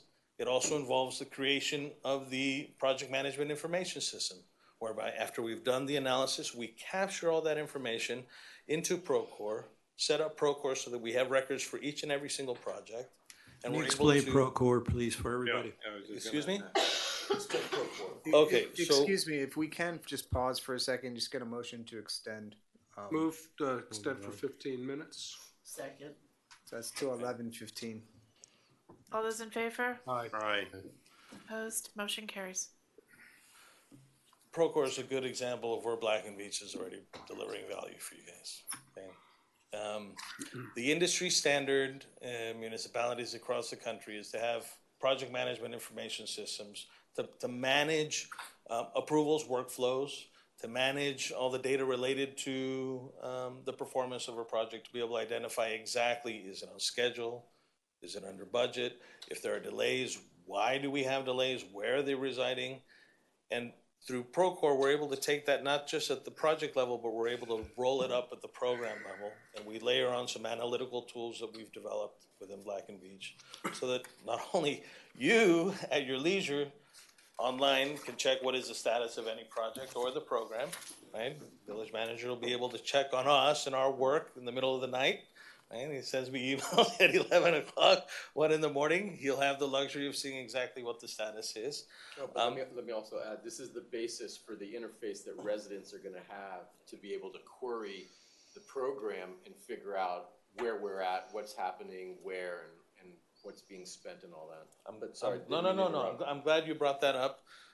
North Miami Beach Water is a good example. So when we came in 2020 to help them take back control of the utility, public confidence was at an all-time low. One way that we regained or helped NMB Water regain public confidence was by being fully transparent about the status of projects, where the funding was coming from, whether we were behind schedule or ahead of schedule. If there were some schedule constraints, what were the reasons for them? You can actually check it out for yourself, and I'll be happy to send you the link. At NMB Water's website, they have the CIP dashboard. That is powered by information that we have in our PMIS. We export it out into web-based dashboards so that the public can drill down any single project that they want to have information on. When is it going to start? When am I going to be impacted? Right? That's the program analytics side. Think of it as like, we've got a big aircraft carrier. It's called this Resilient Infrastructure Program. The PMIS and the associated program analytical tools basically give you the instrumentation to be able to know if your aircraft carrier is performing well. Is it going in the direction that you want it to? Is the spend on track? We're not just setting up these systems. During this task order, we're also assigning project managers to help Roland and Colleen, the village manager, provide oversight of the various designers. Okay? We also institute our risk management processes. Risk management may sound almost as an afterthought, but if you stop and you think, at NMB, we're managing a $106 million CIP. When we came in, we encountered some serious issues with some of the projects that we had. We also encountered some major obstacles to overcome. Ultimately, we've managed over $200 million worth of risk for them. Without us, and if they'd been left at their own devices, I'm sure they would have done very well, but I can't guarantee you that they would have been able to neutralize $200 million worth of risk, right? In addition to that, our core program management team is mobilizing to work hand in glove with your team here from your offices. So this isn't just a plan, this is really jump-starting the program, getting it going, getting it out of the station, building momentum, not just managing designers, reviewing their deliverables, looking at what they're coming in as for cost estimates, looking at what they're coming in and asking you the millions that they're going to be asking you for, right? And let me just add to that moving forward as we are going to be with AECOM, they're already looking at that scope that AECOM is developing for that next 30 to 100% design. And so it's a real sanity check, to tell you the truth. I mean, we're good, but it takes a much bigger team of professionals with expertise, having done it elsewhere, nationally and internationally, to really avoid the pitfalls in there everywhere that we could be walking into. So really, this is not a plan. These are the tools you need to actually execute this type of a program, period, the end. So, I mean. Would they be, sorry, would they be also be looking at the contractors' bids? Would they be evaluating that? I mean, I hear your programmatic language, and it sounds great from my standpoint, but I mean, this is a small community here. You know, we need this to be more organic, and I do hear you. You got all the systems in place. I understand you, and I think it's going to run great. But what I'm missing here is the discussion about how you're going to address this program for Key Biscayne, for our community, understanding what our concerns are, spending wise, and impact wise. So I'm not saying, I mean, I fully agree you guys are fully qualified. I'm good with that, but I think for the purposes of everybody here to feel comfortable with this implementation, you need to kind of spell it out in a more organic kind of way and give us the level of comfort that when you go into our community, we're not going to come back with all these problems and unmanageable issues, and which caused, from past experience, the dismissal of the former program manager in Miami Beach. So, please, I would ask you to really focus on that sense. Give us a sense that you really know our community, that you really know our issues. Procore is great. Whatever you're talking about, it sounds fantastic, but it's just going through everybody's heads. And, I need you to talk more organically about this. As people listening here, people don't want to be impacted by construction. They don't want to spend a lot of money on this. We want to make sure that we don't flood. It's basic stuff. So give me some organic talk. No, it's an excellent comment. And the point here is, I think the manager mentioned it, said it best. The communication part is going to be an integral part of this. Mm-hmm. And the group here knows exactly the issues and knows exactly how to deal with the community in that regard. We are going to be in charge of pointing out the methodology and to get the information for them to communicate. When we were talking about Procore, for example, is exactly right. I mean, we're not going to talk a lot about that at the community. It's just going to be a tool that will allow us to have the information about the progress of the different projects. And then there would be a group decision to distill how much of that is available for the community to see directly with these dashboards. So it's something that the community will have the chance to access, but obviously that information will be controlled, right? So by this integrated team. So that's how we plan to have this integrated team here coordinating the information. But at the same time, we need to have like a constant feedback from the community on different things. We need to divide this whole program into pieces that easily understood by the community. Like, for example, we're starting with the project that was mentioned here by Roland, K8. It's like the centerpiece of the start of this program. But this has to be communicated in a way that, what is it? How much is going to cost? What is it going to do?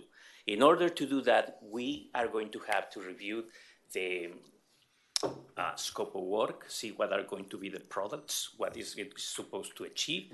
And most importantly, you mentioned that we need to take care of the making sure that the resources are properly spent. So, for example, when a project like that comes along, there's a series of assumptions that are made on how that project is priced, how you get to a fee for a design like that. We are going to use the experience of all the team to make sure that those assumptions make sense, that the prices that you're paying for your designs, the content is appropriate. It's not more, it's not less, it's exactly what is needed. So now multiply that by all the other projects that need to happen over this period. When you put all that together, you need a methodology. And I'm going back to your question, Councilman, about what is that you're going to present to the community? What is going to be the final product? So to make it put it in the simplest way, you're going to have the instruction manual for the program.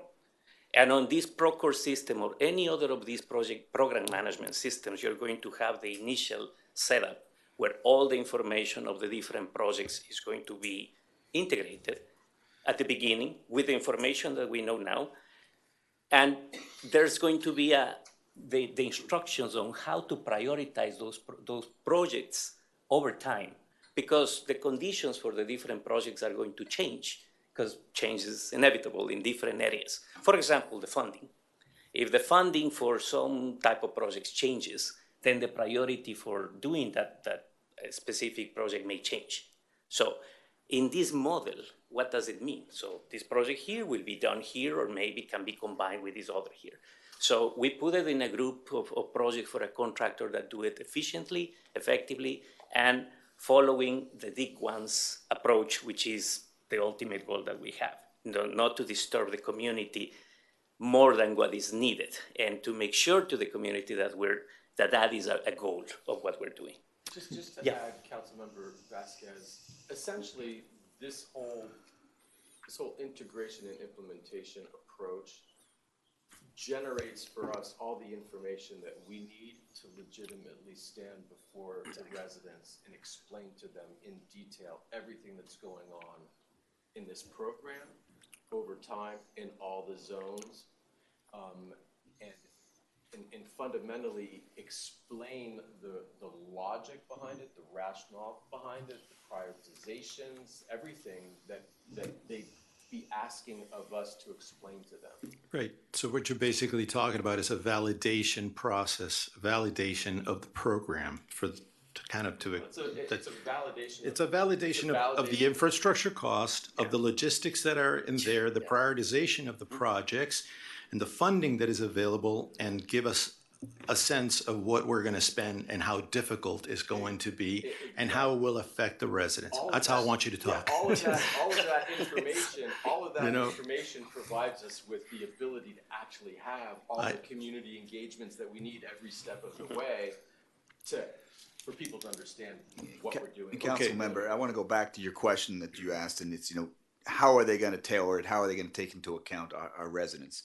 We ensured that this was the group that wrote the program strategy, the book that we have. So they truly understood what is the big picture, what are the threats we're facing, what are the vulnerabilities, what are the risks, all those things. Secondly, they've also written us a communication engagement plan. How are we going to go out and talk to our community? And thirdly, they're also in the process of developing a financial plan as well that will support this. So they've been working with us in the community since September on developing those three things. I wanted to make sure they understood the big picture before they started dropping down into the program management part of it. Understood. I don't know. You done? I'm good. Right. Yeah, so you mentioned a couple of things. One is that you're saying that the final project basically is an instruction manual, right? So that's what I would love to see. What does that instruction manual look like? I understand what you guys are saying. These are words right now floating in my head, and I'm looking at $1.3 million. I need more. I need to see, what does an instruction manual look like? Communications, one of the most important pieces, and you guys spoke about it a lot just now. And it's interesting because you're talking about how we're going to communicate to the people of why it's important and that we need to do these projects and all this. And I'm actually thinking of it the same way of what you guys are doing for us, right? So I need to understand this. And the first thing about communication in this municipality is that this board right here is your sales team, right? I mean, you got to get us on board and sell that to us first so that we understand this so clear that we can go out to our constituents and say, guys, we need this. And they're going to say, why? And you're going to say, okay, let me show you why. And you start going through it and people are like, oh, wait, no, he's got a point or she's got a point, they need it. So, we're not there yet. I cannot spend 5 minutes more thinking about this and be able to make a real decision at this point. I would make a motion to defer. So let's not. Yes. There's a motion to defer on the table. Is there a second? I got a second. It's seconded. Okay. Can I say something? Yes, you may. Discussion On the deferral. On the deferral. Yes. So I I am in agreement that at 11:10 on a meeting Yeah. that's supposed to end at 11, that started out the way that this one did, is not really the appropriate time to make a vote on the biggest item the biggest work order we've had, right? I mean, I'm starting to sound like James Earl Jones as getting really late. So, but what I want to make sure that I know that staff is very invested in this, and I don't want it to feel like a punt in some other way, that we have still questions to make us feel comfortable voting on this issue, not because we don't believe that it's a priority, and not that because we're going to have many, many votes coming before us throughout this process that are going to be really big ticket items. And I don't want it to seem like we are afraid of a vote, but obviously Brett does have a point. If anyone comes up to me or to him, we want to be able to say, Right. well, this is exactly why, and this is where we are. So I think it's really important that we all do all of the homework we need to do before this comes before us again. That's meetings with anyone, calls to other municipalities, looking at documents we receive. And I know this is brutal for you, Roland, but it is 11:15. Mr. Mayor, may I ask a question? 11:12. May I ask a question of you and the council?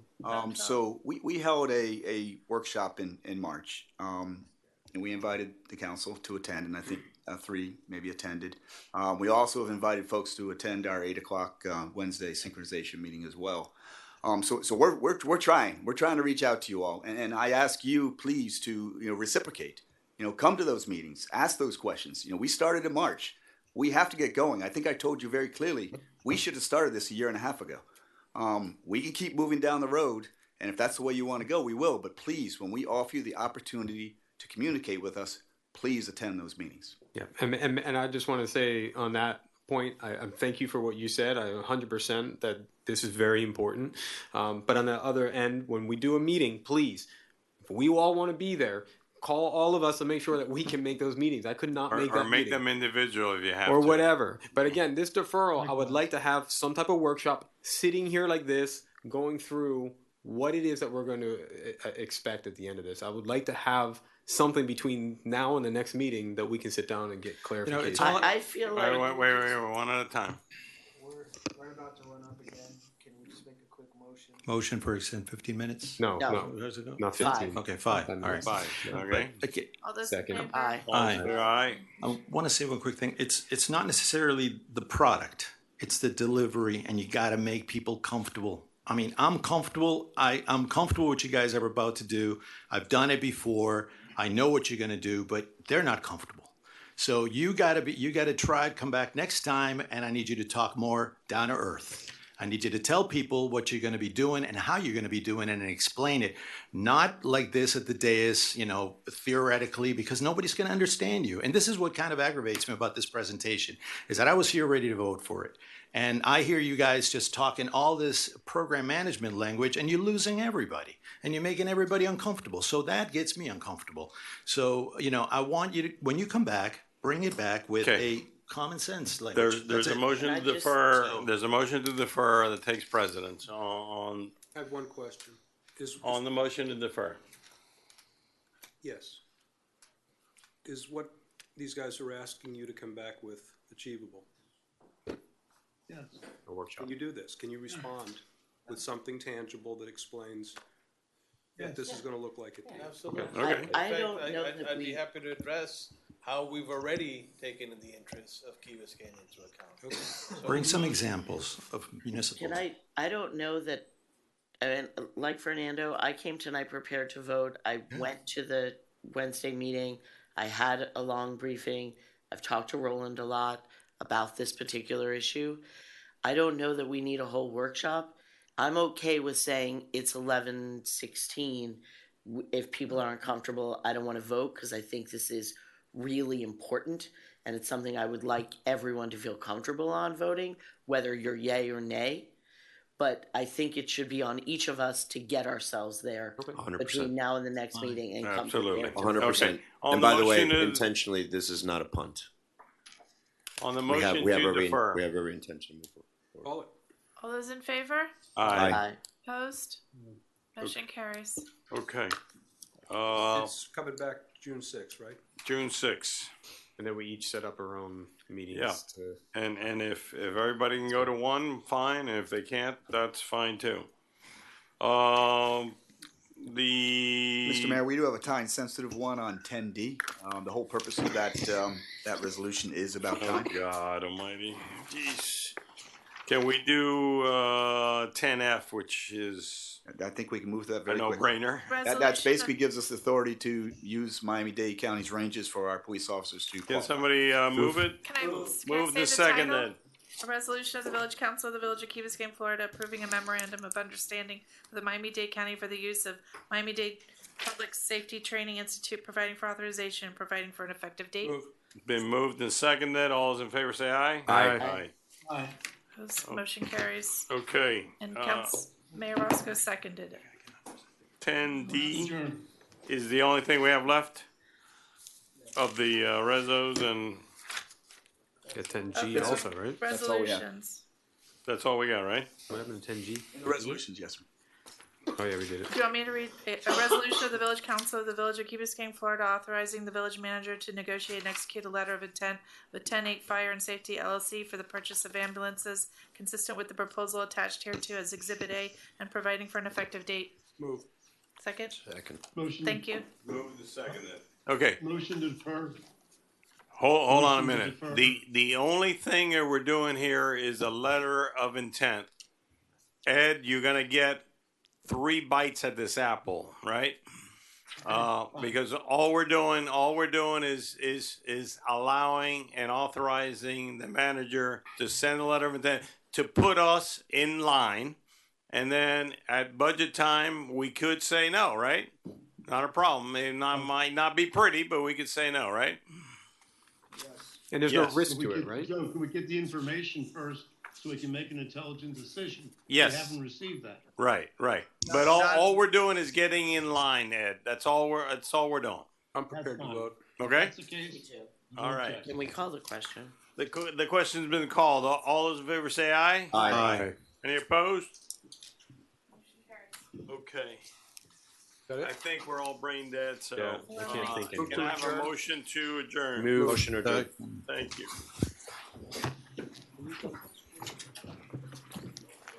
Even though